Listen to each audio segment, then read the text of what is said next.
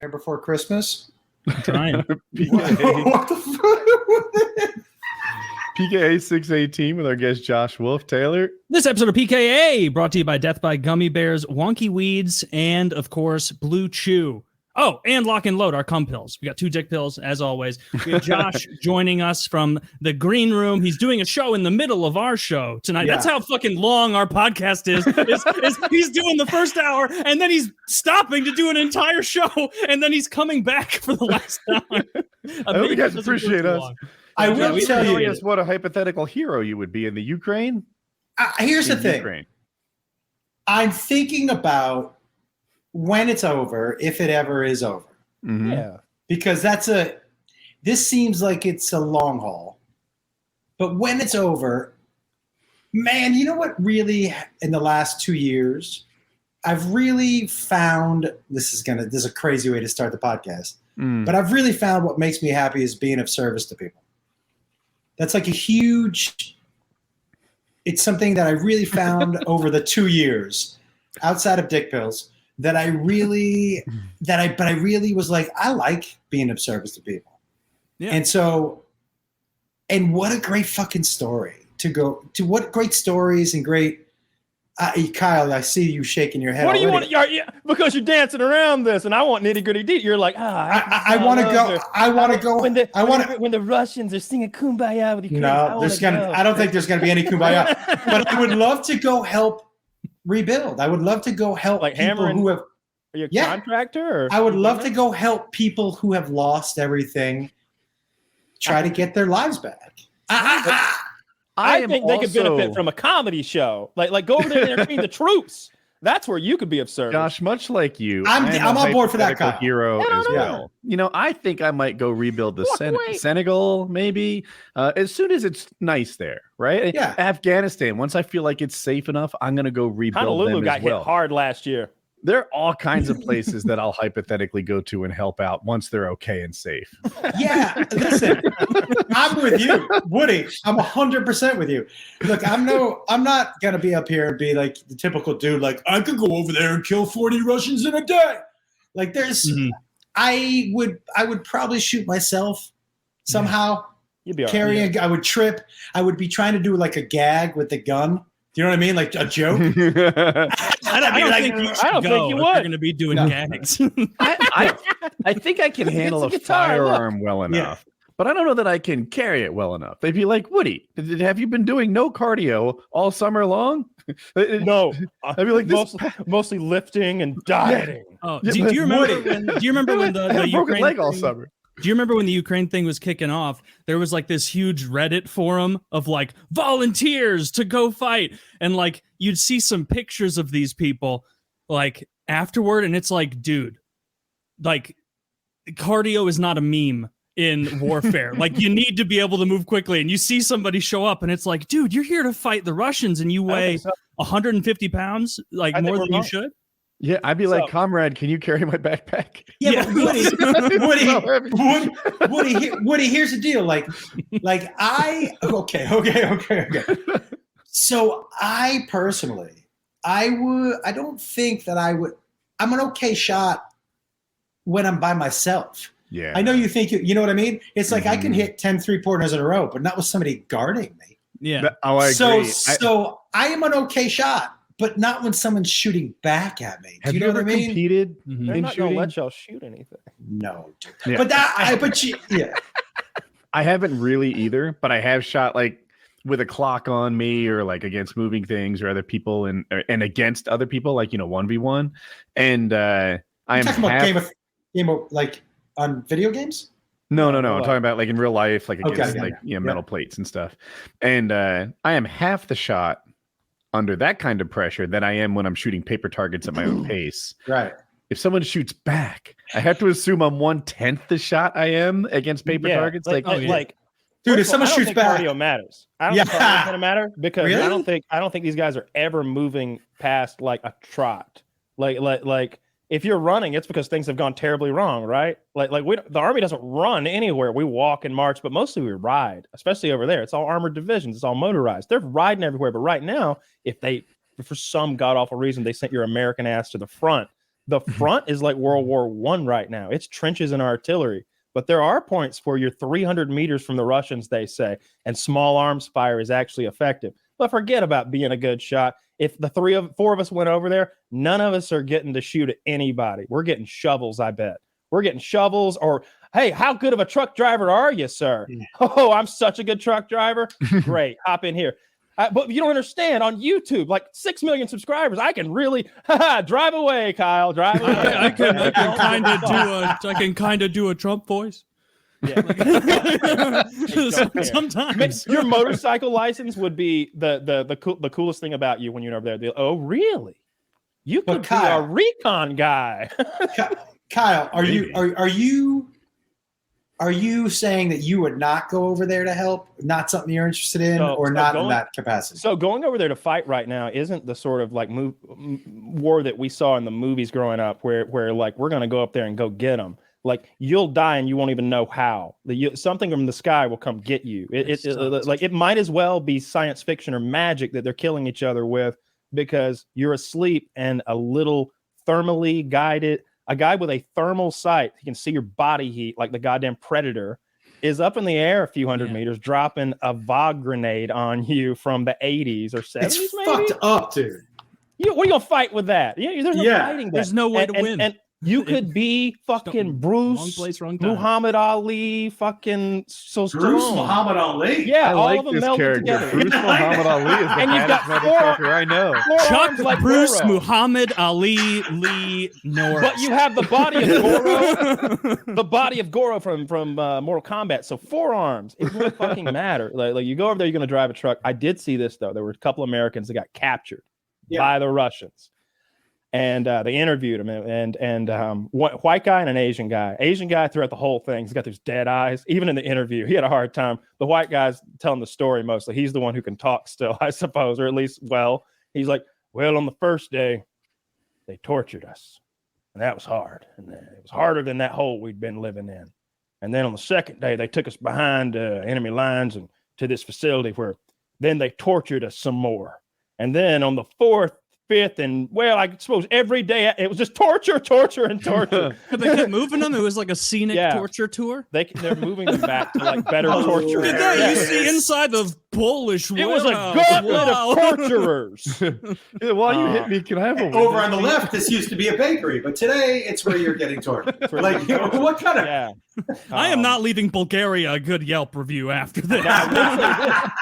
If you are the kind of person who wants to go over there and help, and by help I mean fight, like cleaning up in the aftermath, your best bet, send some money, because going over there, like unless you're a contractor who like specialized in cleanup here, like, oh yeah, I worked on this disaster and that disaster, they don't want you in the cleanup, they want your money.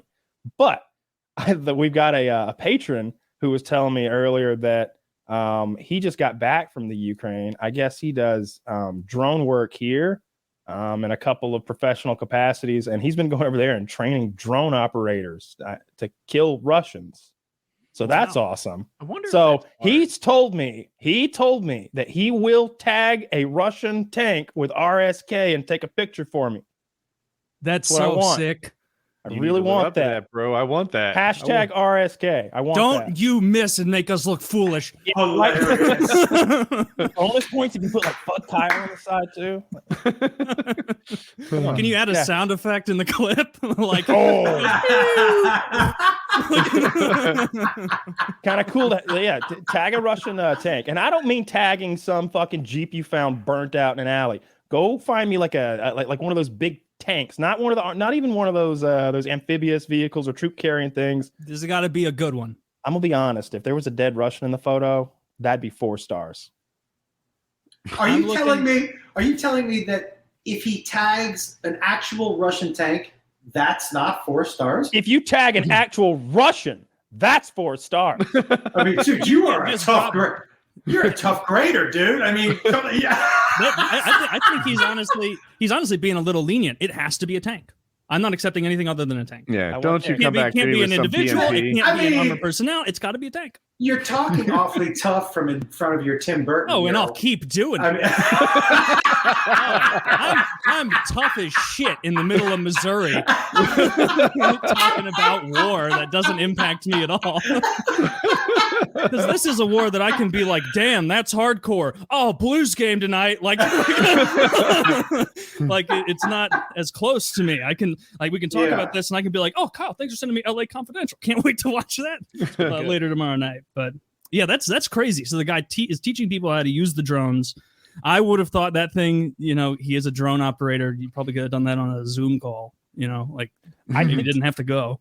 I think it's like hands-on, like in a field somewhere. Being did he say the type of controller? That would have been my first question. Is like, it's not actually an Xbox controller. Like, I have no panel. idea, but the specific, I don't get too like detailed in what he does, but I think a lot of what he does involves doing big surveys of like land plots and stuff. So it's a multi-$1,000 drone, like a $5,000 to $25,000 drone. I remember him talking about prices one time, and he was like nervous flying those more expensive drones. He talked about that a bit. I have a friend that does the same job. I showed you a picture. Like, so he flies a drone. It's a quad, right? Much like a consumer drone. And the construction crew power washed "You're gay" on a rock, so that when he took photos of it and everything, that's what it said. Remember that quad rotor that was in that video I did? Like, I saw them jerry rig up a thing over there in Russia Ukraine the other day with a machine gun on it. They didn't fire it though because it won't work. It's totally propaganda because there's no way it works. Is it because it changes the kick? You don't know anything about the recoil. Would have been too much for the drone they had it on. I have seen drones with machine guns on them, and they're not new. It's old technology. I remember. How big is that drone that has a machine gun on it? The one that I saw that worked that had machine guns on it was about the size of like my desk here. You can't see my desk, I know. Like 4 feet wide by like 4 feet in every direction. In a square. I mean? That's bigger than I would have guessed. 4 foot square. Yeah. And that thing had 2 AR-15 pistols on it. Like, obviously you don't need a lot of the shit that's on a gun when it's on a robot. So it was just like the nitty gritty essentials. And he also had them mounted on little remote control cars, not cars, but tanks.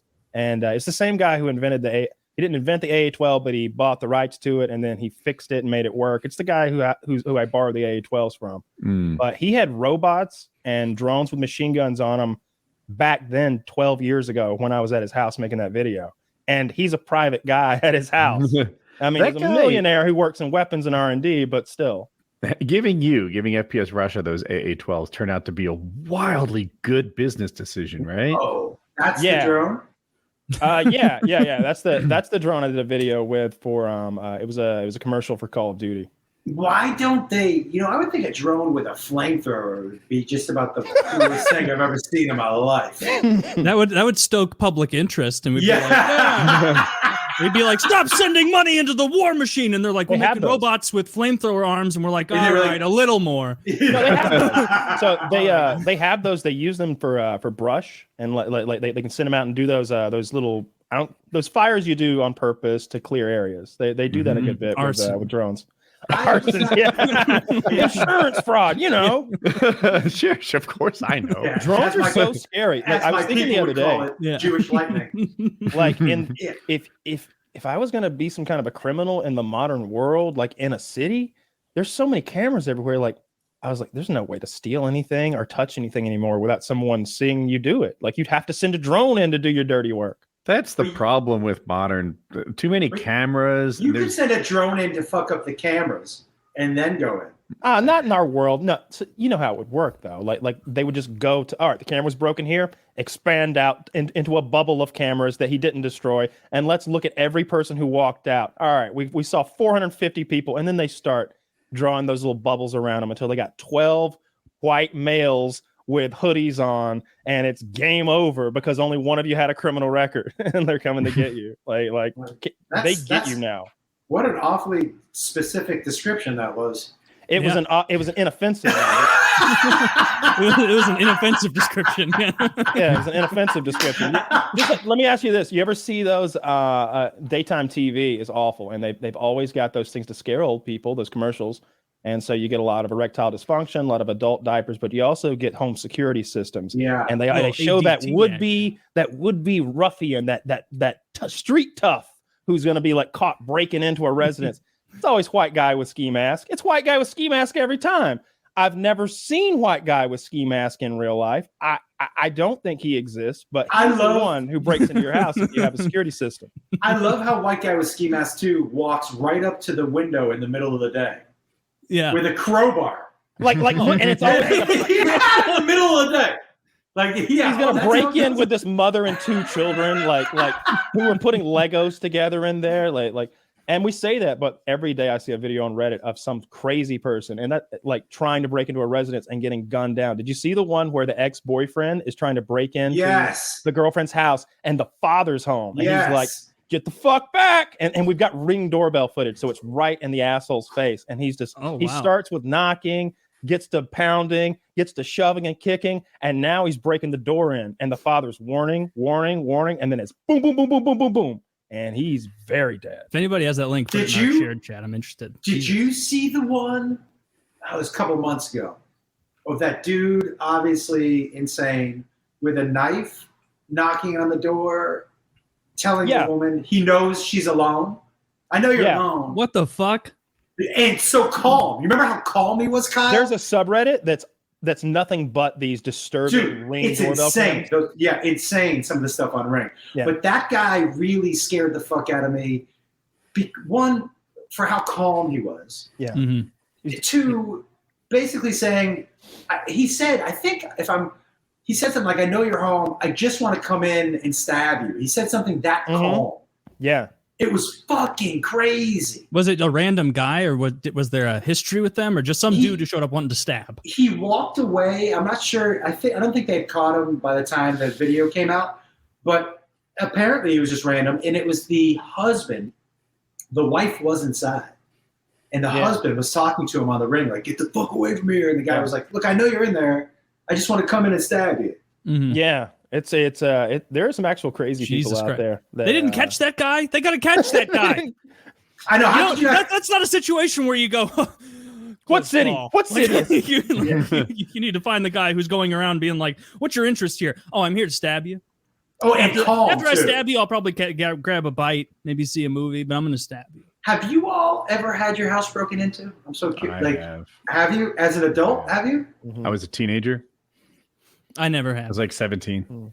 And were you guys home? It was your parents' house? What was the deal? So my audience heard us a lot, but we got broken into almost every week. Like every weekend, the guy would come and take money from my mother's purse. Same guy? Yeah. At first, I thought it was my brother, and my brother thought it was me. Like that's just kind of where our heads went. Yeah. And we met privately, and we're like, dude, like the fuck? And I'm like, it's not me. He's like, yeah, it's not me either. And we kind of believed each other. Mm-hmm. And just they hit up my mother's purse. She would hit the ATM machine sort of on a regular basis to get her weekly money, and he would just take it. And so she used to hang her purse from a chair on the kitchen table. And then she started hiding it a little bit better, like, all right, we can't keep it there anymore. And before long, it's in like a kitchen cabinet. He's still finding it. It's in a kitchen drawer. Wow. And he would, I guess, was just sort of ransacking the place and finding it. But did you guys not change your locks? It was really late at night. And no, we didn't change the locks. I used to sleep on the couch as a teenager too often. Don't judge me. And one time, my wallet was like 18 inches from me. And I woke up in the morning and it was emptied and tossed on one of the other couches. Yeah. So this guy was like reaching over my body practically. That's so awful. Opening my Velcro surfer wallet. Taking How did you ever fall asleep on that couch ever again, dude? Are you kidding me? I had night terrors for like. Did they ever find him? Decade. So what happened was one night, it was like 3 or 4 a.m. It was really late and I was awake, and I heard this creeping on the stairs. We had a basement with a door that led outside, and the stairs that led into the house were creaky. and it would just like creak, creak, creak. And like at first I was like, did I hear that? And I guess I tried to convince myself that I didn't. I tried to convince myself it wasn't happening. But sure enough, like it just kept happening. You know, there's a full set of stairs, 13 stairs. And I go over to the door and I see he's a grown man. I see his fingers wrapped around the door. I think he was pulling it closed again. Maybe he knew I was coming. I don't know. And I shut the door with his fingers and I open it real quick and I start screaming at him. Just how old were you? 17. Yeah. And how big were you when you were 17? I was a really skinny 6-footer, something like that. And I'm impressed that the first thing you did wasn't to call for your mom and dad. No, they were asleep. And but my father did hear me yelling at him. When I opened the door and saw him, he was little. He was like 5'2". He was even skinnier than maybe I was, and I was really skinny. White guy ski mask.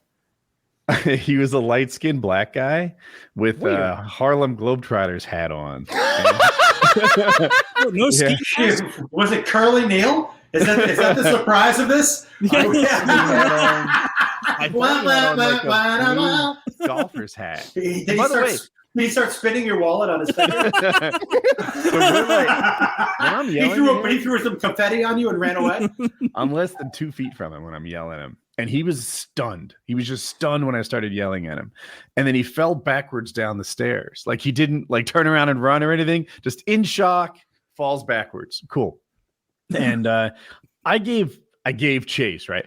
I chased him into the basement. Then I was like, maybe I don't want to catch him. Maybe this is fine. And the police came and they had like canine dogs and all that sort of stuff. And I described like what he was wearing and the hat, and I got it wrong.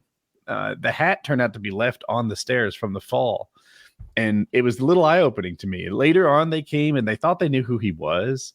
And I couldn't pick him out of a lineup. Like I didn't know. And I tried to cheat. I asked like the detective's right there.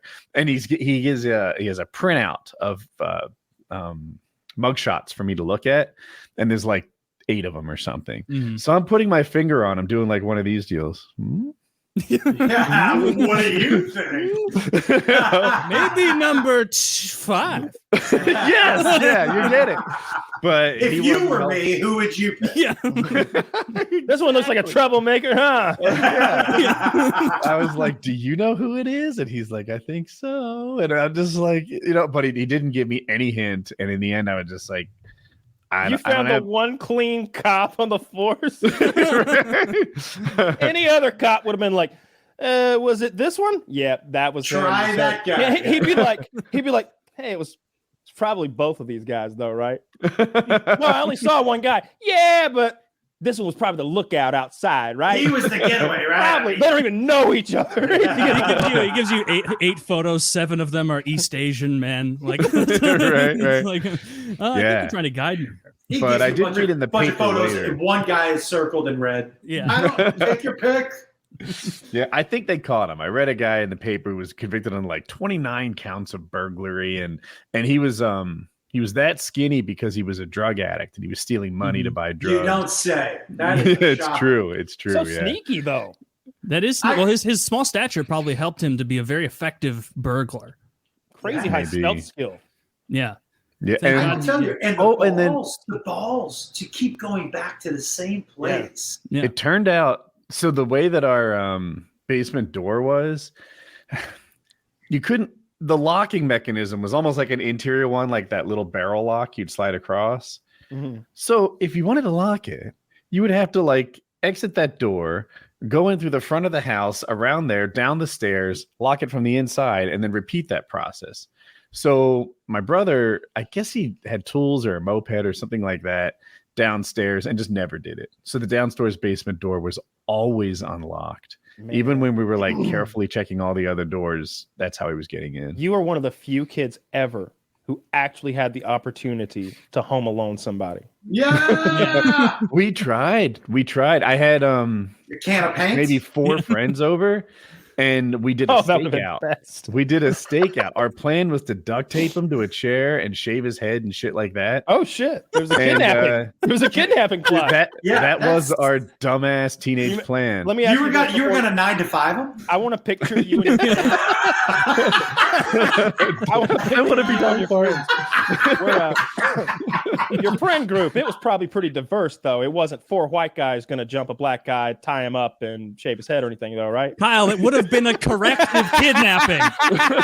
Can you imagine the newspaper clipping after this? Oh my god! We were not able. We were quiet for probably 5 minutes, and then it turned into a slumber party. And he just didn't come that night. Yeah. I had a friend of mine who got put under house arrest when we were in high school. And this guy, he got put under house arrest. He stole a motorcycle and led some cops some wild goose chase, caused a couple of the cruisers to crash. Wow. This is when we were senior in high school, right? This dude ended up being a sniper in the Marines. But so he gets house arrest. So me and my other friend, we want to go see him. And we're in Massachusetts, and it was winter. So it was the time of year where like 5:30 is dark. You know what I mean? Mm-hmm. And we walk up to his house, and it's pretty dark except for one muted light upstairs. But the front door is open.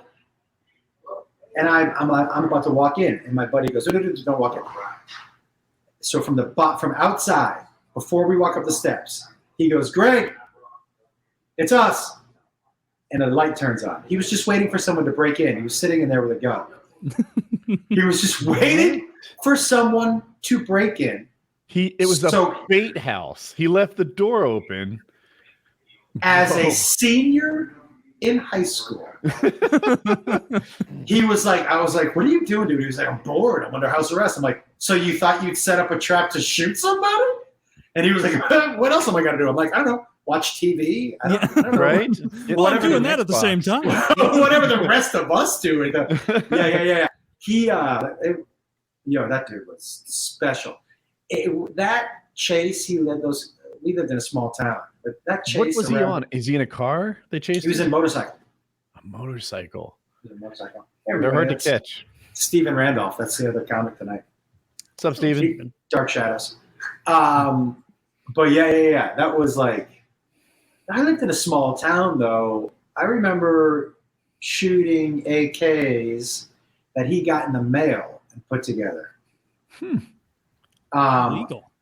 What's that? Is that legal? Can you get an AK in the mail? It wasn't automatic. It was semi. And I think you can still order them through the mail, just not put together. He used to order guns and put them together. We used to have a neighbor who had cars. Like was he a licensed firearm manufacturer by chance? More of a hobbyist. No. I think you need an FTA. So this is actually an important distinction. Now, like, someone will correct me if I'm wrong. But what? And by the way, this was 30 years ago. I think I'm remembering this correctly. Laws are looser now than they were 30 years ago. It's great. A little bit. One of my charges was that serial number thing. Remember? I think the Supreme Court just squashed the whole idea of serial numbers on firearms in the United States. If I understood their ruling correctly, there was a case that involved a man, a bad man, to be fair, a criminal, who had a weapon with the serial number carved off. And he was like, "Look, that's a bullshit law. Like, who are you to say it's my gun? I can take your fucking serial number off if I want to." And they went up to the Supreme Court and he won. I don't remember the nitty-gritty details about why, but that changes a lot of things. Before that ruling, that's a 10-year mandatory federal sentence for even fucking with that serial number, you know? And but why wouldn't you be able to do that with a VIN number on a car then, if you can do it on a serial number with a gun? I don't think you can scratch out your VIN number, can you? On a car? Not and drive down the road. Yeah, I don't think so. But why would you be able to, if it's the same principle, right? I own this car. I'm not leasing it from the bank. This is my fucking car. You can't scratch out your VIN number. That is not okay. Well, you can as long as you keep that car at home, right? And I'm going to keep my gun at home. Okay. All right. Yeah. I won't be operating my firearm down any highways, so y'all don't have any jurisdiction on what do I do with it. Yeah. That's what I've always. Agreed. Zach and I both Googled it. You're right, Josh. You can't scratch it off. You can't scratch off the VIN, right? Yeah. Yeah. On the cars. Right. On the and cars, then drive them. But if I've got it at home and I keep Google my makes garage, it seem like you just can't scratch them off. But Kyle, what is it, like that tag on a mattress? I'm gonna scratch off the VINs. I'm going to use that. But Kyle, if you have a car that you don't take anywhere, is it a car? You could off-road with it, right? You could do things that don't have anything to do with the U.S. government and their set of roads and regulations. I could take that car and I could like off-road in my pasture, or I wherever you want. That's private land. Yeah. And then you're not up to. Then it doesn't matter if it's street legal, right? You can put some big tires and loud exhausts and 2 engines on it if you want, whatever. But that's neither here nor there. I'm not trying to say it's right or wrong to carve the serial numbers off guns, because the Supreme Court already figured that one out for us. No need to think about it further. Josh, I have a question for you. You were walking on stage before the show, just showing us what it was like. Do you get nervous when you get on stage still? You've been at this for a while, but can you walk in front of 400 people and not even change your pulse? Is it that casual? Yes. It's definitely not nerves. There's zero nerves. Right now, it's excitement. Mm-hmm. Yo, guys, mostly because I'm for the first time in my life, I can say I'm good. I'm good at what I do. Mm-hmm. And I'm not like in the past, I've been like, you shouldn't say that. I've worked really hard. So I'm Woody, there isn't a situation, I've done this so much. There isn't one I can think of that hasn't happened. A gun, people fucking, people throwing up, electricity going out, natural disaster. I've done all that stuff. Me throwing up on stage, me sharding just a little bit on stage and trying to decide if I was going to stick it out. I've done everything. And because of that I have confidence that you can't throw me off my game. Mm-hmm. And so, but I will say, I don't like the shows where I don't feel excited. I'm always like, what? I need to feel something because it's so cool to do. On the nights where I don't feel anything, I'm like, you know what? I'm a little worried. Like I don't want to be too casual. It's still a performance. You know what I mean? So I don't want to be too casual with it. But man, right now, all the wheels are on the fucking tracks. I have a question. That's great, man. I'm happy for you. Yeah, Would thanks. you rather talk? Yeah, go ahead. No, please go on. Please go on. Well, I was gonna say, like, not just with the comedy, but with all of my creative stuff. Like that show that I sent you guys came from my little brain because execs told me, oh yeah, that can never be a show. Nobody's ever gonna watch it. How would you make this a show? And I was like, you guys are fucking dumb. So I self-funded it. I made it. It's the best thing I've ever done. Like I am so locked into what I do now. That's what I mean. That's the confidence. I know finally what I do. I'm not worried about being Bill Burr or being a different type of comic that I like. Sure. I can't be those guys. I'm not those guys. I'm me. You know what I mean? And so I like silly, ridiculous, weird shit. And that's where my comedy comes from. That's great, man. How long into, I guess, is this a pretty recent thing, it sounds like? Or I guess it's as with any change, it kind of evolves over time and you realize where you are once you get there. I will tell you a lot of it has come from mushrooms. I know you're a huge fan of mushrooms. I have had a couple of experiences as of late that really changed my life. One was, okay, I've always thought of comedy as a puzzle, right? So I never thought of it as success and failure. I was like, oh, if this doesn't work, I just need to try a different piece, right? If you do 1,000-piece puzzle, when you try a piece, you're not like, oh, that's a failure. Like, oh, that's just not the right piece. Mm-hmm. That's how I've always thought of comedy. So I've never been scared to try things. I moved that same theory to my life recently. So I don't think of things in success and failure anymore. Just that puzzle piece didn't work. So I need to put another puzzle in there. So there's no roller coaster. And it's helped my creativity so much because it keeps me focused. I don't get discouraged. I just keep trying. You know what I mean? And that was a mushroom revelation for sure. What's your dose? That depends on what we're doing. So, for example, the other night I did about 2.5 grams, did a podcast, and it was wacky. Yeah. You did Last time I did that much, I didn't enjoy it. I enjoyed it because of who I was around, Kyle. I was alone. Yeah. That could So be let me ask you this, because it wasn't the experience, actually. I hate myself. It wasn't the part where I was feeling like actively high from the mushrooms. It was the aftermath. It was like I had this weird hangover afterwards, but it wasn't like that sort of drained alcohol, dehydrated hangover. It was like an emotional depression draining thing. It was like, whoa, where'd this black hole in the middle of my chest come from, full of nothingness that I feel like I'm being sucked into? And like, I was so depressed for like 6 hours in the middle of the night. When I woke up the next morning, I was like, what the fuck was that all about? And I'm like, drinking my coffee thinking like, the fuck was I so upset about? And that really spooked me. Like I did. It wasn't like while I was high, I was having a hard time. It was afterwards, because I've never had a hard time like being high. Other than that, I passed out at Walmart. Yo, that greeter was like, what the fuck? They were. Yo, I'll tell you something, dude. That depression only has ever happened to me with ecstasy, and never with mushrooms. So it was weird. It was temporary, and it was almost like. Was it introspective?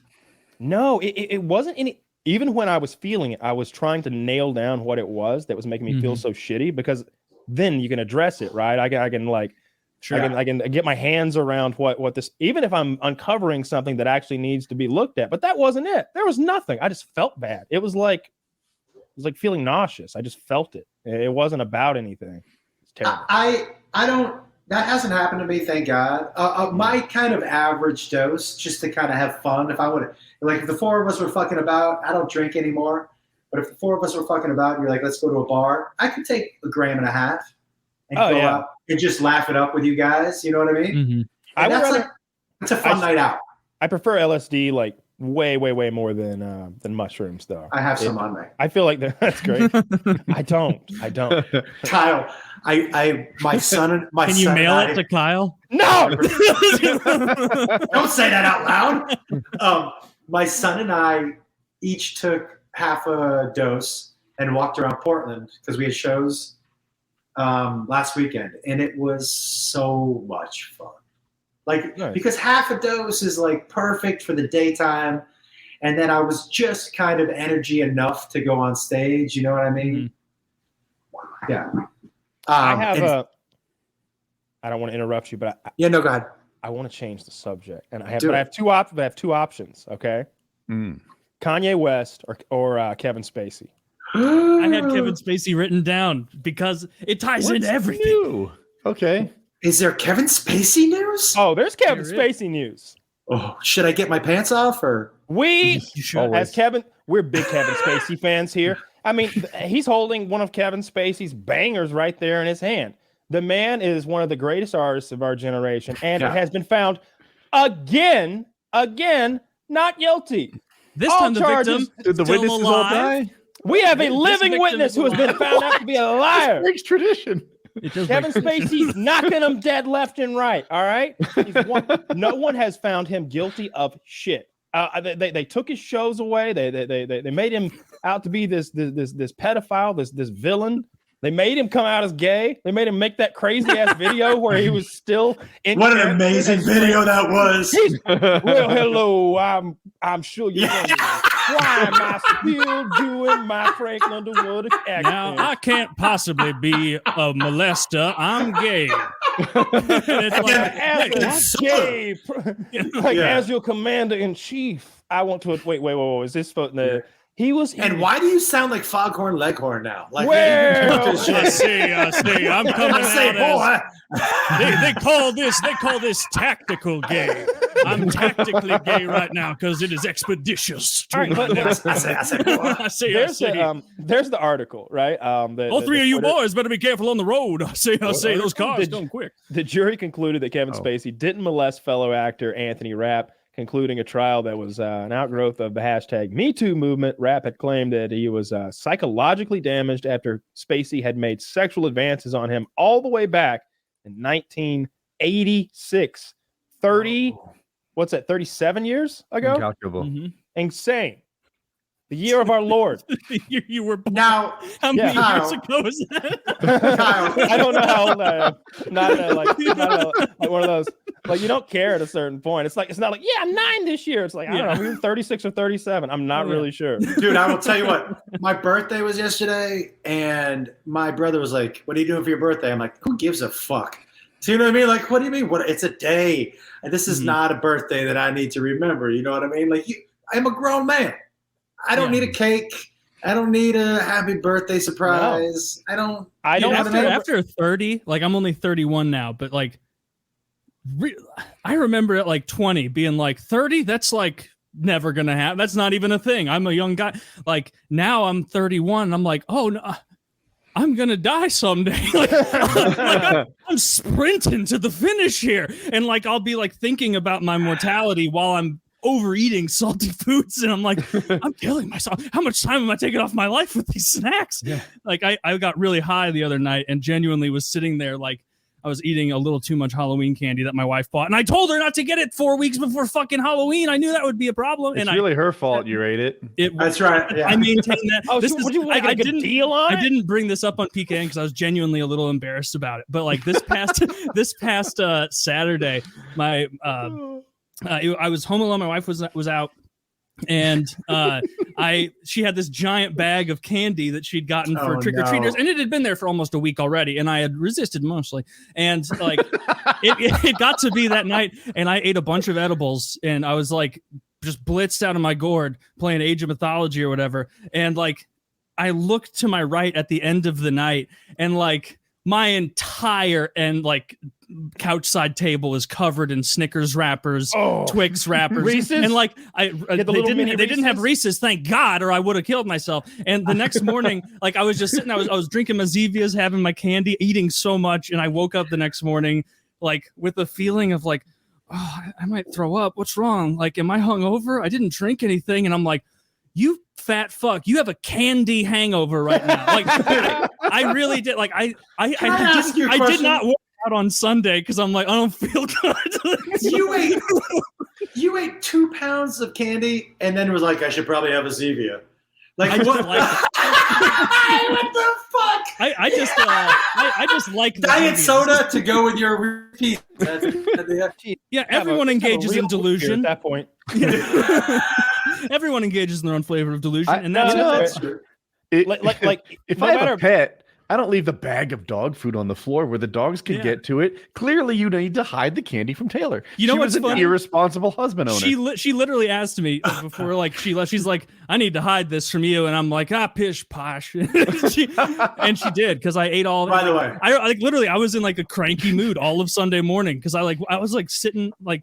I had these plans to work out and everything, and I was sitting on my couch like I'm gonna in the middle of my morning shit Sunday morning. I'm like, I'm gonna throw up. I'm gonna throw up from all the candy. Taylor, we need to become bulimic. I think that's our cutting strategy. That could work, but I don't like vomiting, and that's a huge part of it. How old, Woody? How old are you? 49. Okay, I'm 53 yesterday, right? Mm-hmm. Happy birthday. The cutting strategy is super easy. I'm telling you. I mean, I'm probably more cut than I've ever been in my life. Okay. But at our age, Woody, now Taylor, no excuse for you. No. Do you know what I'm saying? You're 31. Like, you still have testosterone. So I don't know what you're fucking about. You know what I mean? All you gotta do is do a couple push-ups with those Skittles and you should be in good shape. I do a lot of lifting. Dude, it's not only what you eat, it's obviously when you eat. But do you intermittent fast? No, it makes me hungry. Yeah, that's what you got to do. I will, like, out of guilt after a big feast. Like, Woody, 12 hours. 12 hours. 12 hours without food. That's 9 Go from 7. Go from 7 to 7. Yeah, go from 7 to 7 or 8 to 8. I'm telling you right now, you're going to see a huge difference. A huge difference. You want me to go 12 hours without food? Josh, we're no longer friends. When's the last time you eat? Like, what's your window right now? The last time I ate was right before the show. No, like at nighttime. At nighttime. When's the last time you eat? At nighttime. No, to be honest with you, what I'll do is I'll have dinner, and if I'm hungry, I eat watermelon. That's my snack at night. And I consider it guilt-free. I don't know if it should be, but to just kind of like get the conversation where it actually needs to go. Woody was mostly just teasing Taylor because Woody's in tremendous shape and is on a regimented diet workout program for the last like 2.5 years. He's as close to He-Man as you can get at his age, Very fit. without injecting some testosterone, and that's coming soon. I think I can read Woody's mind. I think he's looking at the year 50. He's like, when I'm 50, that's when I'll start it. I bet he's had that thought. The injections. I looked into TRT. When he starts the TRT, y'all will know because Woody will go boom. He will just be bigger. Oh yeah, Jackie's gonna have to go back to Hollister for a whole new wardrobe. That's a sick joke. Woody, would you do the shots or would you do the cream? And would you do HGH, peptides? Everybody what says would you shots. You know what? Let's dive in head first. Let's go shots, peptides, HGH, and shrooms. Trend.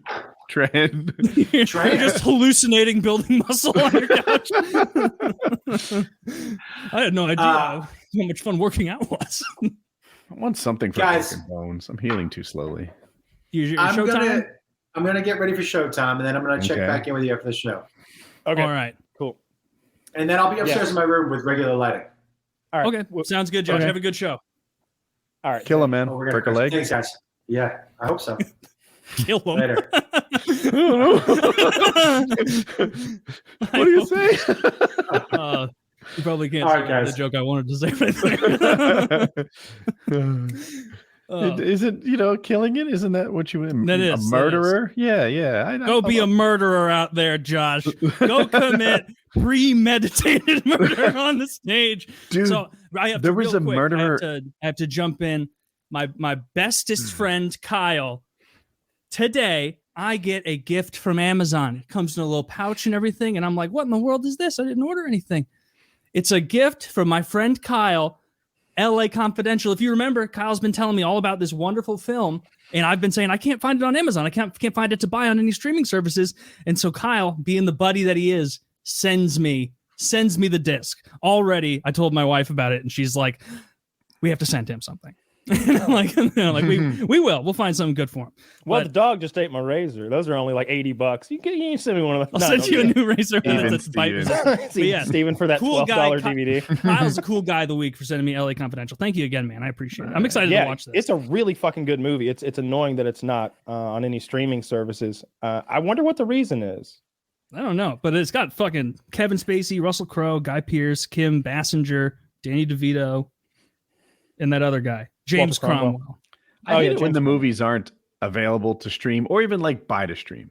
Like, look, if it's not currently on Netflix or HBO Max, like I get it. Not every movie is going to be. But if I can't even pay $2.99 and rent it, like, what are you doing? Why are you sitting on this property not making money with it? Yeah. Sometimes it's a dispute of some kind. But I know that Harvey Weinstein probably has some stuff like fucked up right now with his nonsense because he owned so much, maybe. I don't know what the deal with this one is. It's a tremendous movie. It's and it's got a great cast, so I think you'll like it. I haven't seen it in a long time myself because it's not anywhere to. I should have gotten 2 copies. I guess now I can't watch it. But I wanted to go ahead, please. I don't know if I told you. There's a serial murderer, maybe 3-5 miles from my house. Yeah, it's a great topic. People are getting knocked dead left and right next to Woody. Dude, does he have a name yet? Like, can I look? Yeah, he's 15 years old. They don't have a motive yet. I'm pretty sure he was taken alive. At the top there, are you looking at him? The kid, the white kid with the Nike shirt? Yes, that's the shooter. This has got to be an old photo, right? Like they're doing like the I've young seen photo so many thing. photos. Each one looks more innocent than the next. Like, do you remember Trayvon Martin in this one? Like at first you saw this like 6-year-old cherub beauty of a young guy, and then like later on he's got like grills and he looked a little more dangerous. Yeah, I just saw another picture. Maybe every picture I see of this kid, he looks pretty innocent. Well, he's guilty. You mean innocent, like a tiny guy, like a young guy. I know what you mean. Yeah. Yeah. He looks non-threatening. You wouldn't guess. That's a better word. Yeah, he looks non-threatening because he's definitely guilty and he's definitely crazy and he murdered 5 people. And at first I thought maybe he was bullied or something. I tried to make some sense out of it. He killed an altitude. His victims are like 55, 60, 30, just like whoever was in the neighborhood at the time. I don't know. Just why. in his He just went on a rampage. Yeah.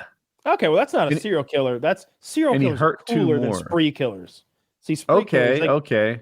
Well, he doesn't have any plans or ambitions. He's just got a lot of rage. Yeah, I would call it a speed run serial killer. A spree Well, killer. I don't think I want to make light of your dead neighbors, but Okay. but You're probably right. I mean, but So there's no nonetheless, reason He they shot a haven't figured anything jogger? out yet. I'm Yeah. trying to scan it. I mean, I 5 haven't- miles away, that could have been you out there on your scooter or something like that. You Yeah, know, right. What if he saw me flying around? He shot a 29-year-old cop, a 52-year-old woman, a 34-year-old woman, and a 49-year-old woman. Like, these are just randoms around you the fit right into that demo. You're his demo. would. Middle-aged white people. I'd be good for shooting. That's so sad. Just someone like doing something innocent, living their life, walking around the neighborhood, some monster. Just it's over. That's You act over. like joggers aren't annoying at all. I mean, what Nobody's if worse than cyclists. what if it was like they're calling him the cyclist killer, and it was a serial killer around the country that only attacked cyclists? Who were a That little was too it. far over. He would like he'd No. drive around in his truck Who were and who were and on he'd the wait. road? He would just go on the road and he'd wait for cyclists that blew past stop signs. And then he'd like release cryptic dash cam footage, almost Sam Hyde style, yelling and mocking them before he runs them down. That guy would not be as hated as like other groups of people. The random attacker serial killer would be reviled Everybody much hates more than the road cyclist killer. Yeah. I So can't every stand time you bring up cyclists. like road cyclists, there's always like some European guy who's like, "Yeah, why are you Americans so backward? You can't even ride your bike." And it's like, you live in a country the size of my neighborhood. Like there's like, what are you talking about? Like, we need cars, we need all this stuff, and like our roads. Maybe Europeans don't know this. Our roads are not made for cyclists. So when they're on a windy road, it's just them in the lane, just That's hanging the out problem. 2 feet in your lane. And it's like, oh, so now I get to swerve around you on a corner where there could be oncoming traffic. Thank you, sir, for off-putting all sense of responsibility and making all of us kind of the adults in the room who have to be careful not to tip over the child. Everyone know put your that- safety on the line so that this person is prioritized. Tremendous selfishness. Hate it. I thought cars had the right of way this whole time. I've been running them off the road. They should. I think that's something we should get behind. I'm voting for whoever puts that in. No more cyclists on the road. They get their own roads. No more I saw- mollycoddling the cyclists of America. I saw a cunt jogging on the road near me. There is a path. There's a sidewalk, and she's jogging on the road. And it's like, fuck you. Like, what's wrong with you? You should hit her, and you know what? Darwin would approve. Darwin would approve as I'm like clasped in irons, but it was like Darwinism. The survival of the fittest. And they're like, not only is that tremendously ascientific, you are a murderer. Well, we would have got you for manslaughter, except for that 10-minute rant on your podcast about this. Now it's murder one. Now it's murder one. No, I was joking. It was a joke. I was joking. It's a meme. Raleigh's working their way up the murder rankings. I don't mean to flex on well, you I mean, guys. the I spree think we guy might be down really to second place. I think jumped you it up a came few before notches. that. We were 14th fastest rising in murders, and I just don't think St. who Louis. was keeping up with that stat? Hold on, I'll find What a out. horrific stat. I'm going to keep track of it. Charlotte's really on the rise. Here, cities with the highest increase Charlotte in is doing homicide pretty rate well. since October. Oh, this is from yesterday. Cities with the highest increase in homicide rate. Are we 14th in yours as well? You are 14th. Raleigh, Yeah. North Carolina. Ha ha! Look at St. Louis down at 3. Fuck you, Kansas City and Detroit. Now you're the losers. Oh no, wait. I guess we still have a lot more. We Oh, need to- but look Atlanta, at that. You're 38. down like 15% and you're changing homicides. Actually, it's 15 raw. But yeah, so you're slipping and we're rising. Watch your back, St. Louis. We're rising. Dude, St. Louis is a shithole. It's worse now than ever. Like you're not even good at murder anymore. Not even good at murder anymore. Well, the numbers are probably going down because fewer of them are getting caught. Because we use handguns and you use hammers. So many cops are resigning because it's just fucking dangerous. And I could see how that would happen. Like if you're a cop and a bunch of your fellow cops resign, then you're forced into a more dangerous situation. I would imagine. Does it say why they're resigning? Is it the danger? Is it the anti-police sentiment? Well, I know that like St. Louis City has never like been good about like having the backs of cops like some cities do. So maybe that has something to do with it. Do you want them to have the backs of cops? Not really. Like I mean, well, it depends on the situation. If it's like a reasonable situation, yeah. If it's like one of those fucking dude in Vegas getting gunned down, playing the Macarena, like, yeah, obviously you do not want like the Vegas city council or whatever being like, we are going to form a wall around this guy and protect our boys in blue. Like, yeah, clearly you don't want that. Yeah. Good judgment. Obviously, that's the way to go. So I want to talk about Kanye West and his slow and steady descent into insanity. And the fact that he has now said things that are so inflammatory that mental illness is no longer an excuse, according to like CNN. I saw them say that, and I couldn't believe they were saying it. They repeated it. They're like, no, mental illness is no excuse for anti-Semitism. That's a hot take if you ask me. Yeah, this is a problem because that's my excuse. I don't care if they're not even capable of controlling what they say, and they don't even know what they're saying. If they say anything about any Jewish people at all, that's it. Like, yeah, really? but we're all agreeing that he's insane and he doesn't know what he's saying, and we should probably like put him under a conservatorship or whatever, like they did Britney Spears, and get some experts in and like some people who love him and look after him. And they're like, nah, he talked about Jewish people. Debank him. Debank him. Yeah, he got debanked by JP Morgan. Oh, that really happened. They forgot when you first said it. You thought it was a funny joke. Why? I did. For a second, I forgot they debanked him. Yeah, that's old news now. I think we mentioned that last week. Like that was one of the first things. Yeah. And I saw like JP Morgan, they held Epstein shit after it came out that like he was doing wild stuff. Hold on, I don't think Epstein said anything about Jewish people. He didn't say a damn thing. He kept well, that's true, but I would say you're acting like Epstein said things, anti-Semitic things, and he did not. Epstein's I'm putting too much weight in the rape island. There's an island where they raped children. Anti-Semitism. Again, now you're kink shaming. Jesus, Taylor. God damn, just doubling down on my anti-kink bigotry.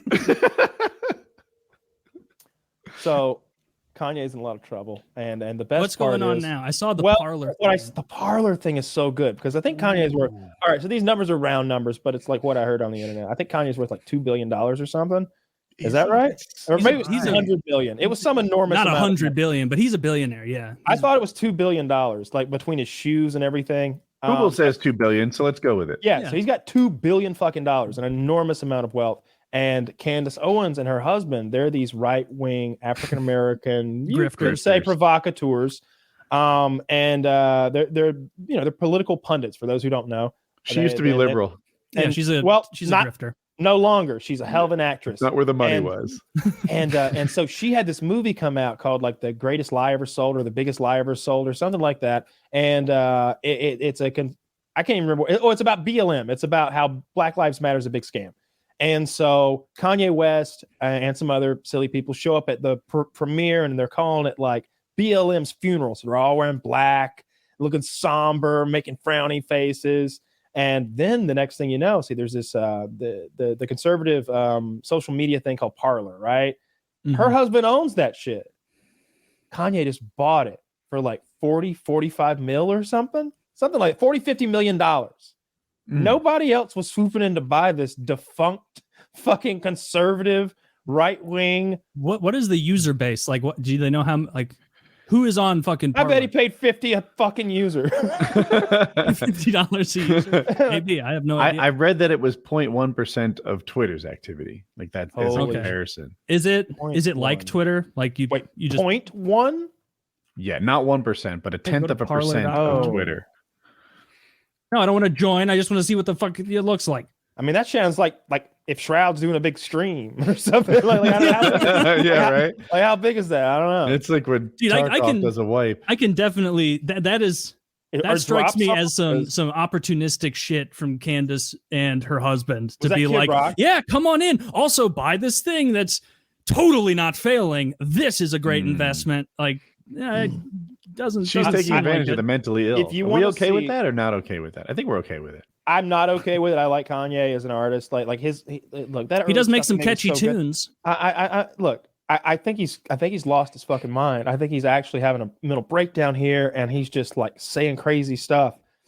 I feel bad for him, but it's real funny to watch. And like, I mean, he's a billionaire, so it's okay, right? Like that's the thing. Like that's why it's okay to like watch somebody spiral, because he's a billionaire. So no matter what, no matter how bad he fucks up, if anyone else, if I heard that somebody else had been grifted for 50 million, I'd be like, oh no. What's gonna happen? Because like not everybody has 50 million to spare. Even if you're a celebrity, like 50 million, I don't know how much money. Say like I don't know, Toby Maguire. How much money does Toby have? I doubt he's got 50 to throw the fuck away. You know, right? Definitely not. But Kanye does, so it's like he'll be all right. And the funny thing is, he's big enough that like he might be able to make it worth 50 million and get out from under it.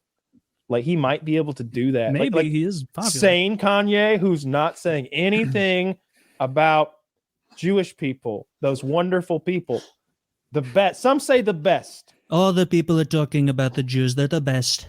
The best.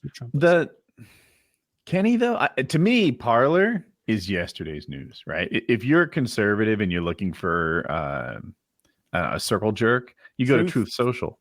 Yeah.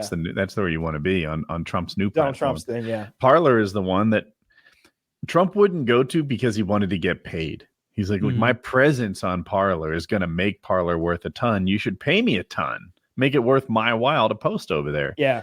And they didn't or couldn't. Half ownership right away. If I own Parler, I'm like, all right, Donald, you own half of this thing now. Get in here and start tweeting. I think they gave him 90% of Truth Social. Oh, shit. Trump's he's a businessman. Art of the deal shit, man. Yes. Yeah. I hear everything about True Social. I hear that the thing is absolutely failing, that they're not paying their hosting companies, that they're millions in debt, but it's been occupying more of my like news universe than it ever has before. So I would never go to any of those places. The only way I know that Truth Social exists is because occasionally Trump's tweets are makes news. Well, his tweet specifically is screenshotted. They're not called tweets, whatever they're called. Truths. See, that's lame as fuck. Really? I think it's good. So I think it's bad for humanity in America to have everything Trump writes called a truth. But I think the marketing is good. The fact that these are truths that you're making. You know, when you say it, this is it.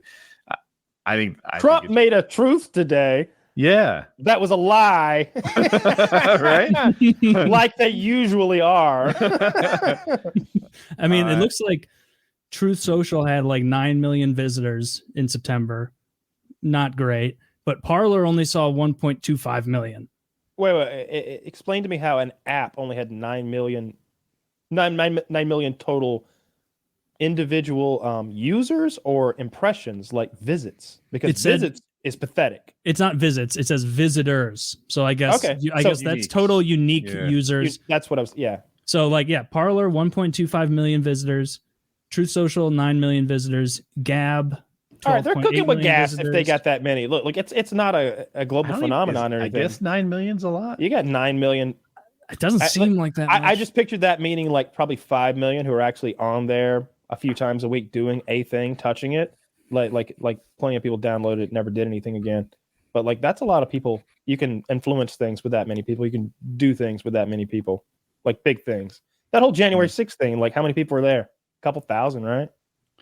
Mm-hmm. Yeah, but online numbers aren't. They're in person. Yeah, but they're not. But you take the online much. Numbers, and I'm sure there's like the Drake equation is that equation they use to like calculate how many intelligent like civilizations should exist in our universe. And you're plugging in numbers for unknown. So how many intelligent people are on Truth Social in this exactly? I mean, clearly 9 million. It's like the Drake equation, but in reverse. But poor Kanye. I keep saying poor because He's not poor. He's worth $2 billion. Rich Kanye is in a tough spot though. I saw he was on Cuomo's show. I didn't even know Cuomo still had a show. He's on some network I've never heard of now. Yeah, it's like News Nation, right? Something like that. And I don't know. I guess it's just a YouTube channel, maybe. But it seemed it was getting hundreds and hundreds of thousands of views. Like it wasn't like a blockbuster or anything. But when you compare that to like what, if you've ever looked at like, we always thought of CNN as like, holy shit, Tom Brokaw's on there. The news is being spoken like way back in the day when I was a kid. Mm-hmm. I wonder how many people were actually there live listening to Tom Brokaw at night. Was it millions and millions because there were so few like channels? Was that the deal back then, you think? Like Walter Cronkite? I think so. Like I think there were just 3 news channels. But I think by the time it got to like modern times, like 20 teens, CNN's getting shit on by like the top 10 people on Twitch every night. You know what I mean? Like maybe like a million people might tune into the most popular thing, right? Sometimes I think though that they grade it a little harshly, and here's where that comes from. They're like, ooh, this person sucks. He had 800,000 live viewers, and I'm like, all right, but they're gonna take that show, they're gonna make 9 YouTube videos out of it. They're all gonna get a couple million views, this and that and the other thing, and by the time it's finished, the amount of people who are influenced by that is way larger than the 800,000 lives that you're comparing it with. Yeah, it's if they cover their but it's not what like it was that, like a modern company does. Like I don't think they were really doing that right away. That's how I see the news. Thing where they diversify. They had their like tentpole program up, and then they were like, all right, cut your 10 YouTube videos, get your 20 social media clips, and fucking get together, team, go. Like they weren't doing that in 2010. Like now they do. Now when like what Conan did. Like he was one of the first late night guys to put all his shit on YouTube, and it got huge. Yeah, you know, that reminds me, James Corden. Do I have his name right? The James Corden. I only know because he's apparently very rude, but I didn't know who he was before I learned he was rude. James Corden on TV is a very likable guy. His whole persona is being kind of warm and giggly and just fun. He's a good time. He does carpool karaoke, and he's quick to laugh, and he can actually sing. He was in some Doctor Who episodes. Found him very charming. Okay. Yeah. Apparently, he's not nice to waitresses, and they're all giving him a hard time about it, as if waitresses aren't here to absorb our abuse, as if they're not on Earth for us to talk down to. Yes, give it to me.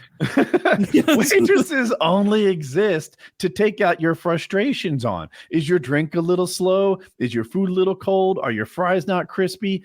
Yeah. Call her names. Fix it, food slave.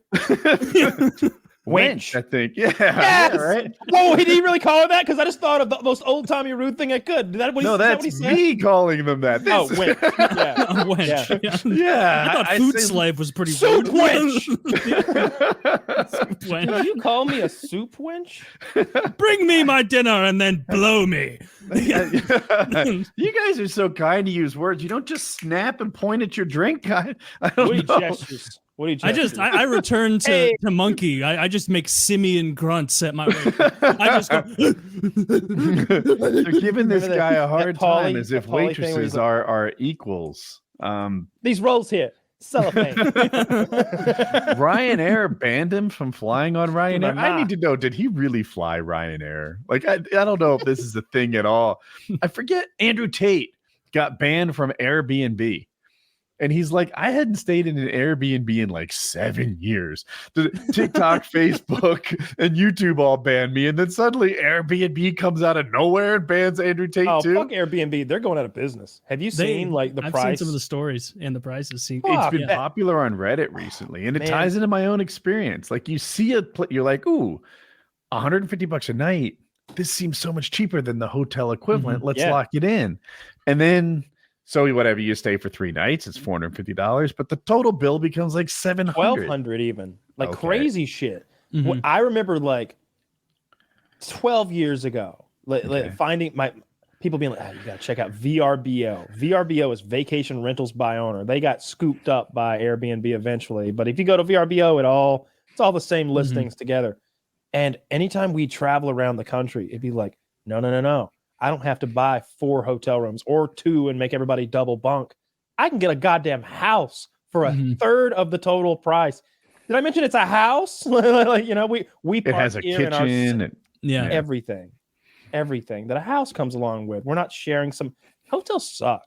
Like if you want to like stretch your legs and like go outside and have a phone call loudly or something, if you like, God forbid, you've got a lady with you and you want to have loud sex, even like there's somebody's gonna, if you've got expensive things that you'd like to just leave on a table.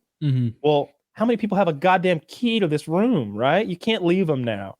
If you leave something behind in there, like, oh my God, did they go right back in there and steal my gun that I left on the nightstand? If I'd been at a VRBO, I could have turned around and went back and gotten it. VRBO just killed it. But now the prices are just way out of whack. And COVID did it, I think. I think COVID's a big part of it. Those cleaning fees are awful. Yeah, the cleaning fees can be like $250, $350. And that changes the whole, like, that's a significant impact on the cost per night. Yeah. And then sometimes there's other fees you don't like. Hosting fee, $159. What's a hosting fee? Yeah. That's what I thought I was paying. That's the price. That is the hosting fee, you cocksuckers. Yeah. I think the hosting fee is like, if that was it's like, it sounds like Airbnb's cut is what it sounds like to me. Like, hey, we're hosting this ad maybe for these people who are hosting a house and we take 150, but that's not it. I don't think, because they're taking all sorts of cuts along the way that they hit you so many times up for cash along the way to the checkout point on an Airbnb. Now it's almost never worth it unless you're going for like a unique experience. You want to stay in a tree house, go for it. I love it when the opposite happens. Like Google Fiber is $79.99. And when they send you the bill, I'm like, well, it's still $79.99. I thought for sure there'd be like taxes and fees and weirdness and stuff. The bill was the advertised price, and that's just not how cable works. Yeah. But and that's not how Airbnb works. I'm almost shocked when I'm not dinged here and there. I hit my fucking... Are the cleaning fees? So they're putting hundreds of dollars in cleaning. Yes. Just basically as a cash grab to be like, to pretend that they're spending $300 on deep cleaning. Our profit center. Yeah. I didn't understand it to be that way. My perception was that they always hit you for some little cleaning thing, but they weren't really cleaning the place. They just go over there and sweep up a little, right? Yeah. But now, because I think Airbnb is holding them to a standard because of COVID, because of liability reasons, like if you start a goddamn outbreak in this house because you didn't actually do the cleaning so people had to be like, okay, what does it cost to get a place professionally cleaned? And they're like, oh, well, $150. No, but we got to have it cleaned to this spec so that no viruses exist. And they're like, $375 for that place. And then they try to squeeze you for another $25 profit because why not? And you're paying $400 cleaning fee on this big ass house that you used to be able to get for $200 a night and thank your lucky stars. It really sucks. I mean, I'm cynical, but I don't think the average Airbnb owner was sending in a suited team to scrub stuff down. They were vacuuming, cleaning off the counter, and then going, $300 in my pocket. Like, what I don't like is they charge you a $350 cleaning fee, but they also make you clean it. Yeah. I want you to do all the dishes, put the dishes back in the cabinets, take the trash, put it in the thing, take the trash cans, bring them to the curb, do all that bullshit, or there's fines. And it's like, whoa, what is in the cleaning fee? Or there's a hotel, which does all that stuff, and it's baked in. Like, I'm back on the more hotel wag. Like when we were booking, my wife and I were booking a vacation, we looked at Airbnbs and we'd like see on the little sheet, like $150 a night. This is a great deal. And you get to the end and you're about to book and it's like, wait, 5 nights, $150 a night, $1,400. Okay, well, I'm not a mathematician, but this is bad. And then you look at a great hotel and it's like, oh, well, we'll just pay the $220 a night and not deal with all the asshole bullshit. And like, we'll know, we can get room service. Everything's going to be taken care of. Like, they know what they're doing. There's a movie coming out too. This isn't going to help Airbnb either. There's a movie about like a lady shows up to her Airbnb and there's a guy already there. And he's like, the fuck? I'm Mark. I booked the place. And she's like, I'm Karen. I booked the place too. And she's like, well, I'll get out of your hair. And she's like outside in this sketchy ass neighborhood trying to get a phone call. And he's like, look, why don't you just stay? Look, that door has a lock on it. You go in there, like I'll be here's my ID, my driver's license. Here, take pictures of it, send it to your friends. And then like I could tell the trailer was about to get spooky. And I was like, I'm gonna watch this. I'm gonna watch. Dude, that sounds good. I'm excited about that. Yeah, like this guy's gonna be a problem. Shit, though. Sometimes it's like, can I just see the whole movie with Kyle telling me about it? What you really mean? Kyle, will you tell me a story? Kyle, will you tell me a story about a movie you watched last night? Kyle, hear me I don't out. have to watch it. I'm gonna mute this and you read the closed captions to me. It's better this way. Kind of. I can't wait for Kyle with his grandkids. They're like, "Tell me a story, Uncle Kyle or Grandpa Kyle," and he's How like, will Kyle just get grandkids? starts telling like nephews, maybe. Starts describing LA Confidential. I tell my dogs all sorts of stories. They don't seem to follow along very well, but they like it. They're happy you're talking. They're happy. This dog is so fucking big. He's getting like he's already like 25, 30 pounds or something. Like he's enormous at 9 weeks old. Like he's huge. Yeah. He's going to get to be a 70-pound boy. He's very cute. He's a real cocksucker. He chewed up my razor earlier, so I got to order one of those. I still haven't done that. He got into some like sunscreen that had like toner in it the other day and had it all the fuck over him. So he was like painted. I had to give him a bath last night. He's a real motherfucker. He's a real motherfucker. What's his name again? Toby. And what's the other dog's name? Rocky. We've settled on a name. Yeah, Rocky. Rocky is the Malamute with the health problems. I'm currently shoving antibiotics down Rocky's throat twice a day. Along with, I also have these anti-nausea drugs that they usually prescribe for like dog chemo patients. And so I'm shoving those down his throat too. A little hairless dog. What is your technique for force feeding a dog? I take 2 fingers and I go around the snoot and I grab the front teefies and then I elevate the snoot and then I come in from the side with a cheesy wrapped pill and I get it and I just push it all the way back down in there real quickly and then I release and he gobbles them up. He doesn't really have much choice. I have a much different technique. I don't know if it's better. Slingshot. I hold the mouth open and then I'll hold it open from the top. I put the pills deep in his mouth. But if I put on the front of his tongue, he'll spit them out. Oh, you need to deep throat those pills, right? Get them in as far as you can. Yeah. And then I hold his mouth together. And then he just like he resists for a while. Eventually he gets a swallow or two against his will. And then that's the end of it. It's down. I didn't find that to be necessary, but I was prepared for that. If that you guys need pill pockets. we have pill pockets. Well, see, he's no like they don't understand. My dogs love pill pockets. They're all about them. No, see, so the problem is he wakes up and his other anti-nausea pill has worn off, and because he has a sinus infection, it's draining like dirty mucus down his throat all day, and he's swallowing it, so he's nauseous and he won't eat. So like Poor the fella. most delicious sausage thingy ever, like he's just like, nah, boss, I can't eat right now. So you've got to force the anti-nausea pills into him so that he'll eat food, which he needs for his antibiotics. It's great. We got his blood work back today. I came back and those free dogs are such a cost savings. Liver in. There's no such thing as a $25 dog. Got his liver enzymes, his white blood cell count. Yeah, heavy drinker. Also, his thyroid's a bit elevated. They say we're gonna have to look into that. Oh. Hey, puppy, you need a pituitary gland surgery. Let's get your doggy brain surgery on the. You're gonna be giving your dog fucking lithium pills and cheese to help him with his. You know what would save money? Mercury pills. The fucking designer dog. The designer dog cost about $1,000 all in all. The fucking $25 mutt I'm into for at least $1,200. At least. Oh, I hear you. I've been there. I've taken both these roads. Toby was a hell of a deal. Toby's a real good boy. I love that Taylor unabashedly has a favorite child.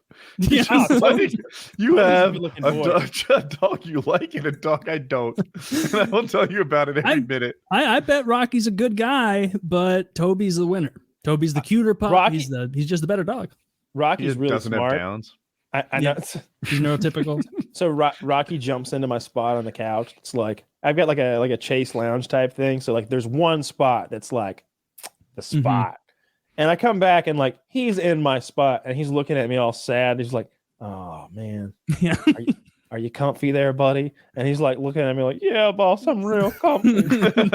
So I literally like grab all my shit, my phone, my soda, like my vape, like all my like accessories. I'm like, "All right, come on, everybody, we're gonna go in the other fucking living room. We're gonna watch TV in there. Rocky's comfortable in here." I literally gave him my spot and went and used the smaller TV. You're very courteous, and he's very lucky you came into his life. If I don't like treat them well, then I feel guilty, and I don't want that. So I'll keep being nice. Of course.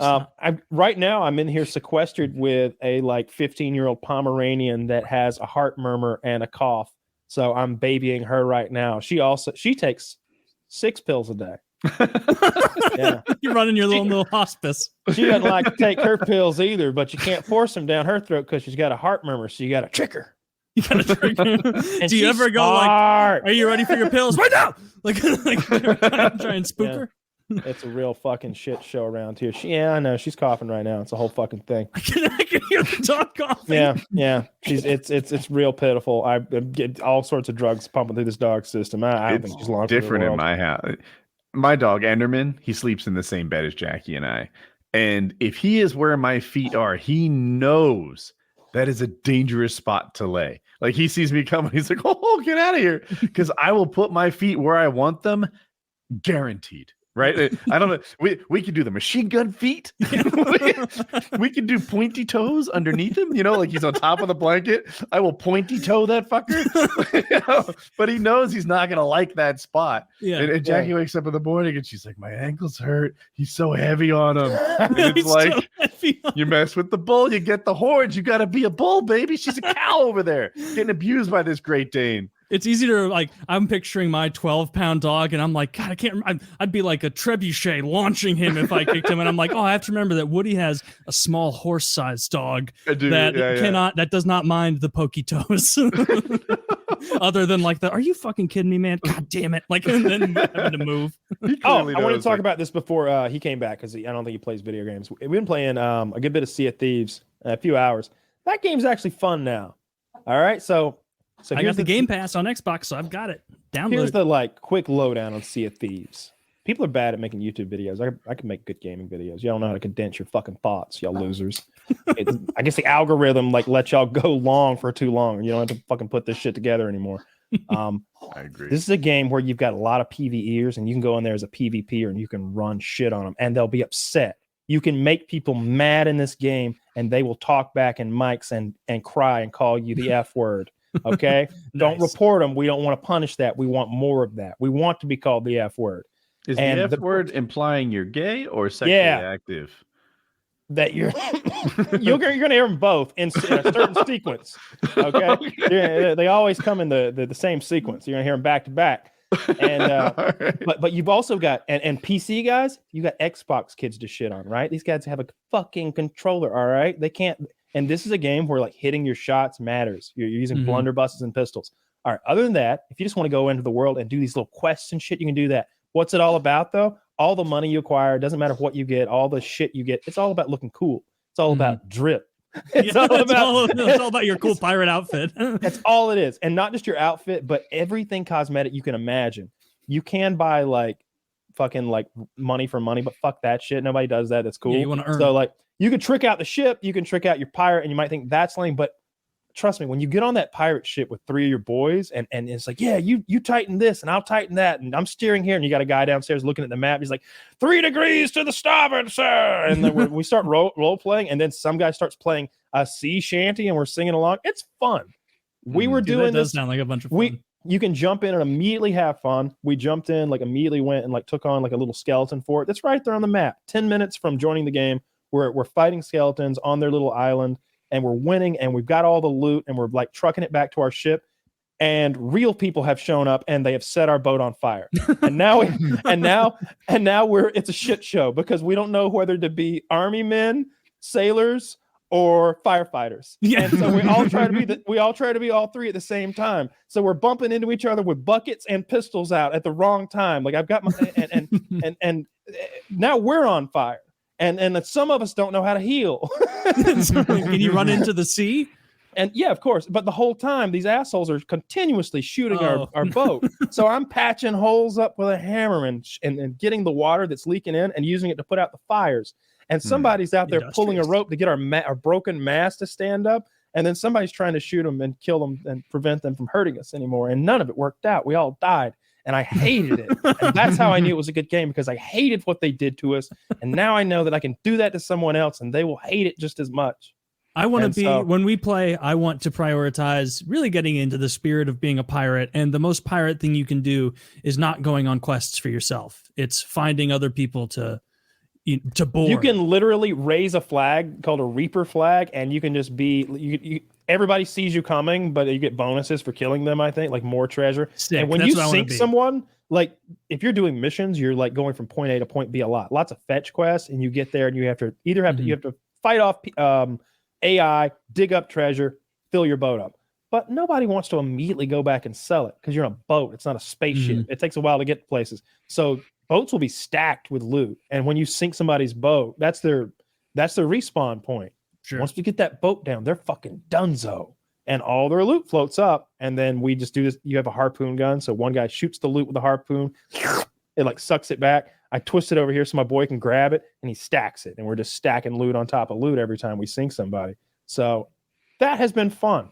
I'm going to be playing a bunch more with Dirty and those guys. How I hadn't played it in years. Quest. Like hours? It's a sandbox game, so we can just go and like roll out and be out there all day in a huge map and never run out of fun stuff to do. Or we can be like, all right, here's our mission. I bought this quest. We're going to go to this island, find it on the map if you can. It looks like a chicken wing with a dot to the south. You find it, make your course, you go there, you dig up 2 chests, take them back and sell them. Like, you could be as easy as that. Or you can go on this really different. Up to 4 on a boat, and the boat sizes change. But you can do multiple boat alliances. So you could have like 2 boats of 4 going together if you really wanted to be kind of OP and role play and stuff. I'm sure that would be interesting. Do you have to play with 4 last time? There were 3 of us playing earlier today. I'm gonna try to get a full party after the show tonight if I can. I've got one guy who's actually good, and I guess what I'm saying here, I always try to do this. If any of you are out there who are pirate legends, I prefer if you're on PC because that's a real pirate legend. No offense to you Xbox kids, but if you want to hop on over here and play with us a little bit, that would be. I like it when Kyle does this, right? And he'll pick up some Swedish guy who barely knows anything about Painkiller already, but is amazing at Sea of Thieves. I have done that before. I heard you were looking for a ringer. That's terrible. Kyle will do. I think Kyle did that with a couple games where he's like, "Hey Taylor, this guy plays Company of Heroes 2, but he's like rank 4 in the world," and I'm like, "Oh, neat." And then, like, in the middle of the conversation, the guy's like, "So you mentioned you do a podcast or something?" Yeah. And I'm like, how did you loop in with this guy? Like, it's like I'm such a nerd that I look at like a Call of Duty leaderboard and I see the guy who's like 8th, and I'm like, oh, he must be a celebrity in his in his town. Like, everybody's like, "Hey, Slick Luke, how many kills today?" But in reality, it's just some guy who would love to have more friends, probably. Yeah. And so you like hit that guy up, and you're like, "Hey man, you're killing it. You'll come roll with us?" And they'll be like, "Yeah," like most of the time. And then, I've got a pretty cool social group where I'll get along and we don't pick on each other as long as nobody steps out of line. Somebody tonight said something silly and got kicked on out. Like what are you you're being a negative Nancy. Boop. No, like Dirty get kicked out. No, it was somebody. Oh, that's the other fun thing. If you're just jokingly kicking people out, you can vote people into the brig on the ship. You can if somebody's being a dick, you're like, "All right, man, if you don't want to like look after the anchor, if you don't want to help us fish, then how about you get in the brig, bitch?" And we all just vote. Now you're literally behind bars on the bottom of the ship. Like, come on, guys, I can't play now. Are you ready to fish? Yes, in Minecraft, on my servers, we had a jail that we would put people. And the only purpose of this jail was if you were mean to an admin, they could put you in there and time out for a while. Like, "Oh, are you saying something disrespectful?" Whatever. I put them in jail. And then we had signs you could click on and stuff that would give you free snowballs. So all the people would throw snowballs at you while you rotted in jail for the next 9 minutes. It was a good way to handle problems. I like that. Yeah, I like that. 9 minutes. That's enough time to be like, "God damn it!" Like, yeah. Like, you're not gonna have fun for that. As a matter of fact, you're gonna be embarrassed. Everyone's gonna. That's a real penalty box. Yeah. Yeah. I wish more games had a penalty box like that, 9 for because you fighting. really like any game where you can just quickly start like mashing the A button and like get right back into it. I don't like that shit anymore. I don't play that shit anymore. Like get out of here. He mashed the button hard enough that it didn't hurt very much that I did that to him. Nah, then I don't want to play this game. If you can mash the A button hard enough that it doesn't hurt when you die, then that's not a cool game anymore to me. You should have to be. You should be sitting there watching that screen, trying to do the math on how to recover from what just happened. Well, I guess I could sell my all my backpacks. I don't need those clearly because I'm just filling them up for somebody else. You said you killed someone in the party because they were being Kicked, naughty. I think. Oh kicked. no! Oh no! I kicked some fucking rando who. It doesn't matter. He was like, I don't think Kyle really understands how to drive the ship. I was like, oh, I don't think you understand how it works in here.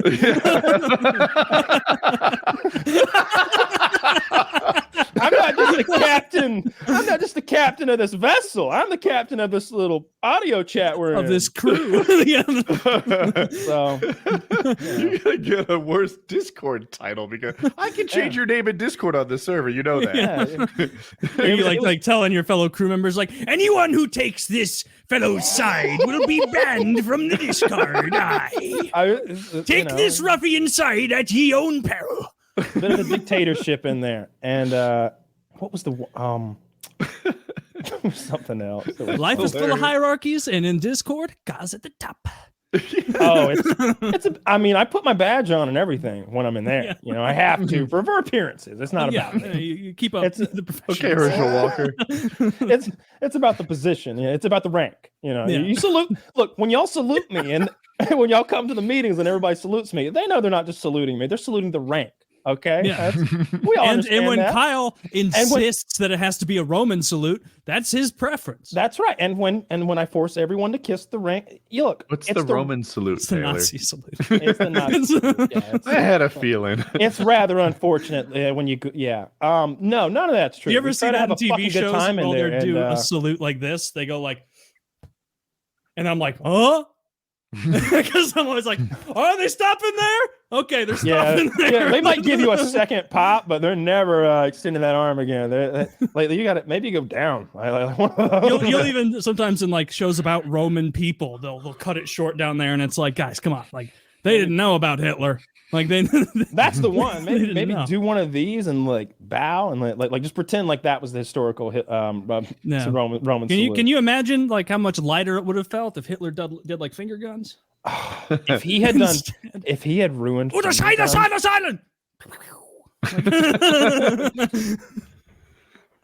guns wouldn't. Oh, but anyway, Sea of Thieves is really fun. There's also like monsters in the sea and go PvE that stuff. We killed a megalodon. Ate its meat. Ate its meat. Oh, I was gonna ask. Do you have to start with a little ship and then evolve and like build up to a large? So like you can get in the gigantic ship if you want, but it's easier to pilot a small ship. Like a big galleon is this big honking gigantic thing with 3 levels. And it doesn't go by party size? It does.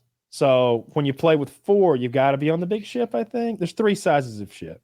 But it's just way harder to The smallest run. ship has a maximum of 2 on it. And I can operate a ship by myself if it's the little ship, but the big fucking ship has 3 different masts, so 3 different sails, and it's too much to even the anchor on that one's too much for one person to deal with. But yeah, it's really fun.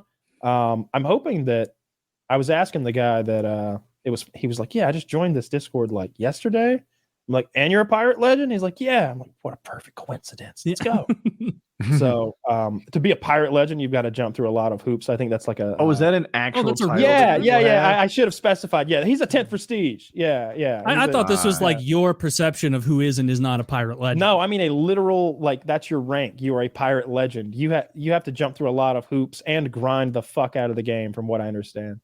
And so he's a good guy to have around. A good you want ringer. somebody who knows what they're doing, because it seems like a game where you could waste your time. I mean, it's all a waste of time, but you maximize. It's all the way of time. You want to maximize your fun. You wouldn't want that. There's nothing a waste of time about killing that megalodon and feasting on its prehistoric meat. Yeah, meg meat. Yeah, you cook that meg meat up. That's the good stuff, because that's how you heal with food items, and so the more exotic food items give you better healing and special kinds of healing. How often are you running into people? every few minutes. Not if we were looking for it, I think that we would find more people, and we could also server hop. Just go from one server to another until we find one that has people who are kind of doing more of a PvP thing. So I think if we wanted that, we could get more of it. But I hadn't played the game in like 4 years, 5 years even. So I'm just kind of catching up. And they've added so much. It's been one of those ever-evolving games. There wasn't shit to do when I started playing the game. You just sailed. It was Sail Simulator. Yeah. Are we ready for a new topic? Yeah. Taylor, what is the kind of crab that you prefer? Snow crab. You're aware it's canceled, right? 1 billion of them gone. Yeah. How do you lose 1 billion of anything? I heard rumors there are at least 900 million shipped to St. Louis. Yeah. I don't want to point fingers. I had dozens of people tweeting that article at me of people being like, "Hey, is this you? Is this you?" It's like, yeah, it's me. I'd glad to be the crab king. I'm really worried about what this is going to do to poor Mitty. Deadliest catch. Because we haven't laid this out yet really defend it. Yeah. For the audience. The Alaskan snow crab season has been canceled this year. 90% of the population is just missing. They're not where they normally are. They don't know if they migrated north into colder waters, if it's a climate change thing. They don't know if they went to Russia. I personally think there's some comrade Pied Piper that led them all into their own to Russia. That's my own theory. I'm just saying, work with me. But for whatever reason, 90% of the population has been wiped out, and they canceled the fishing season this year. So I don't know if snow crab come from places other than the Bering Sea. I don't know what happens to the TV show, Deadliest Catch. I don't know. I mean, like if Russia does control the global supply of crab, that's quite a bargaining chip for me. For me. It's like, oh my God, they're not fuck the Nord Stream pipeline. Now we have real sacrifices we're making here. Shit's getting real in my house now. Like, wait, now this impacts me. It's not funny. So, well, I hope they get to the bottom of it. I hope it's not one of those things that we never hear about again. Like every 2 months on Reddit, there's a cure for cancer that I hear about, and then it's like, wait, what happened to that cure y'all had last time? So I hope that doesn't happen here. I want some follow up. I want to know what happened to these crabs. Like, are they dead or did they move? They had to have just moved somewhere else. They would find 1 billion dead crabs somewhere if they were all just in the normal place. I don't know how many, like what percentage of the population is normally wiped out by fishing season?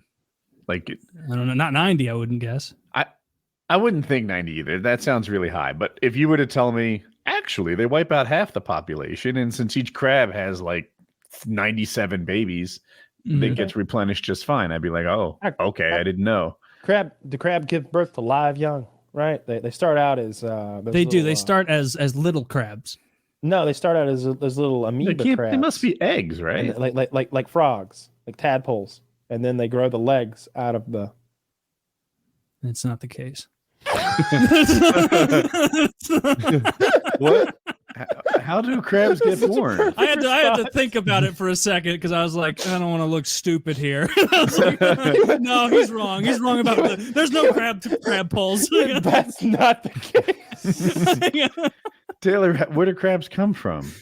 When a mommy crab and a daddy crab love each other very much. I don't know. That's one of God's mysteries. They lay fucking eggs, right? They lay fucking eggs. I thought I would have guessed like fish. Of stars. It looks like one of the. All right, here's my guess. I think that crab mamas like lay that big clutch of eggs somewhere, and then a crab daddy comes over and just jizzes all over them with one of those big clouds. I've seen a lot of sea life reproduce that way, and then they go their separate ways. Because I just can't imagine two crabs like banging. I don't think that's gonna happen.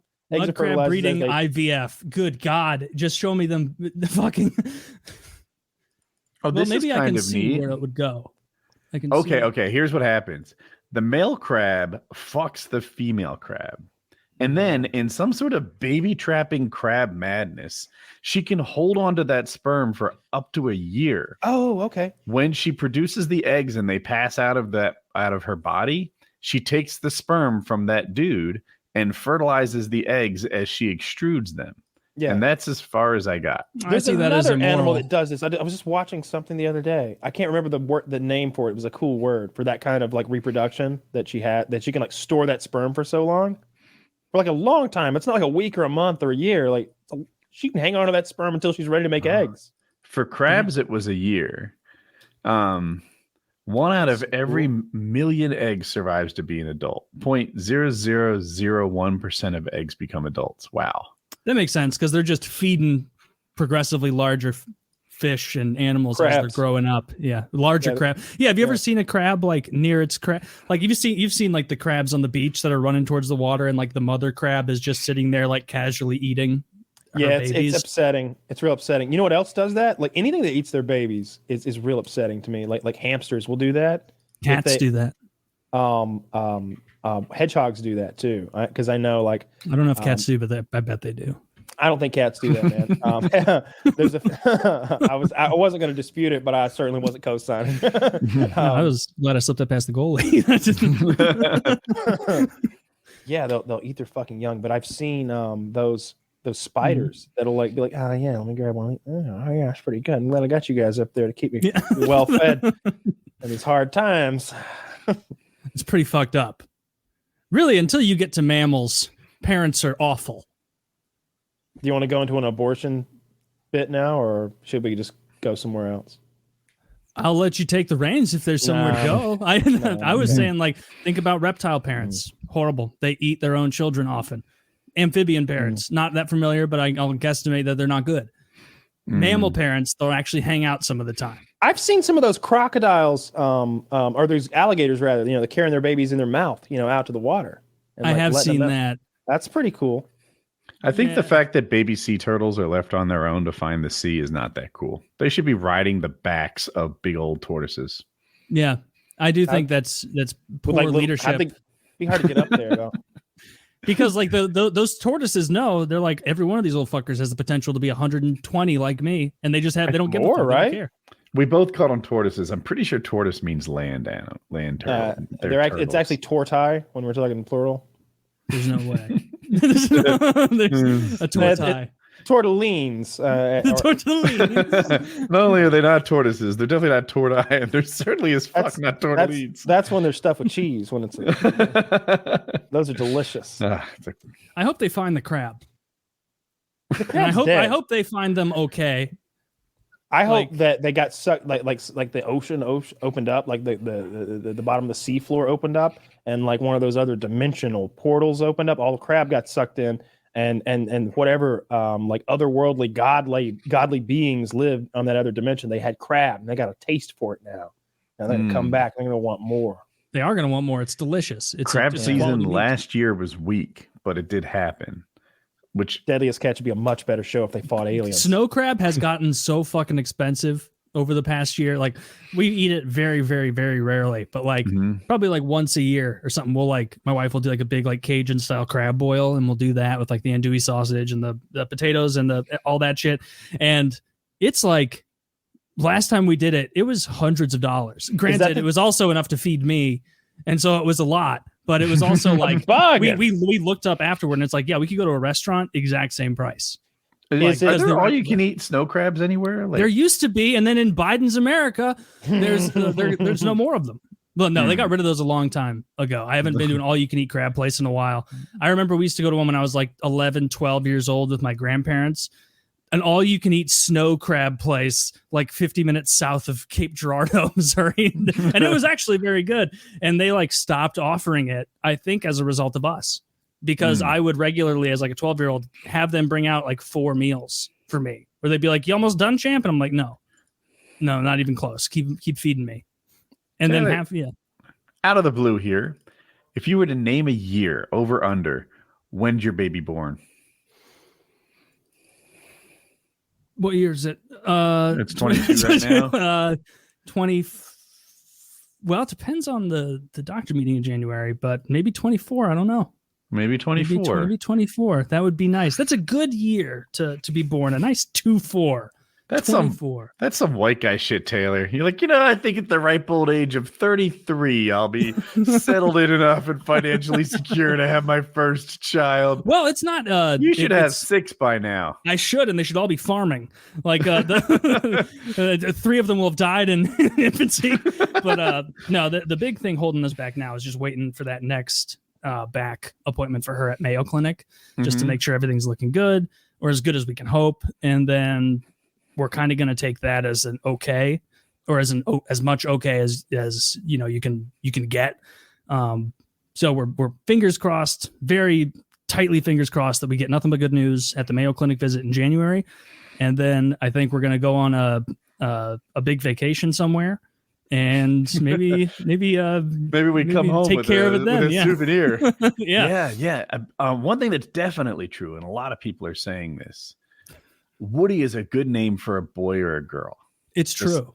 Just throwing that out there. Well, I was thinking Woody for boy, girl, Matt.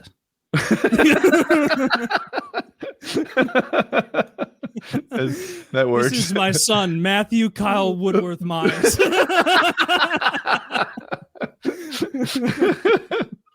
In honor of my internet friends. I like it. I like it a lot. Matthew Kyle Myers Woodward. Get your ass in here.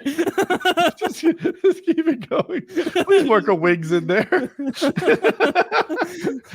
Matthew Kyle, Wings of Redemption, Myers Woodworth. Stop that. What would your uncles think?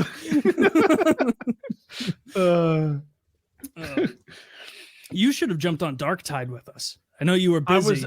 I had that. My friends and I did this motorcycle trip. It was too long. So I did not expect that from you about a motorcycle trip. Too long. Here's the thing. It was off-roading for 8 hours. I have a good time off-roading, but I'm kind of a 5-hour guy. The last 3 hours, am I alone in thinking I wish we were back to the trucks? Like in the last 3 hours, I was just like, I just want to get back to my truck without injuries. I just want to go home. It started raining, and there's my helmet has a visor, of course. Mm-hmm. So now there's like dots all over it. There's leaves falling and rocks poking up through the leaves subtly, and I can barely see through the raindrops on the visor. Mm-hmm. The sun is setting. The rocks are already mostly obscured. And I'm like, I just want to get home on these wet leaves without hurting myself, without falling onto one of these hidden pointy rocks that knocks me over. But it was a good time. I was so sore I stopped lifting for the next 3 days. Sometimes you got to recover. It's okay. It was hard. I lifted today. Good. It's my off day. Today was one of those like I lifted. I didn't want to. I didn't feel like it. I kept looking. Am I almost done? And then after I was done, I was like, yeah, you did it anyway. Usually I'm not like struggling in the middle of a workout. Like if I can make myself do the first set of like bench or whatever the first thing is that day, like by the time I'm done with it, I'm like, I'm glad I'm doing this. Like, okay, I'm doing something good. You should feel good about yourself for not being a bum. And that kind of rides me through. Sometimes I'll literally look up, like, is there like a workout motivation video or something I can watch? And then like usually it'll just be a jacked guy or Joe Rogan. There's actually a very good Joe Rogan workout motivation video. I remember I watched quite a few times, like many years ago when I was first getting into lifting, and it's a good one. It's a good one. But like, yeah. Today, so I started out by doing a little warm up. I do my PT for my foot. It's part of my warm up now. And then I do a bench with an empty bar. Then I do 135. And then I start my actual flat bench. Cool. Mm-hmm. I am so demotivated for some reason. I did my first set of flat bench and I rested like 18 minutes. I'm like, can I still even count that set? It was so long ago. Just almost through an episode of Seinfeld. I guess I should keep going. The whole workout took way longer than it should have. But in the end, it was like, hey, I did all the reps. I did it. I worked. I lifted. I didn't lift light or anything. I lifted at my weights. So good. Whatever. You should feel good about that. Yeah. Way harder to do than when you want to do it. Right. It's getting cold. Now it's time to do that early morning, burn your lungs out cardio. I love that. Really? Are you sure? Because I've been told reliably by Blue Chew that spring has sprung.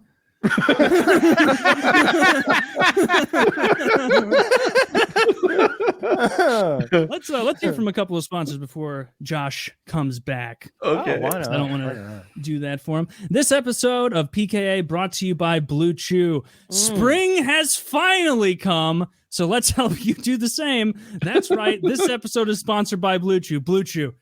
It's end of October. We need another read, man. Fall is here. Let's keep you from doing the same with your dick in the bedroom. You guys can have that one. You guys can have that one for no free. charge on that piece of brilliance. No charge on that one, guys.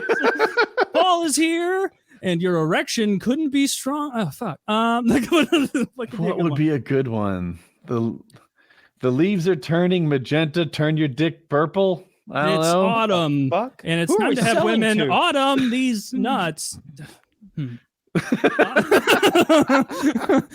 All over okay, well, I'm just gonna do times are getting hard, just like you. Times are getting hard. The war in Ukraine. You get your dick as hard as geopolitics. Oh, the leaves may be falling, but you don't have to join it even with the crisp air. Okay, I see what you're trying for.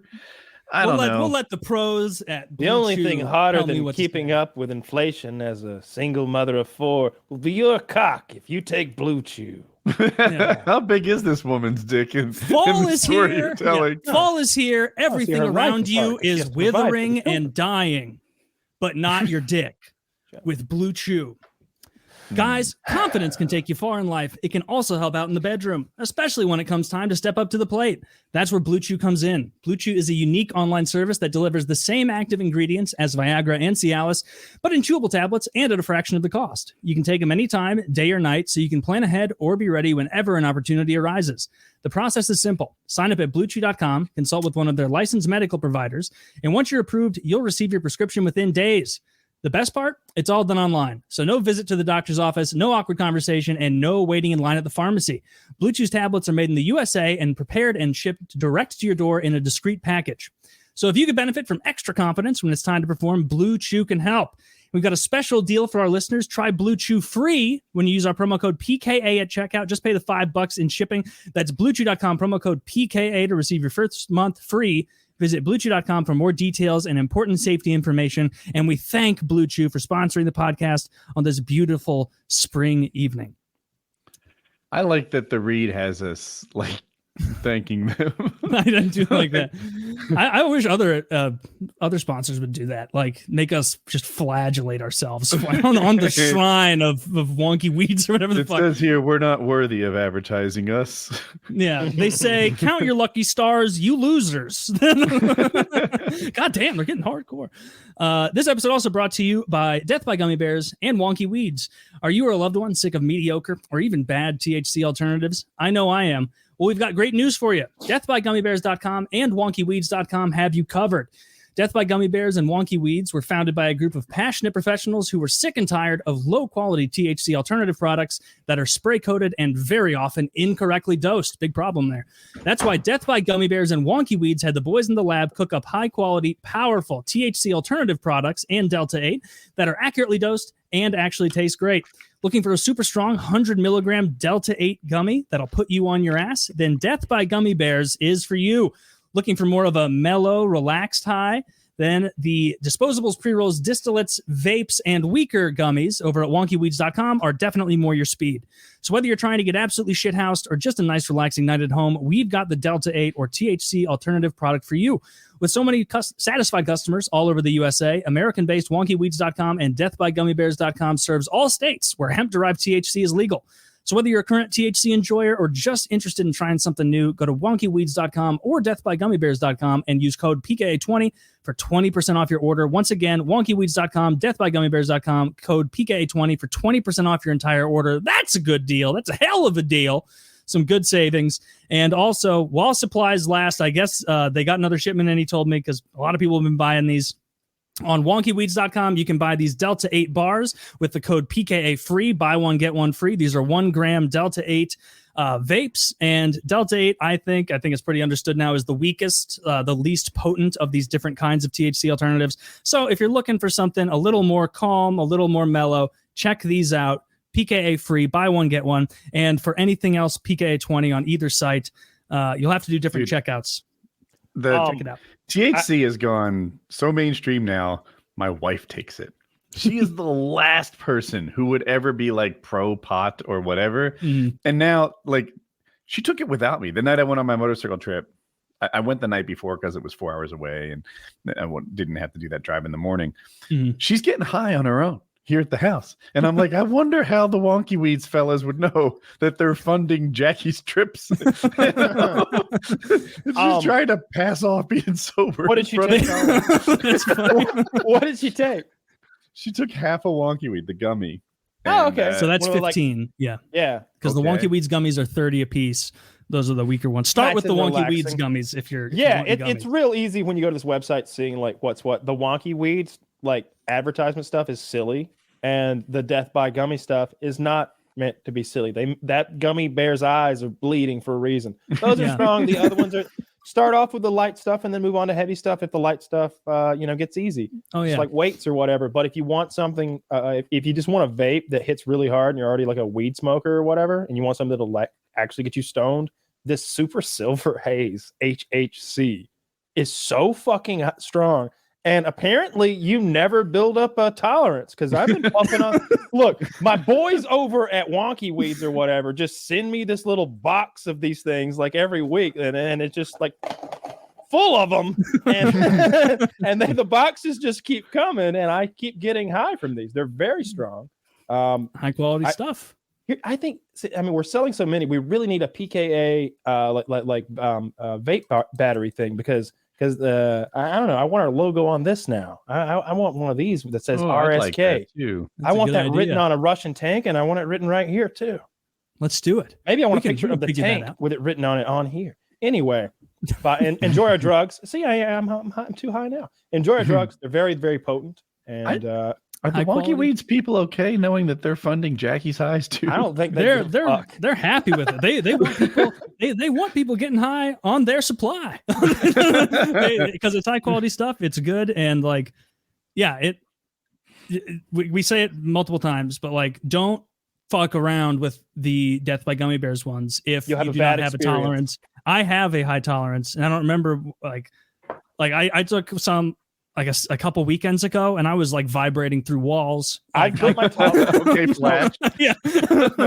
So I stopped taking the gummies for about a month to like kind of do a tolerance break, because I was up to the point where I could take 4 of them. I could eat 400 milligrams, and I would be real high, but it wasn't too scary and it wasn't too much to handle. But it'll take you a while to build up that kind of a tolerance. Oh, yeah. Like at first. Most people eat half of one and are very surprised. And the scissor. All right, we're done with the ad. Like we should stop. Move on to something. It's real strong stuff. Yes. This is the Death by Gummy. Yeah. And be careful with the scissor, because I know what Kyle was going to say. That shit will fuck you up. The scissor is strong. I'm on the other end. I like half or a full Wonky Weed. That's my pace. And this episode also brought to you by Lock and Load, the finest cum pills in existence. Increase your volume. Increase your pleasure. These are all things I've experienced on the pills, and Kyle and Woody have experienced. Check it out with the genius of all the chemists, of all the lab coat nerds over at Derek's environment in their lab, making this up. High quality stuff. 9 pills a day. Check it out. Code PKA, code Jizz, 10% off, or 10% off anything else you want there. Maybe you're not interested in this. Maybe you're interested in the pre-workout. Well, save 10% off that with code PKA as well. Or the protein, 10% off everything. And Derek's protein actually tastes really good. A lot of protein tastes like dog shit. He really does. He's mastered the melted ice cream flavor with the vanilla. I just outsource the responsibility of knowing what efficacious doses are. Like, you can buy a pre-workout of something and they'll be like, it's got creatine in it. And then I see Derek review it, and he's like, do they think their customers are fucking morons? This has 500 milligrams of creatine in it. That's an insult. And I'm like, I don't know. I just checked the creatine box. Got it. Like, I don't know what an efficacious dose is. Do you guys ever watch stuff on YouTube that you don't know anything about, and then like you end the video feeling like almost smug? Like, where like I'll watch like More Plates, More Dates, and he'll be like, here's something that you need to know, and he'll start it, and I'll be like, I didn't know this was a problem. And by the end, I'm like, yeah, all of these fools, like, not knowing that it's super creatine, not real creatine, not like us though, right, Derek? There like is super creatine. It's funny you joke about that.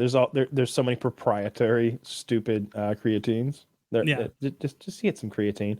That stuff I use is so cheap. we watch the opening seconds of this video. This is a more plates, more dates thing. I think I've showed it before.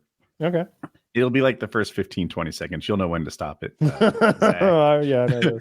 And it's the kind of shit I might fall for because I don't know what's supposed to be what. All right, here we go. Volume on. You're a little kid who doesn't know how to read labels. You. We're putting in this ingredient at 1 milligram, so it makes it seem like the formula is more comprehensive. Eat my dick. Add his ATP at 1 milligram. Like these two ingredients, you might as well drop your nuts on my head. Like that's how bad this is.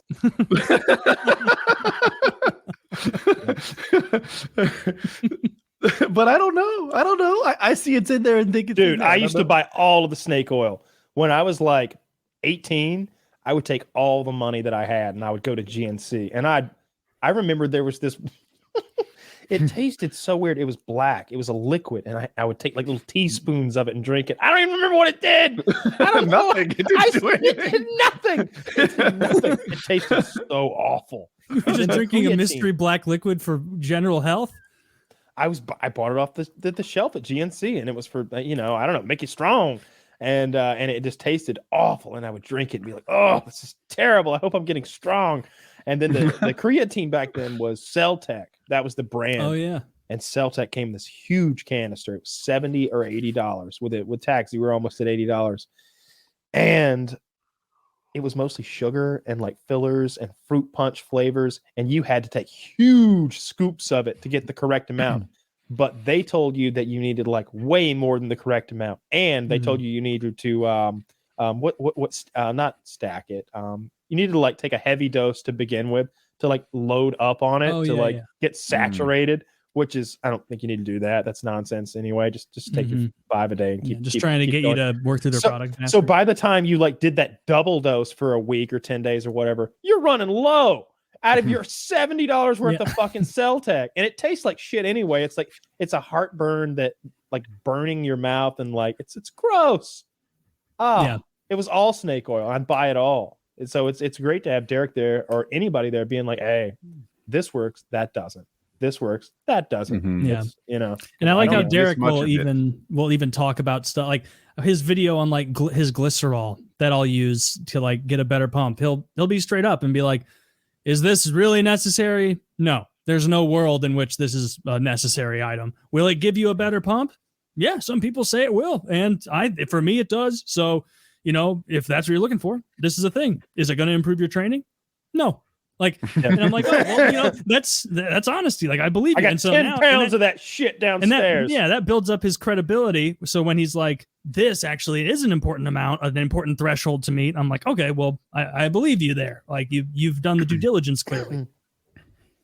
No, I like his content a lot. He's been on Rogan at least once, right? Or is it twice now? Twice, I think. Nice. Hopefully a third one coming up soon. I saw Kamaru Usman, by the way, all right, for Taylor's benefit, Kamaru Usman, one of the scarier human beings on the planet. What weight class is that? Is that 190? 170, the Nigerian Nightmare. He just lost his championship, but like he's coming right back to take it over again. And he was on Rogan's show kind of talking about this big championship loss he just sustained. And he brought up Derek, and he was like, yeah, this fucking nerd on the internet, man. He said he looked at my these scars on my body and they're from freezing off moles, and then they scarred up bad, but he saw them and said, oh, that's steroids for sure, I know it. And I was like, god damn, it hurt my feelings, man. Everybody in the comments, and I was like, Derek hurt Kamaru Usman's feelings. Fuck yeah. That's great. That's awesome. And then Joe's like, oh yeah, that's Derek from More Plates, More Dates. He hurt your feelings. It's so great that Joe like shouted it out or just like had the answer right there. He knew. Oh yeah. So good. I mean, if you think about the Joe Rogan world, like I don't really listen to his show, but like all the workout science tech like supplement thing, like who would be better as a guest than someone Derek's like a tremendous guest, like, because Joe's always coming up against that thing when he's talking about athletics, sports, anything that might be performance enhancing adjacent, where he doesn't have that hard data, that expert analysis, and Derek can jump in and be like, he tested for that? Oh, he tested for that? Well, bullshit. Nobody in his position would ever take that. And if they did, they'd never take it without this. Oh, he tested for this. Case closed, then he's guilty. It's like, that's it. he knows. He's like, John Jones, yeah, he took a gas station dick pill and that happened. And Derek's like, well, he was caught for 6 things at the same time. And he like had his whole USADA test results memorized. And it was like, yeah, he just very guilty. That was not in a way a gas station dick pill. Yeah, Derek's great. They need to just allow steroids in the UFC. Is there an argument in favor of that? Is anyone taking that mantle? I think most people think that if the sports involved hurting each other, performance enhancing drugs are a bad idea. Where's Vitor fighting now? For it. Where's he at Is he now? Still fighting? Is he in bare knuckle? He's TRT again. He's huge. TRT tour or whatever they call him. The reason I'm asking is because and Oberim too. He's still fighting and he looks huge again. So wherever those guys are, they don't test. So nobody tests like UFC. That USADA thing is. I'm sure you've heard that. It's an acronym, right? Yes. They're real deal. They supposedly catch a lot of people. Nobody's perfect. They're the best there is. Exactly. I am of the mind, and I bet Derek would co-sign this if he were here, that if you've got enough money, you're never catching me. If you've got a chemist who's smart and enough money, they're never going to catch you. What they might do is if your chemist is dumb and you don't pay them enough, he might have a bigger clientele base than he should. And then somebody's shit gets tested 30 years from now. Oh yeah, we froze that guy's pee.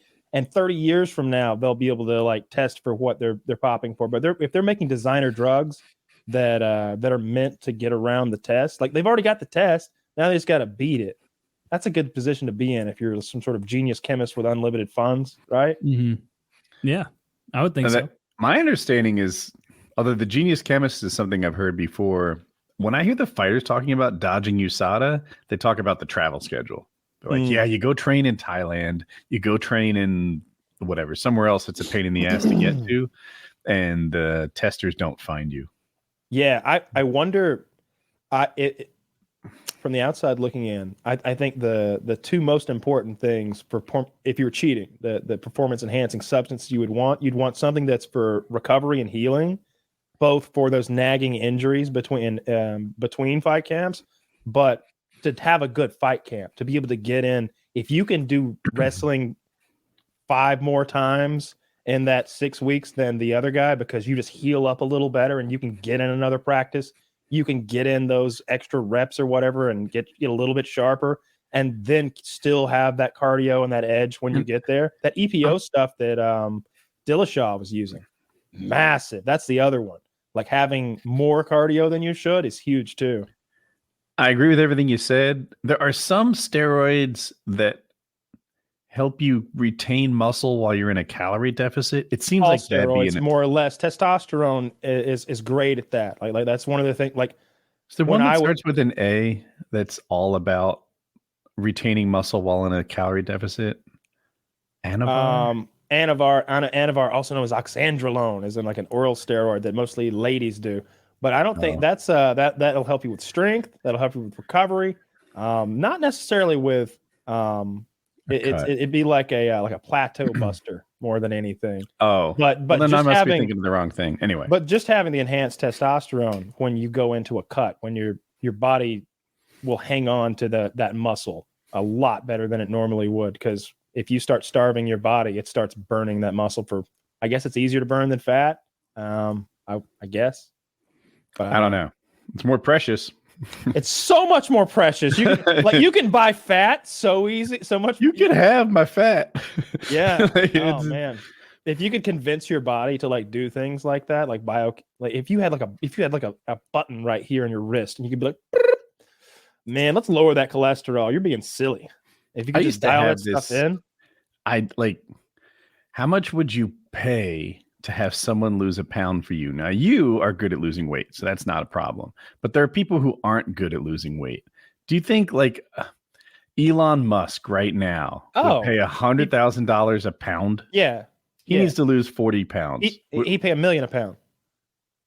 Maybe he would. Yeah. You take 40 million off. 40 million would be no big deal to him, cash money, and a huge deal to him physically, because he has that weird body that looks like a tinier human being is piloting him from the inside. Yeah, he doesn't. Yeah, it looks like he has a stores smaller their man in fat his rib differently. cage. I don't think I've seen a male who stores the worst fat I've ever as seen. badly as him. Yeah, worst. He looks like you know how like different kinds of animators Can you have their find own a picture, styles? Zach? Like it looks like somebody's weird style of animation where like they're all upper body and then like stick legs. Like Well, I've never I seen think he someone had whose rib some- cage is wider than their shoulders. yeah, he's like a joke of a I'm close to that. No, he's- you are not. he's No. completely I out have of a proportion, weirdly though. large rib cage, and it makes me look fat. It's not fair. Like sometimes my t-shirts hang on my rib cage, and then they're just loose underneath it. It's like, no, it should tighten. It should. Look how. Oh my gosh, that's You so look bad. nothing like that. That's not even that the worst bad. picture. He's That's not hairless. that bad. He's totally I'm hairless. going to say this. This is all right. So like, look at the perimeter here. I think he's got a good outline. He just needs to lose some fat because like his shoulders and arms and like his upper chest and all that looks great. He's just like 30 pounds overweight. I think he lacks chest muscle. It's hard to tell because there's so much fat. And he's so might be like right, washed out right now because It's he's weird pale that he- as everything. It looks like he's got traps and like arms and stuff. It's I'm kinda almost seeing. Am I seeing a hint of abs in that massive belly? weird. You can like see where they are because of like the muscle. Zach, enhance. Enhance, Zach. Do the thing. Yeah, there you go. Thank you. Jesus. Yeah, Man, the his- magnifying thing. Enhance His again. nipples are hard. He has pretty good nipples, I think. All nipples look good when they're hard. But Again. he doesn't have like giant dish plates or anything. Again. I want to go into that nipple.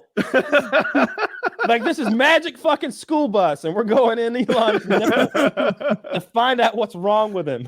Honestly, that photo, that was way Did you better another, than the other Elon photo Musk of him photo? shirtless. I think Kyle showed us the one where he looks ridiculously proportioned. That one, He's looking to the he left. looks He's like normally getting on a boat. proportioned. He just looks overweight. Yeah. Like, but you're right. In that one, he looks like if he lost some weight, he would, quickly start looking much, much better. I'm on a subreddit called Progress Pics, and it's guys and girls, and they show their progress. Some guys have added muscle. A lot of people have lost fat.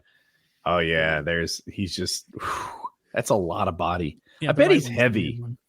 Like He he looks just dense. there's so much man there. Like It's that powerful. Yeah. from that like above his bathing suit to below his neck is. There are people who don't have that much volume. Look how much It's like light- Danny DeVito's chest. He's almost You know how he angelic. looks? He's almost angelic the way light bounces off of him. You see that? Like he almost gives off an aura of majesty. Got a Yeah. little calf definition considering Oh, his toes those not calves? pointed.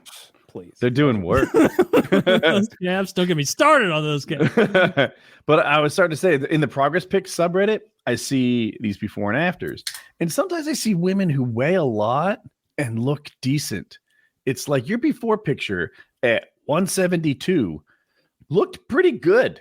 Like where did you put all that fat? You're only 5'7". You weighed 172 and you looked okay.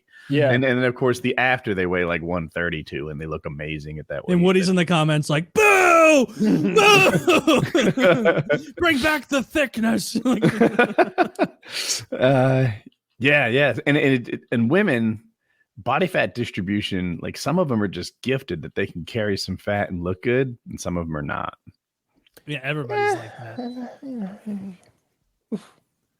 I mean, Elon Musk, if I were him, like, just, well, no, because if you were a billionaire and you were just paying for like lipo all the time to lose weight, like you wouldn't.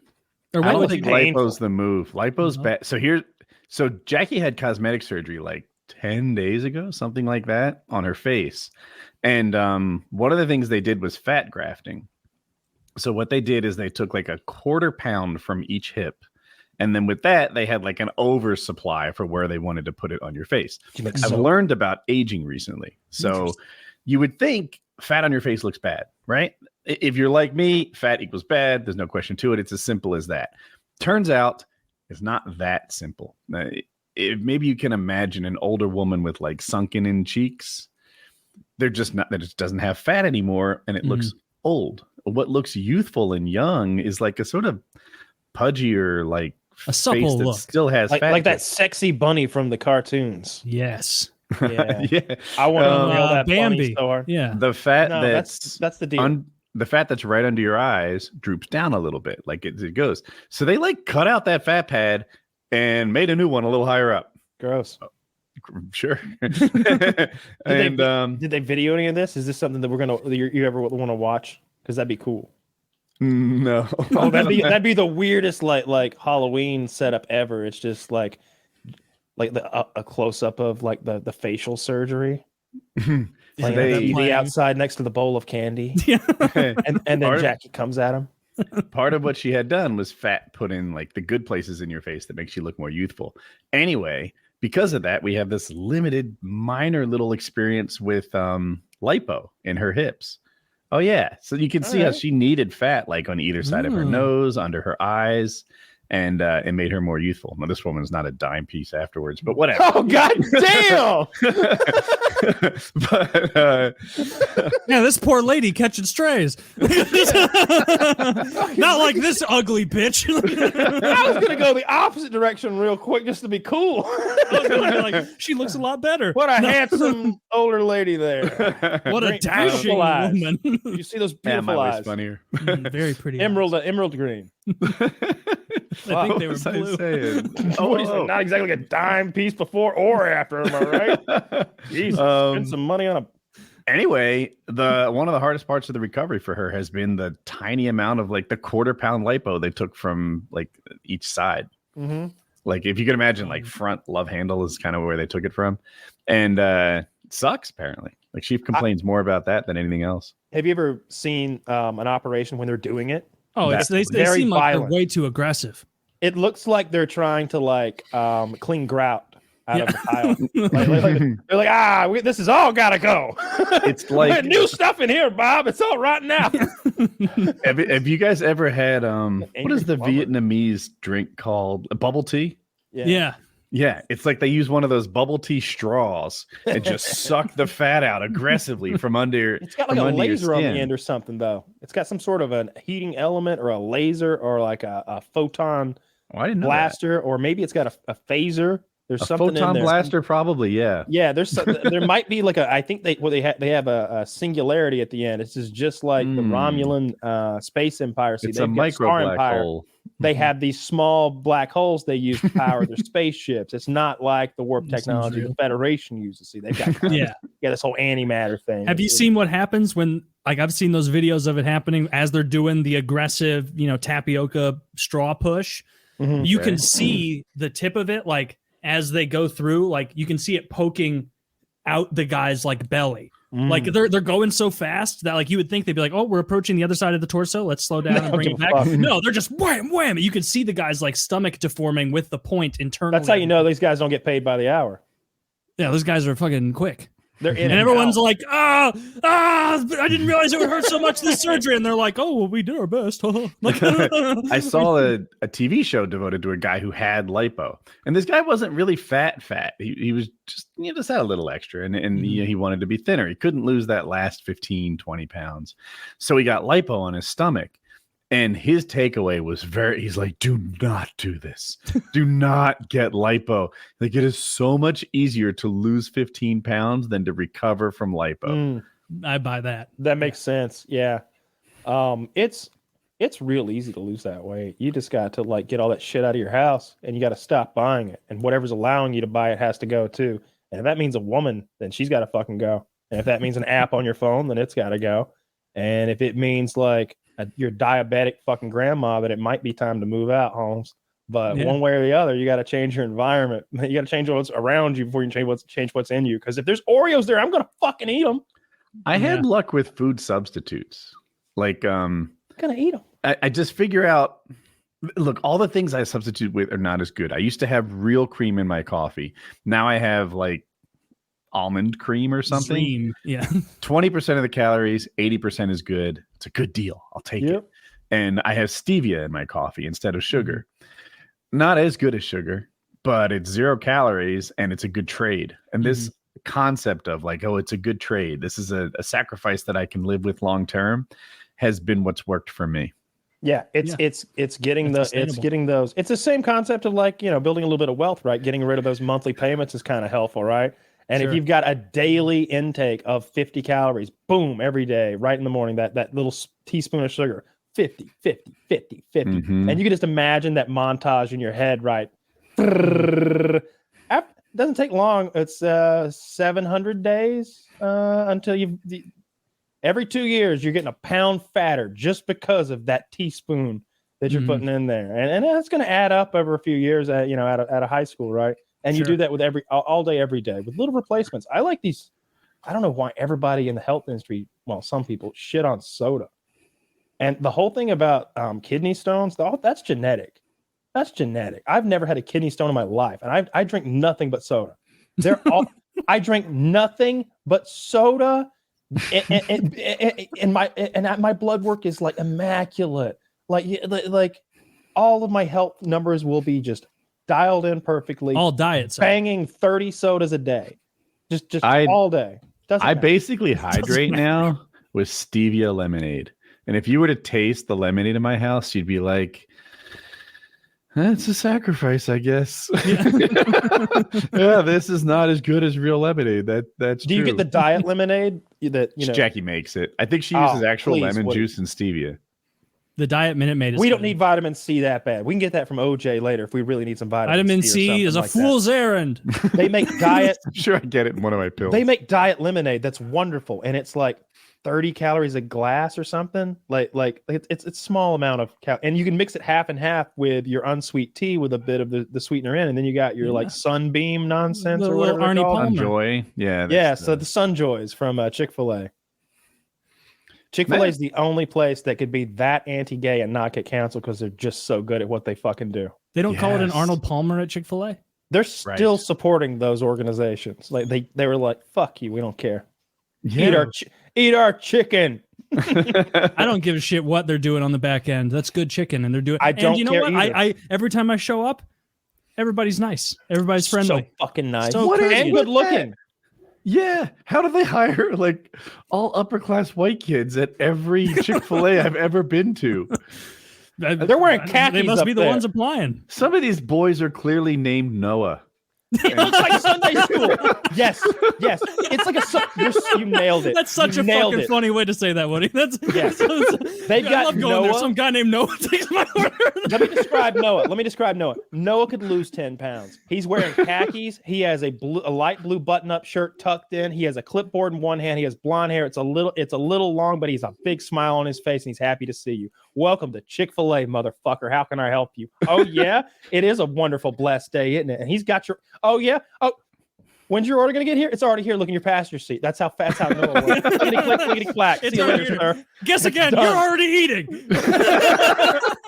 Look in the back seat. Your children have been eating the whole time.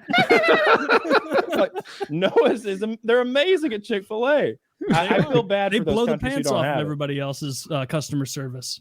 They do, and they need it too. Their drive-through needs to be more efficient. They have to be handling people deeper in the line because their line's that long. Yeah. It's a madhouse. It's the only fast food place that every time you drive by, even near a mealtime, it's around the block. It's like you can't get into grocery stores in the same lot because the tail is so long. I order breakfast from there a lot because you can get their they have like this scrambled egg bowl that has grilled chicken, cheese, and scrambled eggs. So I ate 2 of those for breakfast a lot. I don't think I've had their breakfast. That sounds good. It's really fucking good. I do grilled chicken instead of the chicken nuggets because chicken nuggets for breakfast didn't make any sense, and sausage doesn't. Well, leave the judgment at home. It's really good though, but I feel kind of bad. Like when I go to tip them, I'm like, what kind of tip do you give somebody who has to go sit in a morning Chick-fil-A line? Nah, I won't tip. Fuck 'em. No, I tip them.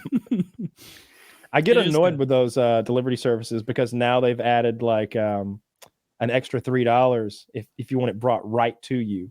It's like even though I've signed up for the most expensive version of the app and everything, they're still hitting me for that extra $3. Like, hey, do you want your food actually brought straight to you? Well, yeah, I really want that. Oh, then they might stop at somebody else's house who's it's like kind of on the way. Third on the line or whatever. Yeah, so they're like trucking my grilled chicken sandwich around to 3 fucking houses while the tomato leaks into the bread. You know, I see. Or I was like, breakfast shows up cold. Like, I misunderstood. I thought they were leaving it at like the bottom of your driveway. oh, like $3 or you and leave it on the that shit up roadside. here, or you're not getting any tip, dude. All right, I had that once. I ordered something at night, and a girl was doing the delivery, and she was like, "I'm at the end of the driveway." And at this point, I've got a kind of a long driveway, and it's steep as fuck. Good luck on the last leg of the journey, ma'am. And I'm just like, all right. And she's like, could you come get the food? I'm like, motherfucker. First of all, you're not getting any tip, lady, because if you're so scared to do your job that you can't do your job, then you can't do your job. And I'm not gonna give you a tip, which is like a bonus. Tips are a bonus. Okay, it's a job well done, and I'm not gonna give you a job well done tip when it's a job not done. And when you stayed at my fucking mailbox and made me hustle out here for the food. So I'll smile. I'll say, yeah, I understand. Have a good night, but I'm taking your tip away, and I'm reporting you because your car doesn't ask her for a tip. I'm reporting here immediately. I'm reporting a suspected rapist. And I'm not a fucking Karen or anything. Food rapist. I'm not a Karen or anything, but I don't like that. Here's what happens every time I order groceries, though, and I don't say a damn thing. They smell like weed every fucking time. And they're wrong. It's like, dude, you've got my groceries wrong every time for like 6 weeks straight, and they always smell like marijuana. Like I can smell it. I know. I smell those bags, and I'm like, marijuana. Yep. Yeah, I know what's happening here. Yeah. And but Instacart is so cool. They're as good as Amazon. I'll take a picture of what showed up, and I'm like, this is what showed up. This is what I ordered. Make it right. And they're like, cash or credit? They don't give a fuck. Do you want us to just reorder it for you? Yeah. And it'll come back wrong again. And I'll be like, bibbidi boop, bibbidi boop. After a while, I have filled a cupboard halfway up with groceries that weren't supposed to come here. It's like tomato sauce and ketchups and stuff. Stuff I don't eat sometimes. I have to give away to like the food bank thing. Maybe we're not on top of it. You know what we do get? We have a water filtration system in this house that involves salt. Big 50-pound bags of salt. And I don't even like to get them. It's such a pain in the ass, especially North Carolina's hot like 9 months a year. So you get sweaty loading up 50-pound bags of salt into the back of the truck and stuff. But Walmart hasn't figured out that that's different than delivering like pasta. Yep. So we're like, we could use like a can of soup and 300 pounds of salt, please.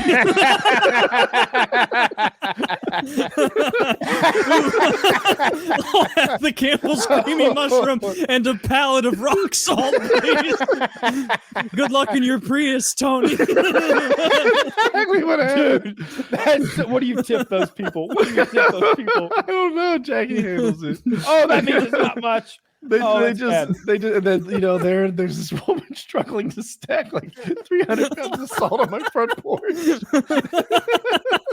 And the 400-yard driveway with salt, and that's so funny. You just it's like you're going in to buy condoms, like embarrassed, and you're like, a toothbrush, 1 apple, and 10 bags of salt.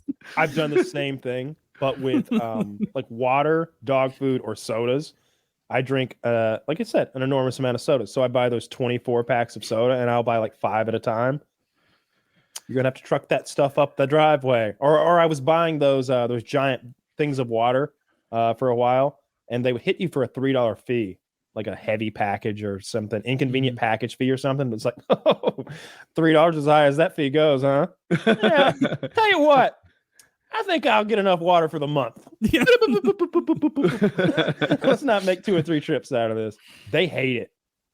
I watch through the peephole sometimes, like, yeah, load it up. You're watching it through the peephole? Yeah. That's hilarious. Yeah, do it, water servant. Yeah, bring me my liquid. See, we've all got a little James Corden in us. Yeah. Oh, I mean, dude, I told you the other day, I actually felt really bad for that plumber who was out there fixing my leak in the yard. It was nighttime and it was chilly, and he was like in a mud hole up to his waist, like on his knees with he didn't even have that light that goes on your head, which is exactly what he needed. He didn't have a headlamp. He had his fucking cell phone out there. So then, like, every time he'd grab it, it'd get all muddy and shit. to the point where like now he's trying to like get the mud off. I'm watching all this through the fucking window. I'm thinking like, man, you need somebody to hold a goddamn flashlight for you. That would be killer. Like, see, what this guy needs is help, and you're just just watching. See, your problem is you don't have me. I'll give you helpful tips. You need a second guy, preferably someone who's got nothing going on. Oh no, me? I'm a pretend pirate online. I gotta go. I've got some scalawags to slay, some ruffians to rid of booty. I'm gonna make a day of it. I bought this hat. Yar. No, well, I don't feel bad because that's not my plumber that I hired. That's like the landlord's plumber that he hired. And I think did I do it on PKN where I explained that they allowed a 250,000 gallons a month to leak into my front yard because they thought that they were too cheap to get a real plumber. They hired one plumber, he did a shitty job. And so they're like, we're gonna make him make right on that 250 we spent on him. We'll make him come back. And they probably like tried to like legalese him somehow. Meanwhile, he's like, I didn't like that mud hole out there y'all made me work in. So no, I'm not coming back for that pinhole leak. It leaked 250,000 gallons a month for 2.5 fucking months. It cost them thousands of dollars. It's like $7 to $8 a thousand. You can do the math once you go into an overage like that. I didn't even know how much water cost. I didn't either. I Googled it. Yeah. It's usually so little that it's like, oh, what was our water bill? $42 instead of $40. Yikes. The water bill is the only one I see where I'm like, that seems fair. Like, fair. I really love having water around, and $39. Yeah, I'm gonna keep water around. My dad has had this instance one time where I can't remember exactly how it went. Through no fault of his own or action of his, they rigged up his water in a way that he was being billed for this tiny little spigot. Meanwhile, there's 6-inch line rolling right to his farm. And it went on for who knows how long, maybe years in Minecraft. But like it was just like, man, I hope they never figure this out. And they never did. And then there was a big water leak and they found it. Bastards. And they were like, wait, has this always been like this? And we're like, who knows? We never really use any water out of that line.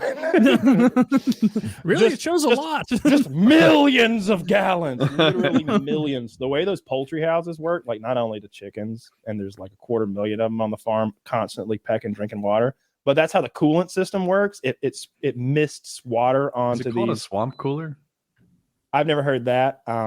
Cool pads or cool cells usually. Cool cells is the more modern one, and there may be something newer. I'm not in the know or anything, but water runs through these filters, and then air is drawn through them using tunnel ventilation, huge fans, and it's cooled like that. The air passes through the cool wet filters, and it's cooled and it's drawn through the whole chicken house to cool them down. Chicken talk. So, lots of water. I didn't know how many of I think it's the male chicks, they just grind up in certain operations. I suppose it's when they're specifically making maybe egg layers. Yeah.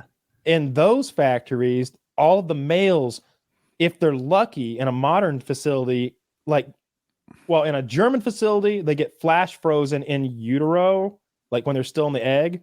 Everywhere else. Is a German facility one in Germany? Yes. They don't just put them in pizza ovens. They're flash. They flash freeze, which kills them when they're when they're still in the egg, and then they use those eggs as like fertilizer or something like that. But in everywhere else, they grind the little peeps to death in these killing machines, or they put them in buckets and drown them as they're all like coming up to the top, like peeping, please, please. And it's like a 55-gallon drum full of them, and then they add water. So the screams are just deafening because that's worse than anything the Nazis did. That's not that's not the case. Listen, Kanye. Pay for Kanye. You like having your money at JP Morgan? Not anymore. I'm a staunch defender of Israel and its people. God damn it. I have several Jewish friends who will vouch for me if need be. You got him vouching for you. Yeah, we got to get someone on the Patreon. Harley will step up for me. Not for you. Not if he hears that joke. I believe Harley would step up for me if there was like the overlords stepped down and they were like, this guy, we think he needs to go. He might be an anti-Semite. I think Harley would be the one to be like, step up and be like, hey, excuse me. He pulled up like his Star of David that came out of nowhere. It's like platinum, and it's like he like turns it like a puzzle box out of Hellraiser, and he's like, ching! Jew number 5,637,472. Yeah, Harley Morgenstein here. I just wanted to speak for Mr. Myers. Like, I believe he'd do that for me. He'd speak up for me in Jew court. He'd come to the Jew Council and save you. He'd come to the High Council, of Jews. And he'd pull out his Star of David medallion and he'd speak up for me. And if I needed to, I could reach out to X-Jaws too. I think he'd have a good word for me as well. I have a hood pass and a gay pass. I can also pull out Mo anytime I need, but I don't have any Jew passes, so I might be fucked. I haven't talked to Mo in like 7 years, but we were always friendly with one another. Like Mo's Jewish. So if the council wasn't if they weren't feeling Mr. Morenstein's pleas, I think I'd reach out to Mo because he'd have some more pull than Harley, I think. You think so? Mo's a very wealthy man, yeah. Yeah, but Harley has got to be the tallest Jew. Oh, that's true. Is that important to them? I imagine that's how they gauge power. The tallest. That's the ancient Hebrew way of. He's the high elder, then probably. Yeah. People thought it was like high priest, like some sort of symbolism. No, just the tallest guy. Are there any NBA players who are Jewish? I don't know anything about. Probably, but I can't name one. There's at least one guy in the NHL. There's been one NBA game so far. And I am overreacting like wild to it. I have figured out that the Golden State Warriors are going to repeat. If I have like a side chick NBA team, it's the New Orleans Pelicans. And they played. Dude, they're a blast. They drafted this guy, Zion Williamson, who is like the next great one or the next hugely missed expectations because of injury one. And Brandon Ingram's on his team. They put together a nice little team over there that's fun to watch. He went up against Ben Simmons, a guy who's maybe one of the best defenders in the NBA, and just bullied him, and made it look like fucking 7-footers and 6'10" guys were children. He's like a Shaq build kind of thing, but way more athletic than Shaq ever was. He's as strong as Shaq, and he has like the highest vertical leap in the history of the NBA draft combine. And he's on the New Orleans Pelicans, and he's fun to watch. He's also, what happened was JJ Redick from the Sixers went there, and he has a podcast. So because he has a podcast, you get to hear like everyone talk and hang out and joke in a way that helps you know them more so than watching the games. Yeah. And Zach had a term for the kind of fan I am, like a stats and stories or something like that. Yeah. That's the kind of NBA. I watch games a little bit, but I mostly follow it every day and like keep on top of it. What's the alternative to stats and stories? You just carrying the flag? People who watch the games. I watch I watch the hockey games. Oh, I thought they were like different. Okay. Yeah. So I'm a viewer. That's my style of fan. Okay, yeah. So, but I really like the stats and story. I'd rather watch these basketball players in a podcast talk about like what they were feeling when they missed a shot and all the fans were giving them shit, than watch them miss the shot and see all the fans give them shit like in real time. Mostly, the NBA does a good job of marketing their players like that, like getting people out there doing podcasts. Like the only NHL equivalent show I can think of at all is Spittin' Chicklets, because they'll like get Crosby or some big guy on and be like, you got any stories from when you were in the KHL? Any wild Russian stories? Oh, tell us about this. Tell us about that. And it is cool seeing like a little vision into it and like getting their thoughts. Like, you know, what were you thinking in this championship series? I like that. But like, yeah. I also like tracking the stats online once the season is going, but like, I mostly just really enjoy watching Blues games. Like it's fun. I like watching the flow of the game. Like it's a sport I'm familiar with. And so like when they break into the opponent zone, I'm able to like pick up on it. But when I watch football, basketball, baseball, I don't have the requisite knowledge to understand the reason the players are doing the things that they're doing. Whereas in hockey, I'm like, oh, I know exactly why he's doing that. I get it. Like I can see, oh, that guy fucked up. A viewer might think, who doesn't know anything about hockey, that's the guy that fucked up. No, it was the guy who passed it to him that fucked up big time. And so it's just familiarity, probably. 2 years ago, in game 3 of a series, Ben Simmons for the Philadelphia 76ers had the ball and an easy dunk. Instead, he passed it to a teammate who missed the shot. That was game 3. They ended up losing in game 7. Everyone blames losing the series on that play. And then I heard him on the podcast, and he's like, "Well, was that a 100-point bucket? How did I lose the next 4 games too?" Yeah. You know, like how is all of this? Yeah, on he would me? say that. It is on him. It's on him. It's on him. Should have closed it out. Game 3. Like, why are we even thinking about the next game when we're at this game? Like, no, you lost this game. This was when it mattered. You had if you had the chance to close it out, that's what clutch is. It's doing it when it matters. Instead of being up 3-1, they were 2-2. That's what that game did. And as you know, that's a big difference, right? If you're up 3-1, you probably win that series. Mm-hmm. Yeah. But it's hard to paint it on Braves. one basket. I don't even know if they would have won that game with that one basket. You know, That's fair. It's fair. would have helped a lot. It can really change the direction of something. Like fights are like that, you know. Like there's certain sequences. I saw somebody take that sequence where Chandler KO'd Ferguson, not Chandler. Who kicked him? Who kicked him with the front kick in the face and just who actually knocked him out? Ferguson, a front kick to the face. Was it real recent? Yeah. The fight before last where he got flatlined and kicked in the face. Who was it that kicked him in the face? Anyway, they took that and they edited it into one of his older fights where he did that crazy capoeira like tumble on the ground. And it wasn't Nate Diaz, was it? But they did it so cleanly that it was like an alternate reality in which Tony Ferguson takes that kick and like flows out of it and rolls away and then gets up and keeps going. And it was like, oh, I want to live in that reality. I want to live in that reality. So Man, Nate Diaz was his submission. It was Michael Chandler. KO front talking kick about is how he won that. Yeah. That's when his face did that thing where it looked like he was going. Oh like, he had a really funky looking like the G forces. He's accelerating. Yeah, his face was suddenly accelerated and all his skin kind of got pulled down. Is he gonna find it? That'd be quick. Yep. Yeah, look at that. Like, oh my God, poor man.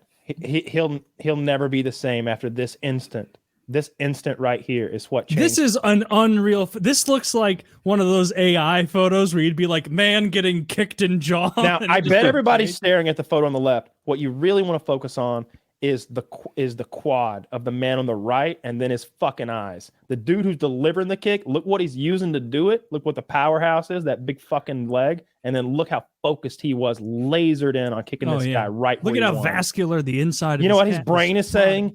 His brain is Sexy. giving him all the dopamine it's ever given him and saying, bullseye. Look at that guy on the right. Look at the bulge in his shorts. Do you see that? all these UFC guys have cup-shaped penises. Yeah, they do.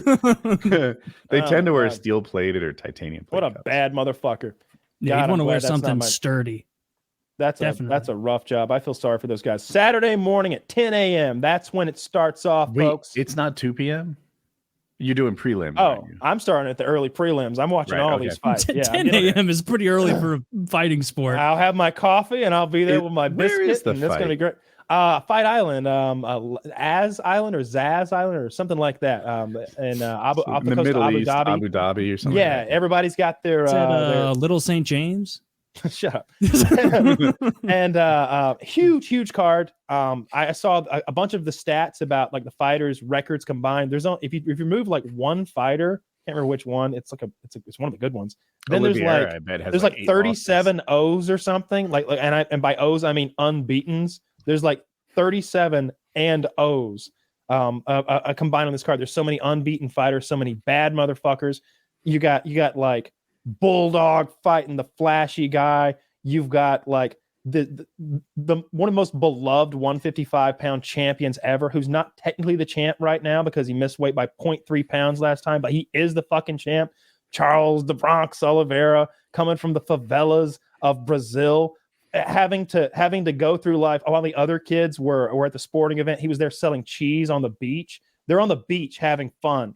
He's selling cheese on the beach because they're stat fucking poor, growing up with not enough money to eat enough, with his mother giving everything she had, and now he's putting those people up in fucking mansions, and then all of a sudden he has a daughter, and he's not getting champion pay anymore.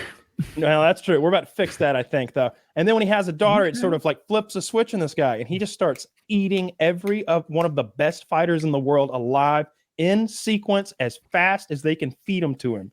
one after another, the best in the world. And he's got one more guy left.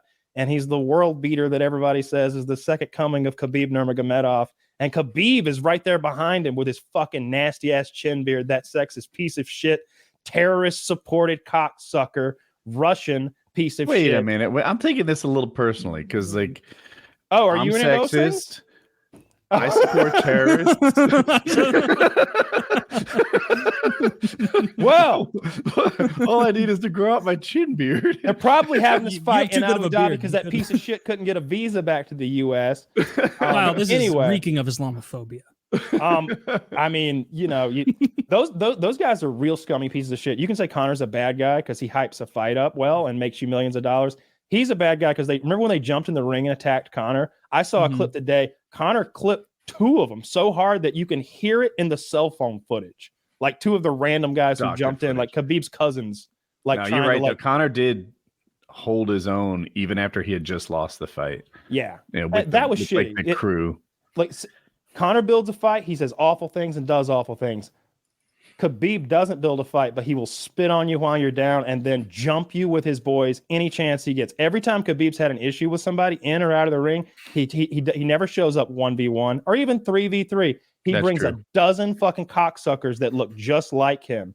He's like, oh, you got to keep Muslims around you, good Muslims around you. He certainly does, a dozen at a time. He keeps a gang around him, but I don't think Connor gets a pass on that because Connor also brings a gang with him everywhere he goes. Because they had attacked his friend with a gang. Well, I mean, and Connor beats up guys in bars, beats up guys on boats. Well, that's years later. And that guy refused a glass of his whiskey, which in Ireland is like fucking his daughter, and they asked her something. That's very disrespectful. The Irish need to drink with them. I can't imagine that any real Irishman would turn no, down no true Scotsman. You don't like whiskey. If Conor McGregor gave you some of his whiskey, I don't really like whiskey either. You know what I'd do? I'd go, thank you so much, Mr. McGregor. Yeah, now I Delicious. would. Conor McGregor's got that left. Yeah, I'd be like, I love it. He sleeps you like Aldo in the middle of an Applebee's. I know. Like, if you don't drink from the right, you drink from the left. Yeah, but you would drink it, wouldn't you? Well, I guess Khabib doesn't want to because he's Muslim and they're not supposed to. Oh, I'm glad you mentioned that. So it's like I know all this nitty gritty stuff. Woody does too. But like there was this press conference. They're building the fight Khabib versus Conor. Connor's got his liquor there, and he's pouring little plastic cups of it for everybody. And he's like, "Here, Dana," and Dana of course takes it. Dana's going to drink Connor's drink. They're all drinking the Kool-Aid literally up there. And he's like, "Now give it to that weird fucker. Yeah, give him some." And he's Muslim. He can't drink. He's like, "No, I will not drink. No, I will not drink. Why? Why won't you drink? Why won't you drink?" And he wants him to say, "Because I'm a Muslim, I can't drink." And he wants to like, gotcha. Yeah, it's like right? we all knew that. Yeah, they haven't. It's such good theater. I hate Khabib. I hope this guy loses. Charles is such a wonderful human being. And I think he's just the best. I hope he's a real underdog. 3.5 to 1 at one point. I don't know what the odds are right now. But it was looking bad. Probably still is. And, I have thought Charles Oliveira was going to lose his last like 3 fights, and I was wrong every time. So I'm kind of changing my tune here and being like, apparently this guy's really good at fighting. He's a good guy too. I just like him as a dude. Like really, I don't connect with him because he doesn't speak. I watched one of those fucking things they made about him. You know, one of those documentaries that ESPN and 30 for 30. Not one of those. It was like a UFC little promo thing they did for the fight. That's like maybe 10, 15 minutes on him. And I wasn't paying attention at first, but like I started paying more and more attention, and it was pretty cool. He sold me on the guy. He seems like a real nice guy. Yeah, I don't think anyone says anything but nice things about him. Yeah, I want him to like win. I want him to succeed. And I don't know. There's nobody else in that division left that has such a chance at greatness like that. If he takes this guy out, he's the GOAT, in my opinion, at 155. He's the best there's ever been at 155. I think you're underestimating Khabib's record. Like you give Oliveira the strength of schedule advantage, but Khabib beat Poirier, Khabib beat Gaethje, Khabib beat McGregor. Like he has some strength of schedule too. McGregor's the only one that Oliveira doesn't have on his record that Khabib has. I would imagine, and I bet he has a few more. Right? I agree. Ferguson, if you're going to say Ferguson, if you're going to say Oliveira's strength of schedule is good, then you have to say that Khabib's is too, since they're the same dudes. If anything, Khabib beat him closer to their prime. I've seen it broken down in a pictogram before, and it's like it's not just those dudes; it's the whole strength of schedule, right? It's the other guys that he also beat in the past, like. there's a lot of those guys that you beat and they're kind of journeymen, but it's like that's a real fighter you had to get through. He won more than he lost. But then Khabib has like cans. 27 or 29 wins and no losses. Yeah. But some of those 29. people don't have Wikipedia pages. Yeah. So- If you don't have a Wikipedia page, then it shouldn't fucking count. Like, look, I bet Woody could blow his record out of the water if he started counting all the YouTubers he roughed up over the years. I know of like 4 of us that he's got wins over. He did narrowly defeat me. I'll say I did narrowly defeat Taylor. Taylor was stronger, but he didn't have any weapons. No, didn't know what to do. He's like, now what do I do? It's like, all right, I got a secure hold on him. There was only one guy there who knew jujitsu. Yeah. I was like, I wrestled in middle school, and then I was like immediately like, oh, like so jujitsu must be like he knows what I'm doing. Like it's like, and Woody masterfully identified the only move I did, which was many double leg takedowns in the middle of that hotel room. That was fun. Yeah, you're at least 5-0, right? Yeah, count that. You're 5-0. Look, I hate Khabib. Khabib. I don't think there's anything good about Khabib. His personality. I think he's such a sexist piece of shit. He's the whole thing with the ring girls and the way he runs his operation over there. The fact that they're literally supported by what we consider to be like ring girls. Those Chechens are terrorists. The ones in particular that he's supported by, like they're tied up in the current issues in Ukraine. like these are now these you're are actual anti-terrorist all of a sudden. I think you're just finding reasons not to. That like one Khabib. Chechen guy with the beard and that haircut, like I used to have. He's got that fucking Lloyd Christmas. I don't haircut. think it's fair to judge him for his behavior outside the ring.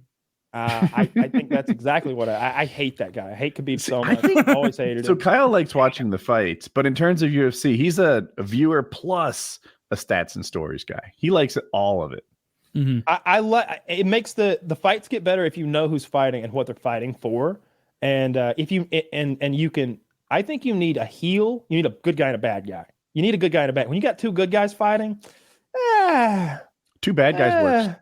2 bad guys works. 2 good guys doesn't really even work. It's like, God, I don't want to. Can't you guys talk it out? Yeah. Like you guys are shaking hands right before you go in there. Hang on a minute. I was showing my wife about Khabib today, and there's this cool story. So Khabib, when he's against Connor's insulting Khabib's wife, Khabib's father, Khabib's religion, Khabib's country. He's really getting under Khabib's skin and genuinely hurting his feelings. So for me, it was a blast to watch Khabib be like, all right, now we're fighting. Now we're in the octagon. It's just you and I in our underwear getting shit done.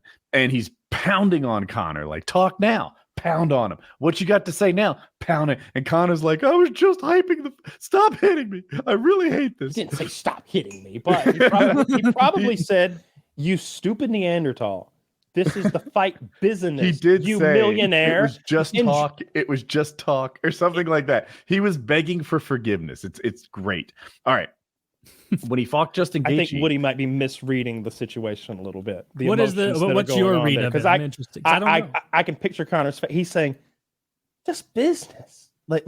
He's like, you're an idiot. It's just fucking business. Are you really still mad? Like he's almost incredulous that he's. Dude, you just won the fight. You just spit on me, and you're. This was during the fight, though. It wasn't post-fight. During the fight, but I think Kyle's right about the quote. He's like, "It was just business. It was just business." And he's like, "Why are you mad now? Bro? It was just business." It was pretty great. All right, but let me get to where I'm headed with this. Justin Gaethje was a different thing. Justin Gaethje wasn't a dick. It was kind of 2 good guys, and when they're cutting weight, apparently cutting weight's really, really brutal. I've never cut beyond like the 5 first easy pounds, and like Gaethje and Khabib are doing it together and kind of bonding. Justin Gaethje's parents meet Khabib and they're like, oh, you're fighting my son in a few days, nice to meet you, and they like hit it off. All right, now Khabib is winning this fight. He's dominant. Gaethje hits really hard, hardest that Khabib's ever been hit, but it's not enough. And Khabib gets the jump on Gaethje, and he's got an arm bar locked in. But Gaethje doesn't have any quit in him. He's not going to tap. And Khabib is like, well, I'm not going to break this guy's arm in front of his parents. That's not nice. So he switches to a triangle choke and chokes the guy out. He beats him peacefully as an act of kindness in front of his parents. And then afterwards, that's nice. afterwards, Gaethje, like even in the post-octagon interview, he's like, oh, I really respect him. One of the cool things about losing by triangle is you can get right back in there. So Dana, get me a fight, you know? and like he helped him out. He's a terrorist and he's a piece of shit. That's a strong point.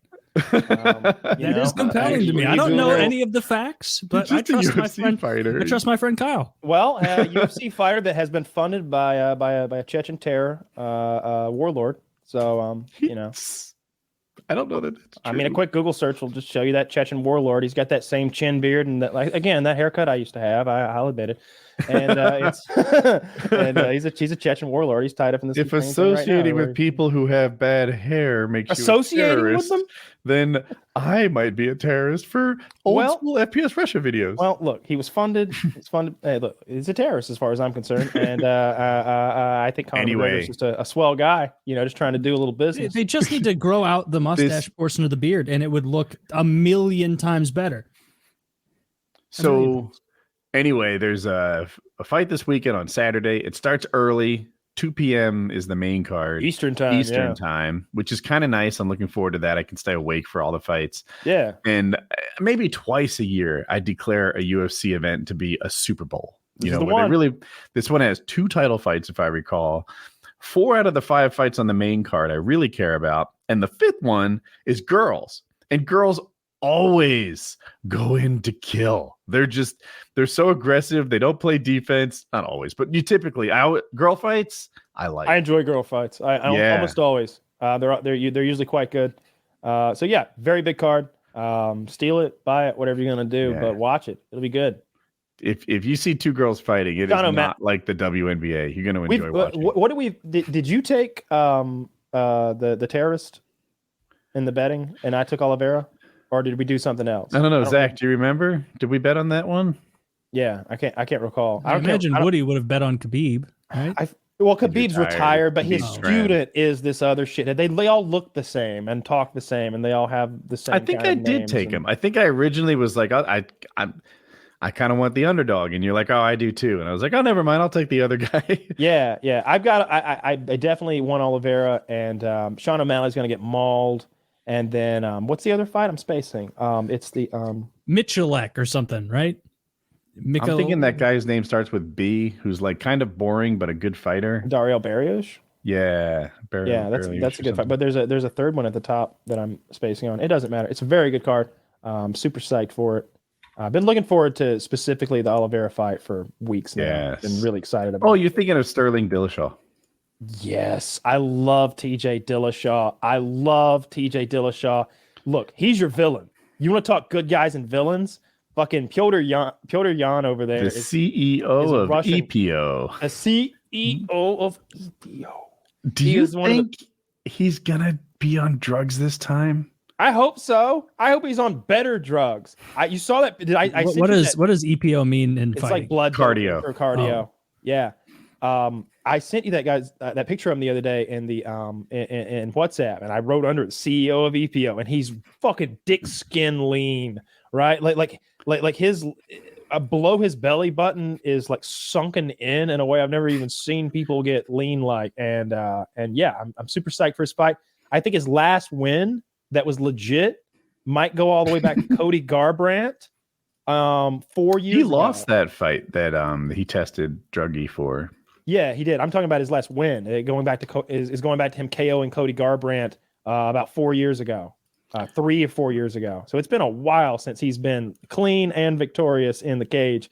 But I just believe in TJ Dillashaw. He's a bad motherfucker. He's got a great team. He always works hard, and I bet his drugs are better this time, harder to detect. So I bet he's going to smoke. That's the question. I think TJ Dillashaw without drugs is not that good. That's my theory. I'm not sure we're going to see TJ Dillashaw without drugs in this fight. He looks like $1 million. Looks so good. No, I got my money on him. Poor Sean O'Malley. I've never been on the O'Malley train. He seems kind of cringe to me, kind of the way Henry Cejudo does. I do like his podcast a little bit because you get inside look at like fighters and shit. But I'm tired of all the gold shit and the funky hair and like. I saw what you look like when you started fighting, dude. Like you're a normal dude. Like just be a normal dude. All that rainbow shit. He always comes out just probably. I don't like that. Like build a cool character like Colby Covington and be hateful. That actually is where I was going. So hypothetical, Kyle Myers is in the UFC, right? And as you know, it's half based on your fighting talent and half based on your ability to sell fights. It's hard to sell fights where you lose all the time, but how does Kyle, like, what's your nickname and what's your character? I mean, I've already done this once, Woody. Like I would just use the same character if we're in an alternate. We're in an alternate universe where like I'm a fighter now. Then I just do the same thing. You just be a Russian from Georgia. Oh, dude, no! Right now, can you imagine the heel I could be as a fake Russian in the UFC? If I was a UFC fighter and I was like, look, Dana, sign me, but wait until my name is legally changed. We've got the paperwork's in the mail. I'm changing my name to this Russian name. You got to tell them that I'm from the wilds of fucking Siberia, that I killed a bear when I was 5 years old. Like we're going to make me a WWE like legend here. And then I come out spouting that super harsh anti-Ukraine shit. Fucking, I've got the Z on my chest. And when at the press conference when the other guy pulls out his belt he's so proud of, I fucking spray paint the Z on it. I fucking we're taking that too. We've got a special fucking military ass whooping operation coming for you next Saturday, fucking comrade. And like you're doing the accent, of course. That's what you do. You make people angry. It's so much easier to make people angry than to make people love you. Being a heel is simple. There's less Everybody knows for that role. Hate. If you need half heels and half faces, I think they're called. Yeah. 90% of the roster wants to be a face. It's hard to get that job. 10% of the roster is going for the other half of the jobs. It's an easy job. The math is there. It's an easy job, especially when you could skip right to WWE. Like you wouldn't even have to do UFC. No, fucking Colby Covington is the current master. This is a guy who they were like, don't we even want this guy on the roster anymore? He's a boring wrestler who occasionally punches people in the head, but mostly he just grabs them and throws them on the ground and controls them for 3 rounds. Lay and pray. Not very kind fun of to boring. Watch. Yeah. And he was like, actually, I'm a MAGA wrestler now. Let's make America great again, one ass whooping at a time. Start with you, homeboy. He had a fight in Brazil, and they told him he was going to be cut from the roster whether he wins or loses. And he's like, keep booing me, all you filthy animals. And the UFC is like, never mind, we're keeping him. Yeah, he called the crowd of Brazil filthy animals. And they were like, you've got a place here, sir. Yeah. And he built his character until Donald Trump apparently believes it's real and has called him multiple times post-fight and has shown up at his fights. He's been to the Oval Office. Colby Covington has with the belt with Donald. I like that it's the Oval Office now. Yeah, the Oval Office. It's no, I mean that's smart. You play into again, something makes you divisive. Mentioning Colby again, he was there with Kanye at the funeral for BLM. He injected himself into that to get a little bit of press. So I'm sure people were like, who are Kanye fans, were like, who the fuck is that big ass white dude? What the fuck is he about? And they're like, I might be stupid. I can't tell where Colby ends and the act begins. I don't. Kyle's convinced. I think it's all a show. It's all I'm not as sure. I can't tell where it starts and ends. I think it's all an act, but it's his fucking. He starts out his like videos. What's up, nerds and virgins? He's got 2 paid like girls in bikinis. I forgot that. Nerds and virgins. Welcome to the fucking show. He's got like 2 girls like in bikinis with their thongs like all over him, and he's just talking mad shit. It's good stuff. It's good content. He's the other very hateable. Sell him out too. They're like, those girls, they don't like him at all. Like he tried to get a handshake and couldn't. Like they're paid to be there. But he acts like he has 2 girlfriends in bikinis. I'd be like, yeah, they make more than you made on your last fight, asshole. Like what were you still making 2020? Like he's mean like that too. He'll insult the amount of money you make. He'll go after your family, your wife, your children. He's real no holds barred with it. That's really how a villain operates. You ever watching a movie or a TV show, you're new to this universe, this creator, whoever's the showrunner, whoever you want to blame or praise for a show's style and direction. And the characters you care about suddenly get into a spot of trouble. Okay. The pirates are boarding our ship, or let's say an intruder's breaking into the house late at night and his family's alone, that the husband's away. At first, we don't know how much trouble they're in, right? It depends what kind of show this is. Sure. Maybe we might. Is this the kind of show where they're gonna rape people and like molest people? That like in The Walking Dead, they'll rape your son in front of you. That's the kind of show that is. So when people get in a little trouble, your heart races because this is a world where people rape your son in front of you. That makes a good show because the stakes are scary. The same way, and the stakes are important in everything that we do. The higher the stakes, the more interesting things are. Yeah. And a lot of shows have these low ball stakes, and you just can't get into them. I like a show with high stakes. Yeah, the plot armor and Family Guy, hate it. And so Peter's never gonna die. And so when Colby Covington shows up as a villain, and you're watching him on your TV, the stakes are high because this might leave this little microphone, and somebody might get an ass whooping for real over here outside the ring. He's done it before. He's been in a couple of altercations outside the ring. He doesn't win them all. Doesn't win them all, but he wins all. He's going to win the lawsuit. That's all that matters. He's hitting him up for the Rolex damages, and he's saying he's got brain trauma. What if they scan him? They find brain trauma, which is of course from fighting. He says it's from Masvidal and hits Masvidal for $4 million, $50 million. What his future earnings or something, and ruins Masvidal's hasn't life. Fought since, has he? He has not fought since. He doesn't know what to do. It seems he should be going after McGregor. That's his fight. That's who's looking for a fight, and that's where the money is. He should be begging McGregor. Instead, he's begging Leon Edwards. You know what Leon Edwards said? Get on your knees and beg. He said, "Get on your knees and beg, and I'll fight you." He's the champion in his weight division. Yeah. Okay. So there's a backstory. Jorge Rivera's like Jorge Masvidal. I'm sorry, thank you. Jorge Masvidal is like the second coolest guy in the division at this time. He's doing an interview, and Leon Edwards walks by, and I think maybe he says something, or they get into like a little spat. Out of nowhere, Jorge Masvidal hits him 4 times. Pop, pop, pop, pop. Right? They're behind stage. This is during an interview. Edwards did not see it coming, and afterwards, Masvidal says he gave him a 3-piece and a soda, which everyone is like, "Wait, what? What is a 3-piece and a soda? What is happening with this 3-piece and a soda? I've never heard of a 3-piece." Other fighters are like, "Is a 3-piece and a soda a thing that I'm unaware of?" Our minds are spinning over this 4-punch combo that is now known as the 3-piece and the soda. I still don't fully understand it. Other fighters don't. Chael Sonnen can't explain it to me. No one knows what a 3-piece and a soda is, but we're all fascinated by the branding on it. It's fucking. It's a 4-item combo. It's so clear what it is. 1, 2, 3, 4. 4 punches. A 4-item combo. That would have been my and a guess. soda. Yeah, that he got hit 4 times. Chael Sonnen's a moron. The phrasing of it is now part of the UFC lore and legend. Like it's written in stone. I gave him a great 3-piece line. and a One of soda. the best lines. He's got So Leon Edwards has been wanting this rematch, and the UFC is like, no.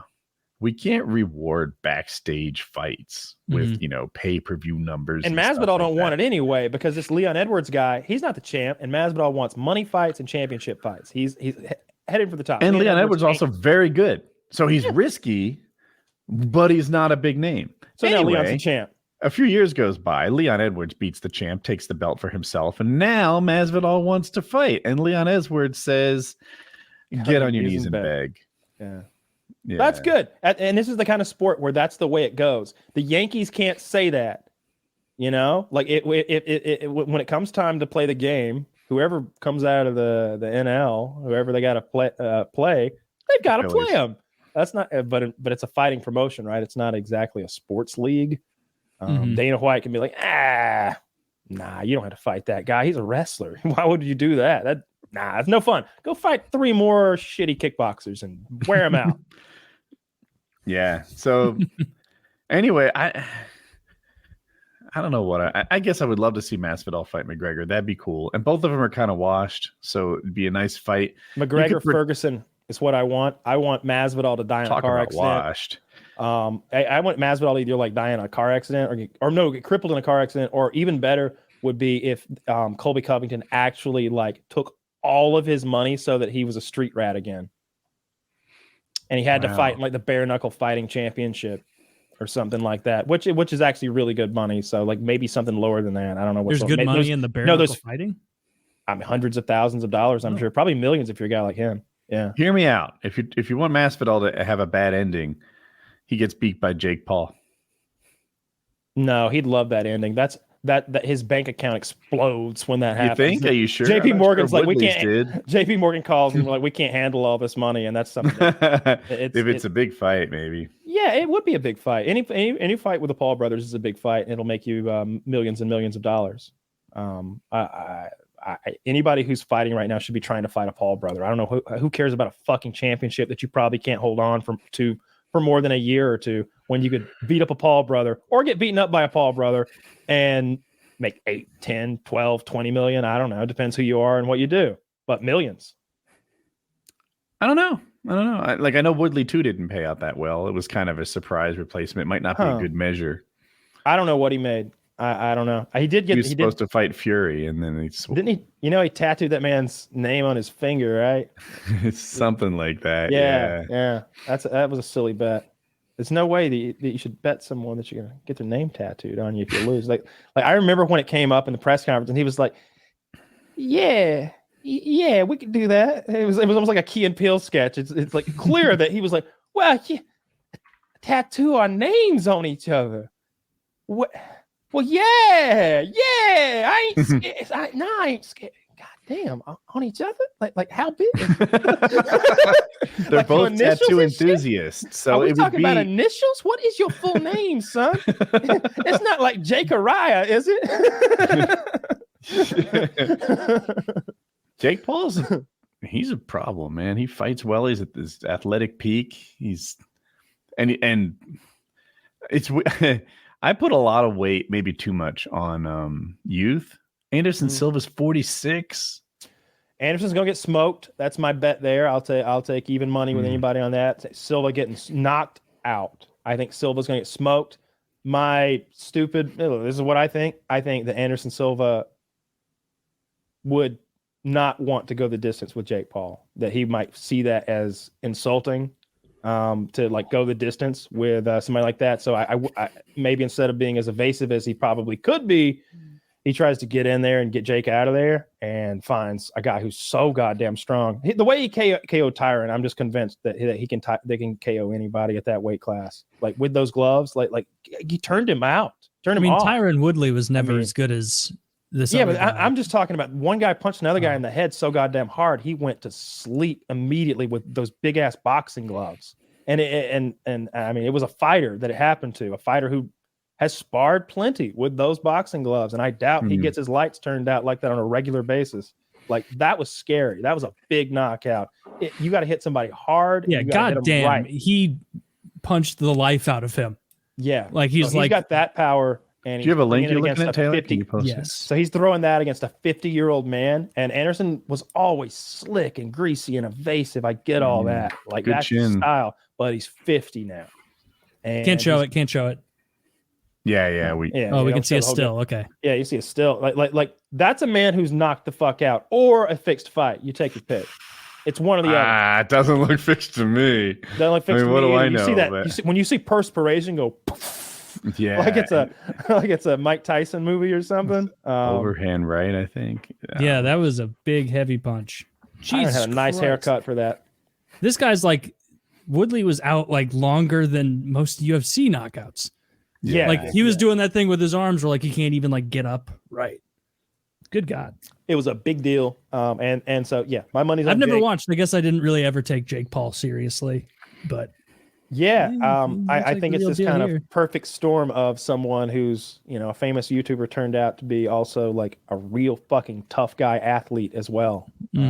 Like he good for them. Seems like they've pivoted. I don't like how YouTuber's an insult. No, it's just no. What I mean by that is it'd be like, might as well say that like he's a lottery winner and the toughest guy in town. It's like, oh really? He's both. The fact that he's a millionaire doesn't have anything to do with the fact that he's now fighting. So it's that one might take away from the other because I think the idea is that he's only getting these fights because he's famous, but now that he's there, he's showing that like he belongs there. Look at that guy. He looks like he's good at fighting. He does look like he's good at fighting. Plus, everybody he's fought is kind of knocked the fuck out, more or less. Everyone right? who he's fought agrees with Of course, me. he does pick his opponents, and he usually tries to pick men who are about to start collecting Social Security. and then that shrug is perfect. He's like, "Yep," and I knock him the fuck out. You think like what if he challenged like George Foreman? Like someone who's win? 70. He'd Isn't smoke George George Foreman Foreman. like 70 years old? Yeah, he killed George Foreman. He might be able to kill him. Is George Foreman still alive? Yeah, he's alive. Yeah, he's eating all that grilled chicken and shit. 73. Yeah, he wouldn't do well. Yeah. No, like you don't have to like imagine freak fights for Jake Paul anymore because he's beating like real professional athletes Tyron now. Woodley, yeah. Yeah. Yeah, that was a real credential. That couldn't, and it's 9 days and they're he couldn't have picked a better fight, it turned out. I remember when Tyron was trying to get that fight thinking like, whew, hope Jake doesn't take that because Tyron is not a star anymore. And he might be able to give this guy a problem. Tyron's elusive and strong. Like I thought Tywin would win. Yeah, I keep saying it wrong. Tyron. Everybody, but I've seen plenty of people call him Tyrone, but that's just not his name. Agreed. Yeah, but that's just nice. but it's really close to it. Yeah, just it's hard. Tyrone. Anyway, yeah. And Tyron has a perfect physique, right? He's got this, he's a strong guy. He looks perfect. He is 40, but he looks 21. Yeah. And that helps. I think he's got some bitch in his blood, if I'm being honest. I think he's a fucking so? quitter. I think he's a fucking quitter. I thought I was always a shitty UFC fighter. And I remember, like, I've talked about it before, but quickly, like, he was in one of those, like, Ninja Warrior shows where he goes 1v1 against, like, an accountant or something, like a white man. I'll say that. Fucking a 40, right. like a 35 to 45 Put some year old respect white on man, the accountant name. a regular old like business professional white man smoked Tyron Woodley in that competition and made him quit. And it was like, I don't know. I think he's a quitter, and I think he's not like cut from the same cloth as a lot of like professional athletes that could do stuff like that. But I don't know how he ever became a. How are you doing, anymore. Josh? I hate. How'd the show go? Yeah, how Yo. It's very Did you murder rare like I that told you get to? Fucking go off on somebody. And someone harassed you, heckled you? Dude, this was it was like a therapy session. All right. What happened? Oh, so look, there was a 45-year-old white woman, and I have my guitar out. And so basically my shows are hour of stand-up, 15 minutes on guitar, right? Mm-hmm. And so I start playing guitar, and I fuck around a lot. And she does one of these. Well, I don't know why people do this. But she screams, "Sing Layla by Eric Clapton." She was drunk, and I was like, what show do you think you're at? Like, do you think this is a live karaoke band? Which part of this show did you think that? And I just kind of let it go. Mm-hmm. She was drunk. She screamed it again. When I tell you that, this is no exaggeration, for 7 minutes, it was just me telling her how stupid she was. It was like the crowd was clapping. People were high-fiving each other. So I guess she was annoying the whole show. I'm sure. But, man, it feels good. My theory with hecklers is this. I let you hang yourself. So everybody else in the crowd is sick of you too. Mm-hmm. And that way I can say whatever I want. Makes sense. But if I go at you too quick, somebody's going to be like, well, he was a little harsh. So I want everybody in the audience to be like, when is he going to shut her the fuck up? Mm-hmm. And that's when you do. And it's like, honestly, dude, I feel like I smoked 8 joints. I feel good. great. Like, Good. So good. How did she take it though? Was Her she a husband- sport that rolled with it? Did she fight back? It was such an onslaught that she didn't have a time to speak. When I tell you it was 7 minutes straight, nobody was coming up for air. Her husband was laughing so hard at her that he had to get up and excuse himself. She was so mad. Like it was like, I wish I had recorded it. It felt good. It felt good mostly because like I am presently, I have the only job where people buy tickets to a show and think that they can do it better. Mm-hmm. I can't think of it. Nobody goes to Pearl Jam. He's like, just wait till I grab that mic from Eddie Vedder. I'll show him how to compare me. Do you know what I mean? Yeah. We got the only profession. And when people say to me, and by the way, I don't mind fucking with hecklers. It's how I get content, right? Mm-hmm. But at the same time, I fight back hard when people are like, it's part of the job. No, it's not. It shouldn't be. Part of my job shouldn't be the fact that you can't handle your alcohol. Yeah. My job is to make people laugh. My job is not like, I disagree entirely. Does it happen? Yeah. Does that mean it should be part of the job? No. I disagree with that 100%. Sure. But yeah, I mean, I'm a little mixed because you're like, hey, I don't mind it, and it's how I get content, but I wish it never happened. No. I didn't say it should never happen. No, okay, I misinterpreted. What I'm saying is when people say you should be fine with it, it's part of the job.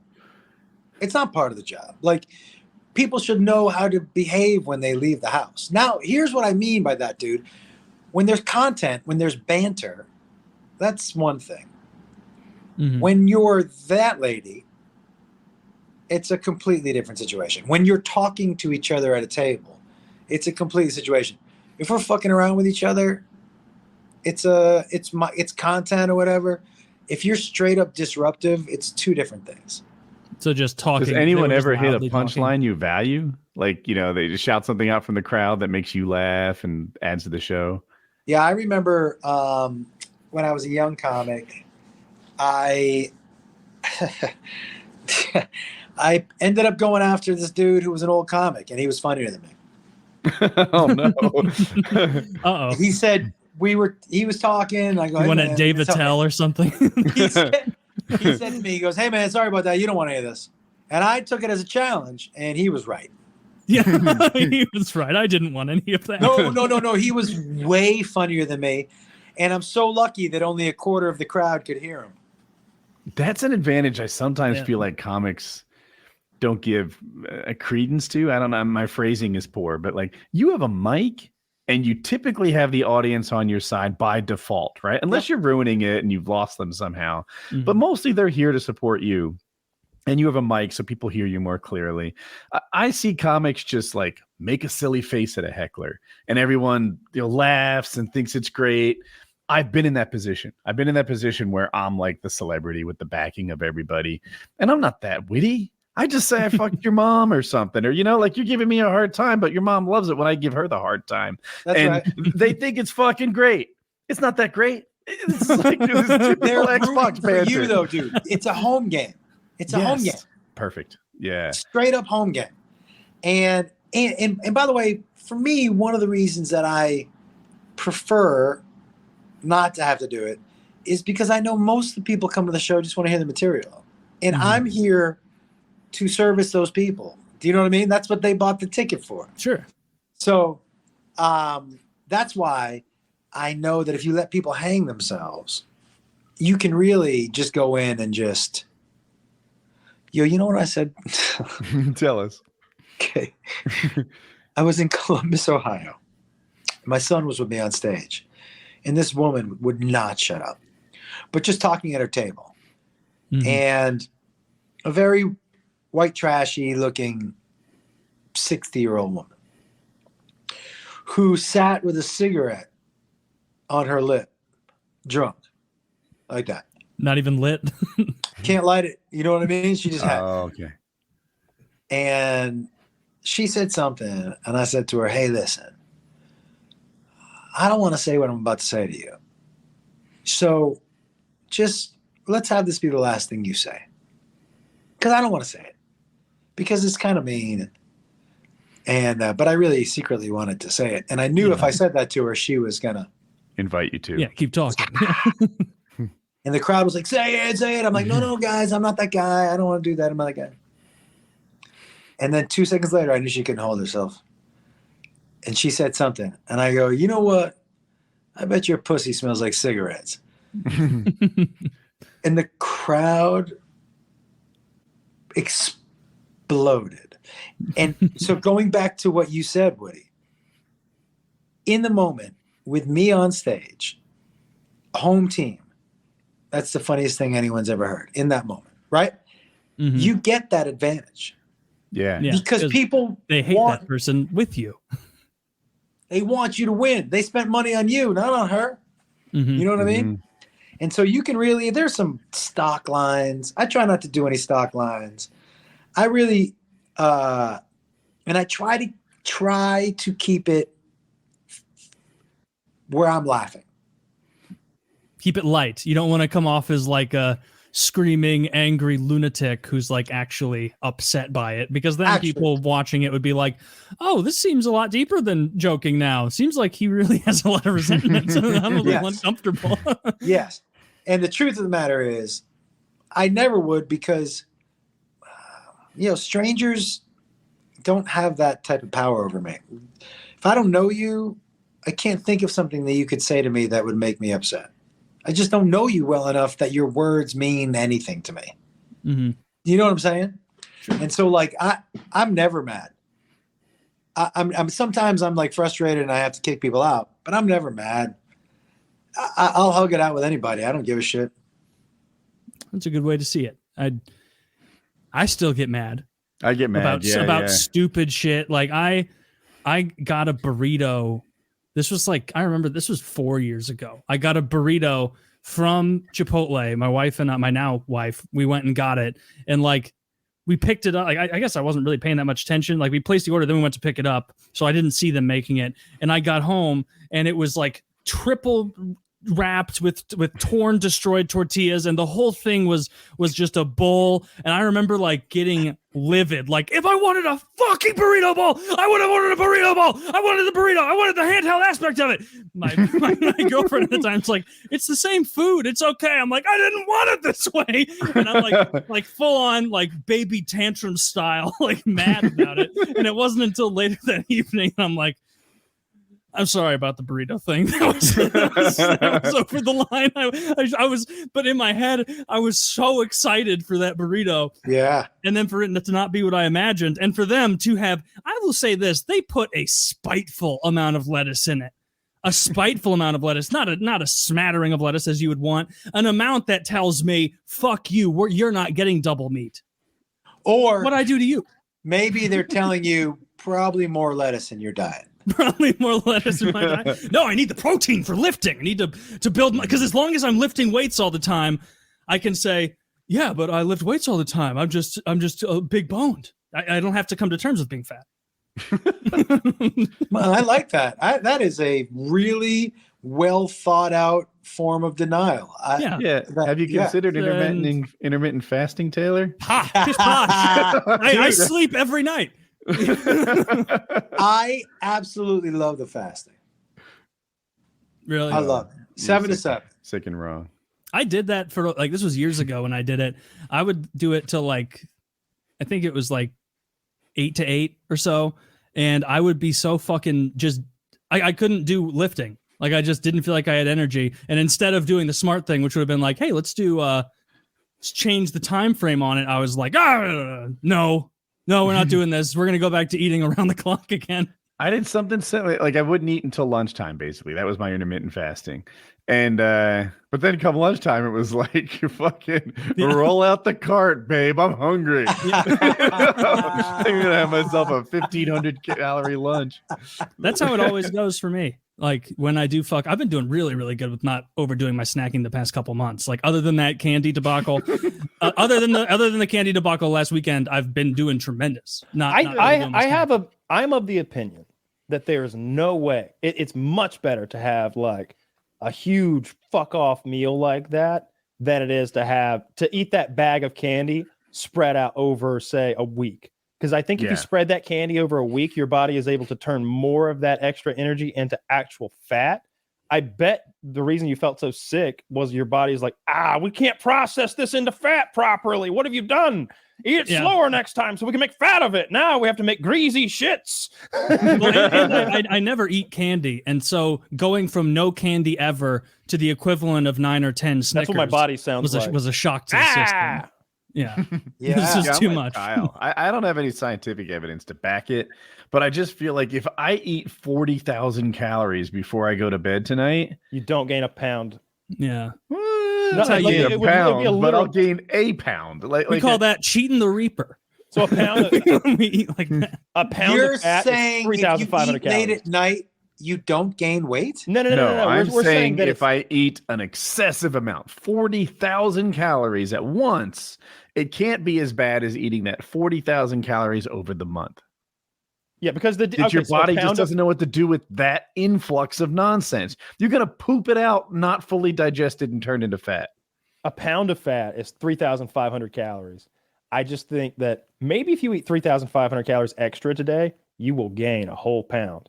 Dude, but if you ate 30,000, you won't gain 10 pounds in a day. You won't gain 10. You won't gain 10 today. You'll get sick and you'll probably have some weird shits, but like there's no way your body is able to create 10 pounds of fat out of 35,000 calories in that short of a period of time. And you see people do that sometimes. It's crazy, like YouTube eating challenge videos where they go somewhere and eat just platters of food. It's tens of thousands of calories. Is that why you think like Kobayashi or whatever that Asian dude he wasn't even that big? But that's because he's eating all those calories at once and your body doesn't know what else to do besides shit it out. I might be bulimic too. I mean, I don't think that he regularly eats like huge amounts of like, it's calories in, calories out. He's got to train. Mostly. But I'm just saying these huge one-time binges are not like clear mathematics as far as calories in, calories out. Calories in, calories out pertains more to long-term stuff. Like, so you've been eating 500 calorie sandwiches 4 times a day for the last month. We can probably figure this math out. But if you eat $50,000 worth of roast beef tomorrow, I don't know what's going to happen, but you're not going to gain that much in fat. You're not going to turn 50,000 surplus calories into 50,000 calories of fat that is on your body. You might die because 50,000 calories of roast beef has got to be like too much food. Yeah, I think the heart attack happens before the shit does. Heart attack? Well, I don't. Does eating actually cause a heart attack? 50,000 calories worth of roast beef? You'd be more likely to like rupture your stomach or something, right? Or maybe your asshole. The asshole can take a pounding.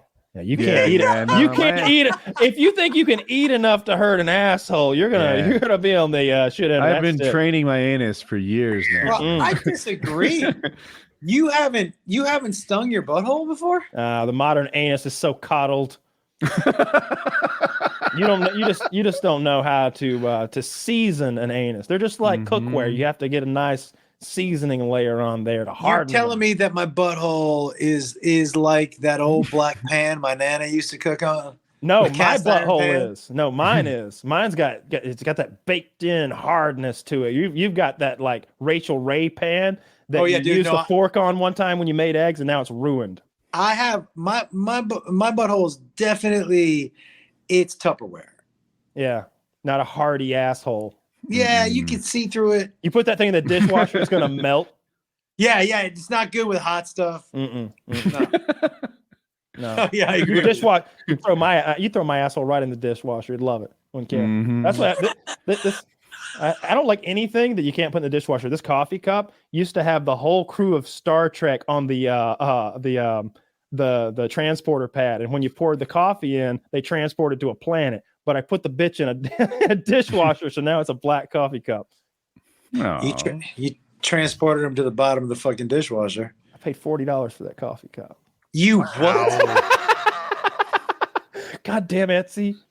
Did you really? I did. I liked it. They had the whole cast on there, and they beamed down when you poured the coffee in. It's still $40 for a it was coffee $40. Cup. The coffee cup I really want on Etsy is like $150, and it's like a human skull with a handle. Not a real human skull, but it looks so realistic. I think it's carved out of stone or something, but they're expensive, and I just can't. How often are you on Etsy? My wife's on Etsy all the time. I have the app. I just like when I buy people gifts, or if I'm going to buy like some wall decor or something like that, some sort of knickknack or something, I'd much rather get something that somebody made themselves with like hammer and chisel than something that I got out of IKEA or out of Amazon or something. This might not be a good example. This is something that's probably like mass produced, and then they're just retailing it through, or they're not retailing, but shipping it through Trevor Foster there. But there's plenty of stuff on Etsy that's like, oh shit, you're making these? Weaponry school on there. There's a lot of blacksmiths on there. And I don't know if they call them leathersmiths, like whatever you call people who make leather armor that's like period specific. Really cool artistry with that stuff. I'm not into it or anything, but I like looking at it. The knives. Kyle once gave me really neat idea, and he was 100% right. The woodworking behind the BDSM furniture is weak. And the craftsmanship is lame and just a bunch of butt joints and screws and shit.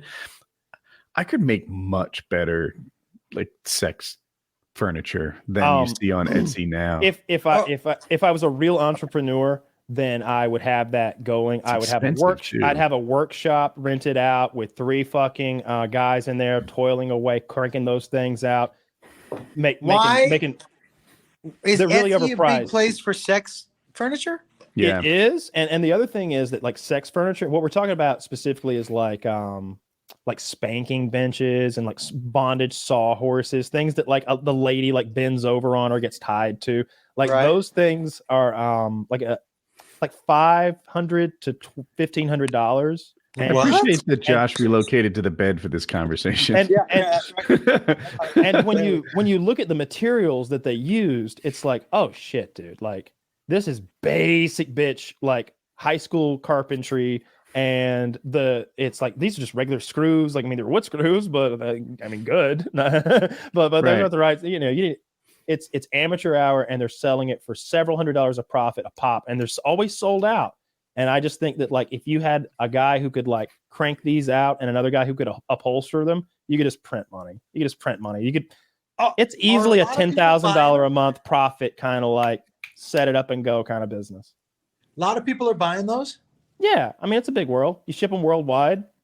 You make them so that they're collapsible and they assemble them there, right? So you get your shipping down.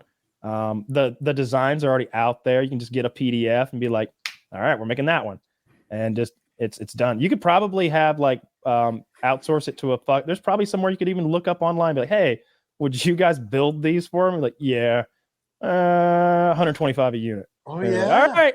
I'm sure that exists. I just don't know. Some guy with a CNC machine putting them together. Once you design it for him, it'd be like printing out IKEA Music Factory. I forget. It's a kind of router that's operated by computers and operates in 3D space. So it just cuts the pieces exactly how you want them to be cut. And it saves material, right? Did you guys in high school work on a lathe? Did you guys have woodworking in high school? He's not big in high into school. woodworking. I've got a lathe in the shop. He's big into woodworking. Like I would say, like used to be. He's like a black belt in amateur woodworking. I grew up on a farm and like doing basic shit. Like I could put some shingles on your house and patch them up, and like I built a shed before. I know how to swing a hammer, but that's about the extent.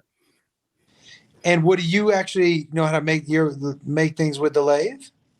Yeah, lathe work. I didn't do anything super fancy, but I would make like beds and stuff that had carved posts and things like that, so that I had to get them all to match and stuff. I was into making like heirloom style furniture, things that had no metal in all their connectors. It was all mortise and tenon and joints and wedges and shit like that. And I got into this like Neanderthal kind. So I'd use like old fucking what is the drill called where you crank the middle the hand drill? You could just call it a hand drill, I think. Sure, there's a name for it though. Like I'd use all the hand drills and start my mortises that way with chisels, and I'd use hand planes to surface all the wood and stuff. No shit. Yeah, it's a really you like find a piece of furniture that's worth $1,000, and I could make it for $3,000 in 100 hours. Yeah. So like it wasn't like a money saver or anything, but it was a hobby that I was into. Mm-hmm. That's how a lot of hobbies are, though. Yeah. At least you're Woody is a collector of hobbies. I like it. I like it, and that should be your life. Like our life should be a collection of hobbies. Really, if you want to stay active and always be learning things into adulthood, and you get the means to not have to be a 9 to 5 every day. Sleep. What do you mean a hobby? I'm fucking tired. If you break free of that, then that should be about collecting hobbies. At some point, Woody will have most of the talents of like a regular action star, right? He's got the shooting, the fighting, the motorcycle driving. He's a pilot. He's a award-winning dancer. Oh, yeah. What am I missing? There's several more. All of these are true. All of these are true. Wait. Can I ask questions now on the list? Yeah. Let's start with award-winning dancer. There was a big dance competition with YouTube internet celebrities, and he won it. That's how I paid off my first house. Wait, when was this? When was this? Where can I see it? What was the dance? Don't skim over this shit. So we're leaving out that I wasn't actually a great dancer. I was good enough for a few minutes to look okay. He's being and that's how you win describing awards, yourself baby. in bed, or are you? Maybe a few seconds. All right.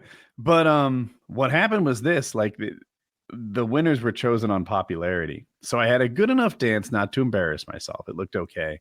And then I would live stream every day. I'd make videos every day, reminding people to vote for me in these videos. And I used my audience to basically stuff the ballot box and pay off my house. Just like American Idol. Did you? What was the dance?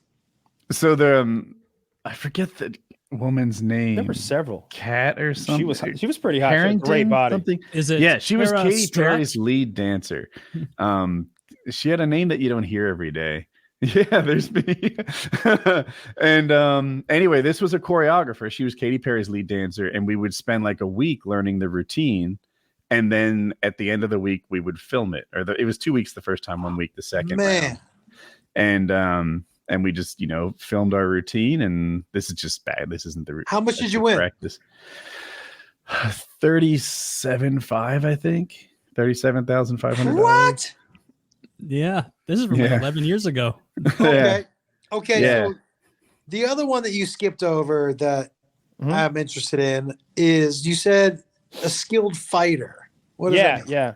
Yeah. He has trained years of Brazilian jiu-jitsu and at least a year or so of boxing sparring under professional tutelage. He has befriended and trained with professional fighters, some of which have been in the top 10 of their weight divisions in the UFC. They predate the rankings, but even so, it's true. He's also lived with a professional fighter and trained under his personal tutelage for a month before. Sort of a Mr. Miyagi type situation. Keep saying tutelage. I like everything I've said is accurate. Yeah. So you're Tom Cruise. Bit of a Renaissance man he is. People mix us up all. He now goes on cross-country hardcore motorcycle rides where he's broken a few bones along the way. He also does a bit of stunt every flying. arm and leg at this point. Yeah, he does this crazy stunt flying. He does lots of parachuting. And when you say every arm and leg, you make it sound like you have more than two of each. He does. It's like a Goro type situation. Okay. Yeah, when you're like every arm and leg, I'm like, how many are we talking here, dude? 8. Just the 4. 8. He's an arachnoman, and that's how he gets so much done. Woody is so into hobbies that, like, I swear, within 10 years, he's gonna be religious because he will have run out of stuff. That's what happened to his dad. And then just like his dad, he'll be like, I guess I'm a fucking Christian now. Like, it's literally what I'm gonna go happened to take his all my father. vacations in Israel. Like my dad, he was right. Your father, I bet your father would have. We talked about that gentleman recently who's a super cyclist, right? The 60-year-old. He's just about to be 60, and now as a 60-year-old, it's like, I've been killing the 59 and younger division. Now in the 60s, I'm gonna dominate. But your dad was a pretty serious cyclist, right? Like maybe not on some national ranked level, but like more than anything I'd ever heard of. How many miles would your dad put in a week at his best? 700. 700 miles a week on his bike. I don't do that in my car, man. Nope. Yeah. I will tell you though, my dad turned 85 this year and has been shooting his age in golf for 5 years. Wow. Nice. Oh, okay. That's strong. Yeah, and here's the type of dude he is. He's 85, right? And he shot an 84. And I said, dude, you're still shooting your own age. He was like, yeah, but it's an 84. You can't be happy about that. I'm like, you're old as fuck, man. You're 85. Dude. The fact that you're playing 18 is great. The fact that you're shooting an 84 is fucking crazy. Yeah. Crazy. Wait, but does he ride the 85-year-olds cart? couldn't walk the- He's right. He's You know what's earned funny? the cart at 85. And I'll tell you something else. The clubs don't let him walk. They're like, no, dude, you're in the cart. They won't let him. God. Of course, Yeah. that's some liability stuff. We don't want Yeah, any older dude, gentlemen. yeah. We don't want any older gentlemen walking around on our course. Sir, have a seat right here. I'll drive you to the next hole and have a beverage on me. They don't want Baby aspirin, 85-year-old. complimentary. you want a beer or something? Yeah, you're let me 85. get your arm over here. Yeah, looking good, sir. Blood pressure. There you go. Do you They have don't want an Alka-Seltzer Plus? 85-year-old dying walking up the hill on the It's a 15th bad look. hole. It's a bad No. look. They shut the whole green down. All the parties on the front nine are like, what the fuck? Some alarmed Yeah. golfer is going to be like, shanked that one and find your dad. Yeah. But they're not sure if they can play the ball off his dead body. They're like, do I move it off of here? Play it as it lies! We play PKA Play it as he rules. lies. Play it as he lies. Yeah, but my dad is Oh. but sounds like your dad, man. He's so focused. He works out, Yeah. I think 4 days a week. Good He for him. golfs 5 days a week. He takes, Also, I think, 3 classes. He teaches a couple classes. Like, this dude Yeah. goes. My on father the just ball. stopped running recently. Like he used to run every day. Now he just rides his bike because he's 75 or something like that, Mhm. 76. yeah. And it was hard on his knees to keep running, but he still exercises all the time. Another accolade for Woody. He's also got a 6-pack at almost 50, which is pretty rad. Pretty impressive. Like that's got if you keep making like percentages of the population who have achieved any of these things, it's like him, maybe like John Travolta and some Indian dance star we've never heard of. You talking about a 6-pack? 6-pack plus dance winner plus I don't got that. motorcyclist. Don't got that. The combat training, like we Don't got got that. all of his little This is too bad. circle Yeah. diagrams. You know, when we overlap enough, Yeah. it's just like him. The Venn and like, diagram is just Woody in there. Actually, but everyone has their own Venn It's diagram, like though. him Sure. and The Rock. Him and The Rock. No, The Rock doesn't fly around. He's too large. yeah, he's not a pilot. He doesn't know how to fly. He would Woody's- be horrible in the air. Woody's No got wind that- resistance. Woody's got this Too much ridiculous wind thing he flies around called a paramotor, where he's got like a parachute behind him plus a fan on his back, and he zooms around the skies at like many thousands of feet. And occasionally, people who do this silly hobby get sucked up. They call it cloud suck, and they go, they take them up to the higher than fucking airliners fly, and you're sitting there with your little goggles on, your cell phone, and that's all you Shivering. fucking got. And you get so cold and hypoxic that you go to sleep. They fall The air's asleep. thin up there, so you start coming on back down, and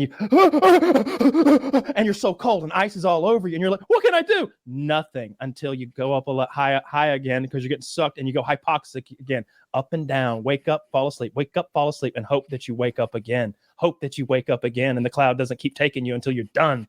Sometimes That it does, sounds sometimes awful. it doesn't. You And this should is what Woody does should for go fun. bowling. That's such a good By the way- storyteller. It's all true though. It's all What true. the fuck are you talking about? That's what he does So- for fun. Paramount. Yeah, What? cloud suck is if it's what the fuck cumulo. It's like You- God. You took a do that straw. on Name wrong. purpose? Yeah. On No, I don't. You try to Well, not avoid the cloud cloud suck. suck. You try to stay thing to that the can edges of the happen cloud while you're so that flying you as can a get pilot. away. But if you find yourself in the middle of it, then it's a big problem. So has that happened to you? No, I've never been unable to get down, but getting down is one of the things I'm really good at. Like, I'm an acrobatic paramotor pilot, so I'm losing altitude is like, I don't brag a lot, but I'm like better than everybody at getting down. Yeah. Almost. Can I Not ask you- Woody's been everybody. training for like the last 3 years, going to like these special retreats where they like practice all sorts of weird maneuvers and stuff. But Woody, is there anything you're scared to do? Oh, well, I'm scared of all these things. Yeah, Yeah, I yeah. just do it anyway. yeah. Oh, really? Yeah. That's true. If Yeah. anybody does stuff like this, everybody's scared. You have to Everybody's respect it. Otherwise, Anytime you do Yeah. anything crazy like this, everybody's scared. There's kind of an Okay. arrogance that I think that I can handle these troublesome situations. Of course, they get hurt all the time. It's not always true, but yeah, like it's not that I'm not scared, or like sometimes I'm like, why am I even doing this? But afterwards, it's like, oh, that was a blast. I really enjoyed doing that. Okay, is there anything? So scare is not the right word, but is there anything you're like, I'm not doing that? Base jumping, right? Didn't you say base jumping? You Yeah, the base jumping's it just seems like bad decision making. So the thing is with paragliding where I am, I have 2 reserve parachutes. I've had an accident where the first reserve parachute didn't work. Like my wing wasn't flying. I was spiraling to the ground. I threw my reserve parachute. It got caught up in the wing as I was spiraling. I threw my second reserve parachute seconds before I hit the ground. I rode that reserve for like 15 seconds and landed, and I was fine. Like very close to death. But that illustrates how I had like 3 opportunities to fix this. My regular wing, my first reserve, and my second reserve. The problem with base jumping, they don't have a reserve. There is no plan B. They're jumping from 400 feet. If plan A doesn't work out, plan B is get hurt. I watched one died this week. Yeah, did you see the jump? They did a coordinated jump, 4 guys in pairs. Yes. Your first pair jumped, and then the second pair was coming right after him. And one guy's chute didn't open. He was on the right, and he splatted. He hit the ground hard. No. And it was like river rocks, the kind that are about this big. I saw a different one. Was he okay? Oh. I saw a pilot land into the guy below him's parachute. Oh, that's what you're right. But they hit the rock, right? If I recall correctly. I remember thinking he's dead. Like you said, 2 jumped, then 2 jumped. Yeah. Second jumper hits the first jumper's parachute. You're right. Then second jumper's chute deploys. First jumper's chute is ruined now, and he pile drives into the ground. That's what it was. You're right. He might have died. I don't know. The other guy on top of him? No, the other guy got free of his parachute. chute. Got fouled by a person. Yeah. So the other guy, they call it a bird's nest. He hit the lower parachute, turned it into a bird's nest, an ineffective bunch of fabric. But he was able to get his chute deployed eventually. His parachute. And the guy who he hit is now his victim, and he piles into the ground. I don't know his injuries. Hard. He hit hard. I remember thinking that's death, or so close to death that let's hope it was death. Woody, what's your worst accident you've had? Broke my leg. Doing what? I was a newer pilot. I launched poorly. So when you first bring your wing up, you get a lot of lift, right? So you think of air as going sideways, but if you stand on a cliff, the air goes up. Like it rushes up the hill and goes up. So when you bring your wing up, it pulled me straight in the air. The first time I did that, I handled it okay. But the second time I didn't. Like my body position was all fouled up. Like imagine you're sitting on a swing and someone incredibly strong, Superman, pulls the chains up really fast. You might find yourself in like an awkward position. It's hard to keep your feet to be the lowest part of you. You might land on your ass, right? Because you're just sort of in the air, unable to right yourself. And the way I landed, like I guess I planted a toe and then bent it backwards, like towards behind me. And so I guess your leg has 4 bones that kind of connect your foot to your leg, and I broke 3 of those. So that sucked. Yikes. I think that's my my worst accident, that one. Yeah. But the high ankle sprain was worse than the broken bones. He's also a lifeguard who saved over 200 people's lives. Also accurate. And he was award-winning swimmer as well. Many accolades to his name, regional and local events. Yeah. Well, I mean, shit. What we want to talk about stuff now? We want to talk about making millions of fucking dollars. What we want to talk about? Why are we doing this? I haven't done anything cool. This is good. We should do this sometimes where we pump each other up, tearing each other down. I was gonna say this is a real. I'm a good hype man. You want me to do you next, Josh? You don't even know. You've done some cool stuff. I was downstairs and I was like, "Yeah, I do the show with Josh Wolf guy." They were like, "Really? That guy's hilarious. I saw him in Texas." Like everybody's pumped down there that you're up here. They want to come up here. Fuck yeah, bring them up, man. Nah, fuck those assholes. I went down there. All the Nutty Buddy bars were gone. Oh, that's horrific. I keep them in the freezer. I get one monsters. after PKA. Not this week. Yo, they ate all of them? You got to send them out to get some more. I remember those Nutter Butters are so good. Remember that story our friends told us about that fucking obese, like antisocial person that went on that trip with him, and he had the whole box of Little Debbie cakes, and he was just like one after another, and they were like, "Hey, they're individually wrapped for a reason." he ate like a 12 in a box, and he ate the whole fucking box. It was like those Christmas tree cakes or something stupid like that. Those aren't even very good. Not even good. They're not even good. But let me ask The you, recipe. Yeah. what's your favorite frozen candy bar? Oh, I think Reese's. Reese's are really good. I grew up when I was 4 years old. There was a gas station just down the road from us, ran by a guy named Dwayne, and Dwayne had one of those old timey coolers that you had to, that's low to the ground. You slide the top over. Yeah. It was a Coca-Cola cooler, and down in there he would keep a bunch of Reese's and Snickers. And my dad would take me up there, and I'd get a can of Coke, and I'd get a Reese's, and we'd sit there and shoot the shit with him. And that was I love those. Like 4-year-old me, it was like love those. There's a Snickers ice cream bar. Yeah. Does that count? That one's good. That's really For me, good. dude, it's I've never tried that. I'll tell you something. I think a Three Musketeers is so much better frozen than it is not frozen. That might get my vote just because it's so much would have to better be. than the regular one. It's hard to eat though, right? Doesn't it get super just gnaw on it and barely It's make progress? So much better. It's crazy. Cookies are good. Oreos are really good out of the freezer. Oh, we used to I'm hungry. freeze Charleston Chews and throw them at each other. Yeah, I was gonna say these things are so difficult to eat. What are you doing to increase Oh, those your were jaw hard. strength, We Josh? just throw those. You We don't just threw those at each other. as well. Those and those little peppermint patties, we used to freeze them and just fucking huck them at each other. The winner's the one who gets all the candy. Yeah, right. Oh, don't throw money at me next. I like peppermint patties. I like those too. They're all right. Junior mints. The problem is that like ice cream is so calorie dense that you gotta pick your favorites. When you go to like play that ice cream game, you gotta be like, all right, let's pick our best. And for me, the best ice cream is it's not Moose Tracks, it's Otter Paws.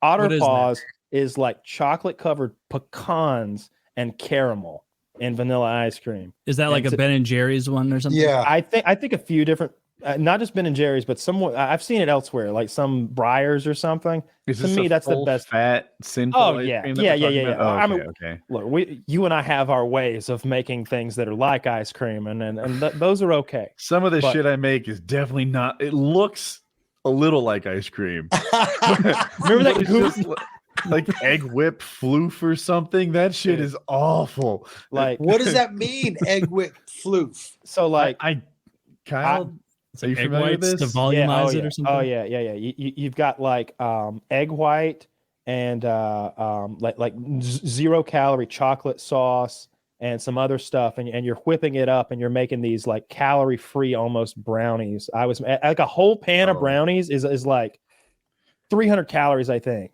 And but if you look at the macros on a pan of these brownies, it's pretty good. It's healthy. It's protein. It's like all protein almost. So there were days when I'd be like, I'm having a pan of brownies for lunch, like in the middle of my weight cut. Yeah. Mhm. When I was like dick skin lean, and you could like see veins that were like powering my cock, going from my stomach to my cock. Like there were days in the middle of that, the whole lunch was nothing but a whole pan of brownies and What's that a recipe? Google Are you- like I can Why get it you for you. looking- It's easy. You looking to get a good cock vein, are you? I'm looking Oh, to get a bunch of protein in a sweet form that I can be like, oh, I'm getting my protein macros for the day and I'm snacking. I like things like that. I feel like I'm cheating, but you're not really cheating. Explain to me when you guys say protein macros, what we're talking about. All right, So what you, I'm talking- you need enough you have protein three- to build muscle. There are 3 macronutrients, and then there are the micronutrients that you've heard about, like all the vitamins and minerals and shit. But the macronutrients are your fats, your carbs, and your protein, right? Right. And they're just the densities of those is what I care about, because fat is the most dense calorically. 1 gram of fat has, I'm making up a number. I don't have it off the top of my head, but I think it's 12 calories.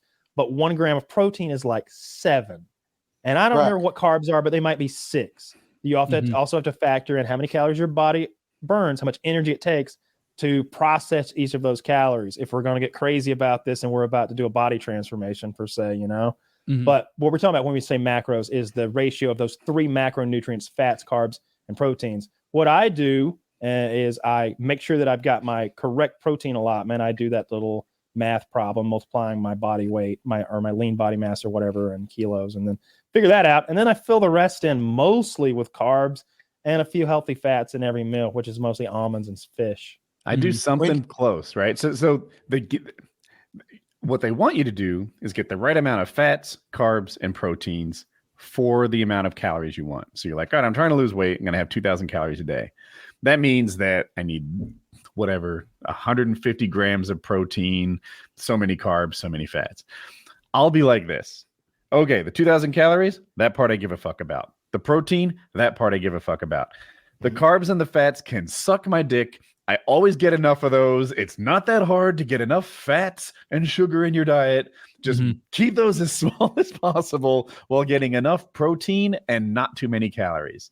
And if you do that, you're 80% right. You're 80% right. You're absolutely correct. Protein's the only macro I actually like track and make sure I hit 200 grams. Oh, you need to hit. Yeah. I don't care if you hit your carb. If you don't hit your carb numbers correctly, you're not going to be able to do your workout. I usually just make sure at least 200 grams a day. And that seems to be fine. There were plenty of days when I would run out of energy and I would have to go get some orange juice. Kyle, I disagree with you almost 100%, man. Okay. In that I have so much energy. I'm 52 and I'm just high fat. I burn fat. I don't burn carbs. But that's what your diet is? You're on a keto diet? Yeah. Then you're a ketosis. Your body burns fat differently than ours do. You've trained to do so. But that's what I'm saying. So for me, it's the exact opposite. I by the way, I've never felt better. I'm thinner than I bet. Want to be. Yeah. Good. I hear that a lot.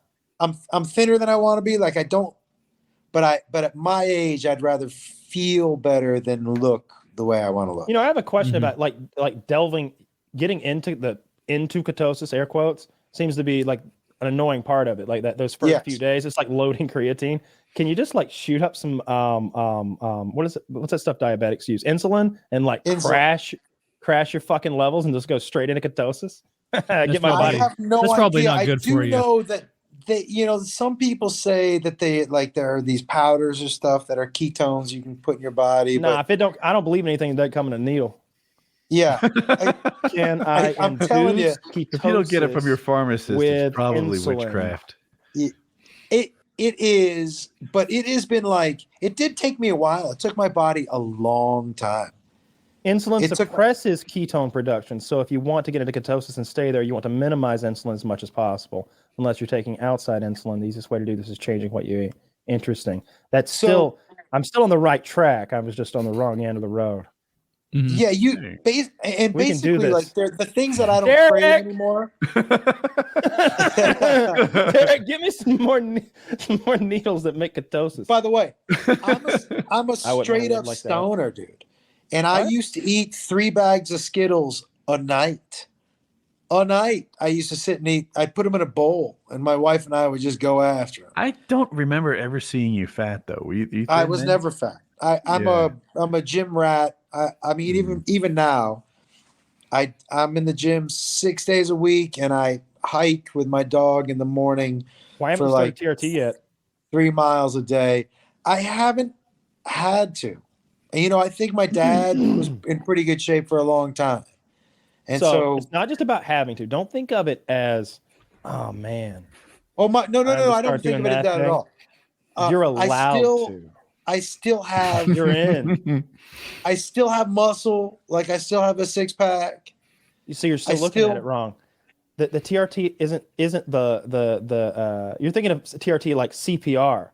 Oh yeah, I'll wait until I'm drowned and I need to be saved to have. While my levels are still good. Let's go ahead. While my levels are still good, so my body still makes it. So while my body still makes it, my levels are great. Kyle's levels are heinously high. It's super duper cheap. Because it comes in a bottle. If you ever do it, don't do the cream. That's silly stuff. That's amateur hour. You want this, and it's little bitty needles. These needles don't hurt. These needles don't hurt at all. They're itty bitty baby syringes. They're tiny. You can't even see that needle. Why do you have a syringe laying on your desk? All pointy. Well, because I've got it in like a sharps container upside down over there, and then it's like I just injected like before the show, so I took the Are you needle. reusing syringes? Like Of course not. This is what I just used. That's in. It's called being a smart consumer, Woody. It's called being cost conscious in these trying times. Heard of that? First of all, Taylor, you're right. I'm underestimating how ecologically sensitive Kyle is. He's saving the environment. He is. He's putting these all in a bag and burying it in the woods when he's done. I put them. I think all those everybody in the news saying that you shouldn't pour motor oil on hills. No, I've been saving them. Halloween's coming up. I got hundreds. Yeah, it's very Kyle, spooky. Where was it? Yard. You said it was in a sharps container, but I've you got a could get plastic to it. container over here. That it's look. Did you reach into the plastic container to get it out? Yeah, it's like in the container, upside down, needle first, with the like little alcohol pad that I use to like sterilize. And Show it to us. No, you don't even keep it in a safe. Right. What if a child came across right here? Yeah, this little. It should be in a here. safe, locked up. It's not like a container or anything. It's just what I put it in. Oh, okay. Holders. So sharps container at a hospital. It's my is on the sharps wall. container. It's like a little trash can. Oh, what Sharps is a brand? Oh, this doesn't have a Sharps logo. I'm gonna things in it. It's a Sharps container. Sharps I thought it was gonna be like what you saw in the orange hospital It had grade like ones. yeah. I may have implied that. It's actually an old Nutella container. But it's in there. Old Nutella container. No, I highly recommend TRT. Bigger, faster, stronger, all that stuff. Just go watch Pumping Iron with Arnold and let him and you could go do you could do exactly the same shit he did if you wanted to. I don't think it's a good idea. There's better stuff now. Soon as when I'm done having kids, I'm gonna get on TRT. I'm gonna get on an amount that the doctors are saying stop, don't do anymore, and I'm gonna be so mad. Is this gonna be like the Ellie Confidential DVD again? Am I gonna have to pay to freeze your sperm so that you can get on juice so I can see you turn into the big muscle nasty Hulk that you're meant to be? I want to do that. I feel like I've got good genes for putting muscle on. It's a lot easier for me to put muscle on than a lot of people. And if I could just Taylor, 9 months of just TRT and lifting hard like you already do, and maybe you add, and I know you were just thinking, add 300 or 400 calories to your diet, more calories. How will it manage? Yeah. Oh no! You would be 250 pounds, 260 pounds by the time you were done. Then you'd cut off about 25, and you would be 230 pounds of you'd look like a professional football player. In 9 months. In 9 months, you'd have the bulk to be like a lineman. In a year, you'd have cut the fat off of that 9 months, and you would look like a professionure athlete. Taylor, you should do this instead of conceiving baby. Like when you walk in places, when you walk in, like clothes will fit you in a way they don't fit normal human beings. You will have to get special kinds of clothes to fit around your delts and your quads. And By the way, is it weird that I'm kind of hard right now? No, it's normal. That's a different pill, but we've got that too. Oh yeah, I'm bricked up just thinking about how hot I'm gonna look. Look, head on over to MerrickHealth.com or whatever Derek's website is, and sign up. It's not that expensive. They send you your drugs, you shoot it into your arm, and then you get real big and strong, and you get your dick sucked. Sounds good. Wow, is that on the bottle? It's mostly by dudes though. Like everybody thinks you get ripped, and girls are gonna be like, whoo. No, but everybody raves about head from girls, but head from girls is just about sex. Head from another guy, that's about power. I think. What do girls know about penis? I got one compliment. I've gotten one compliment ever from a woman about like being in shape, and it was at the gym, and it was after I paid her a compliment. I think I think I said something like, "Wow, your back, you look amazing." They like keep it up, and it did. Her back looked like one of those like rock climbers' backs where you see every muscle fiber. Mm-hmm. And I was like, it was like I wasn't even hitting on her. I was like, "You look amazing. Your back's incredible. You're killing it." She's like, "Oh yeah, you look great too. Your arms are great." And it was like that was that. That's the only time a woman does say anything. Dudes all the time. Dudes are asking what I'm on or if I'm on something or like how do you do this? Why are you doing that? But like women aren't into all that stuff. At least not in that way. Here's something not the kind that'll make you feel good. I read on Reddit constantly. I work out in a home gym. I'm not familiar with gym culture. I'm always reading that it's terrible to like hit on girls at the gym, to say anything complimentary at the gym. Everyone's there like nose down, trying to work, don't bother me, etc. Why? Why isn't this a more social thing? People are barely dressed. You know what you're buying. Why is the gym such a bad pickup environment? It seems wonderful to me. So I'll say this: when before I got a home gym, and I spent a whole year or so, maybe 14, 15 months, like going every single day to that public gym. And I avoided people as much as possible because of the pandemic and everything. I was going at 2 to 3 a.m. every night for an hour and a half, 2 hours. But when I would see hot girls in there, like the same ones repeatedly, and I would nod, and that was it. I could tell they didn't want any part of me, and they didn't want to like talk. They're fucking head down, getting their cardio in, getting their squats in, doing their work. And I felt the same way. It's like, I'm here to do some work. I don't have time. I started going during the day for a little while, and I think I told you guys, I sent you guys videos of like some of the crazy stuff that was going on. There was like one guy in cowboy boots, and I think it was a hot girl in yellow. And it was like, I guess it was a little creepy of me to record her, but I wasn't recording because he was like doing squats. I was like, look, this is my gym environment. Yeah. But I remember thinking like, I don't need to be working out here at like noon when all these hot chicks are here. Like, this is distracting. Like, I'm here to do some work, not to get Woody, like if you went to the gym and didn't get done what you wanted to get done, you'd be bummed out, right? Like, you want to get your work in. And so let me lay this out. Hypothetical single Woody goes to the gym thinking he's going to do bench press, but instead he gets a girlfriend. And you're upset about this. See, hypothetical single Woody's an idiot. 5 minutes ago, you'd won. You were hypothetical single Woody. And you're like, imagine a guy who has it all and immediately throws it away. All right, are we there yet? Now, moving forward, I've thrown it all away. It's behind me in the past. I have my new girlfriend. No, motherfucker. Hypothetical single Woody is getting so much easy pussy thrown at him. Girls that come over, suck his dick, and then you're not going to the gym for it. You got to work hard for it at the gym, dude. No. Yeah, you just have them over to your palatial estate, and you're like, girls, hey, watch me fly around, and then you can blow me. Hypothetical single Woody doesn't even want to fuck with those people that are at a public gym. It's like, oh, you're a public gym. Okay. No thanks, my dear. No thanks. No. I don't want to go to a public gym. I'm ruined for it with home gymmery. Hey, I will never wait in line. Could hypothetical single Woody hang glide to somebody's house? Because you could get some pussy for sure if you did that. He could absolutely unless they also have a hang glider. First of all, we have a name for that. It's called the Nightwing. That's I think Woody's so close to being a superhero that we're just one collapse in our society away from him becoming the Nightwing. All right, God forbid some sort of criminal element did something to those that he cares for. Now he has to go and become for vigilante justice. The Nightwing takes to the skies. I think when the moon is black as the hole in his heart that they created when they took all that he loved. But the reality is me showing up, getting stuck in a power line, begging her to help me get down. No way. You're up there with your lever action 22. Serving justice. Maybe I thought if I came here by paramotor, I'd look cool, but I'm stuck here. I imagine you'd be like trying to sneak up on criminals and they just be like, what's that? Department? And you just hear like, and they're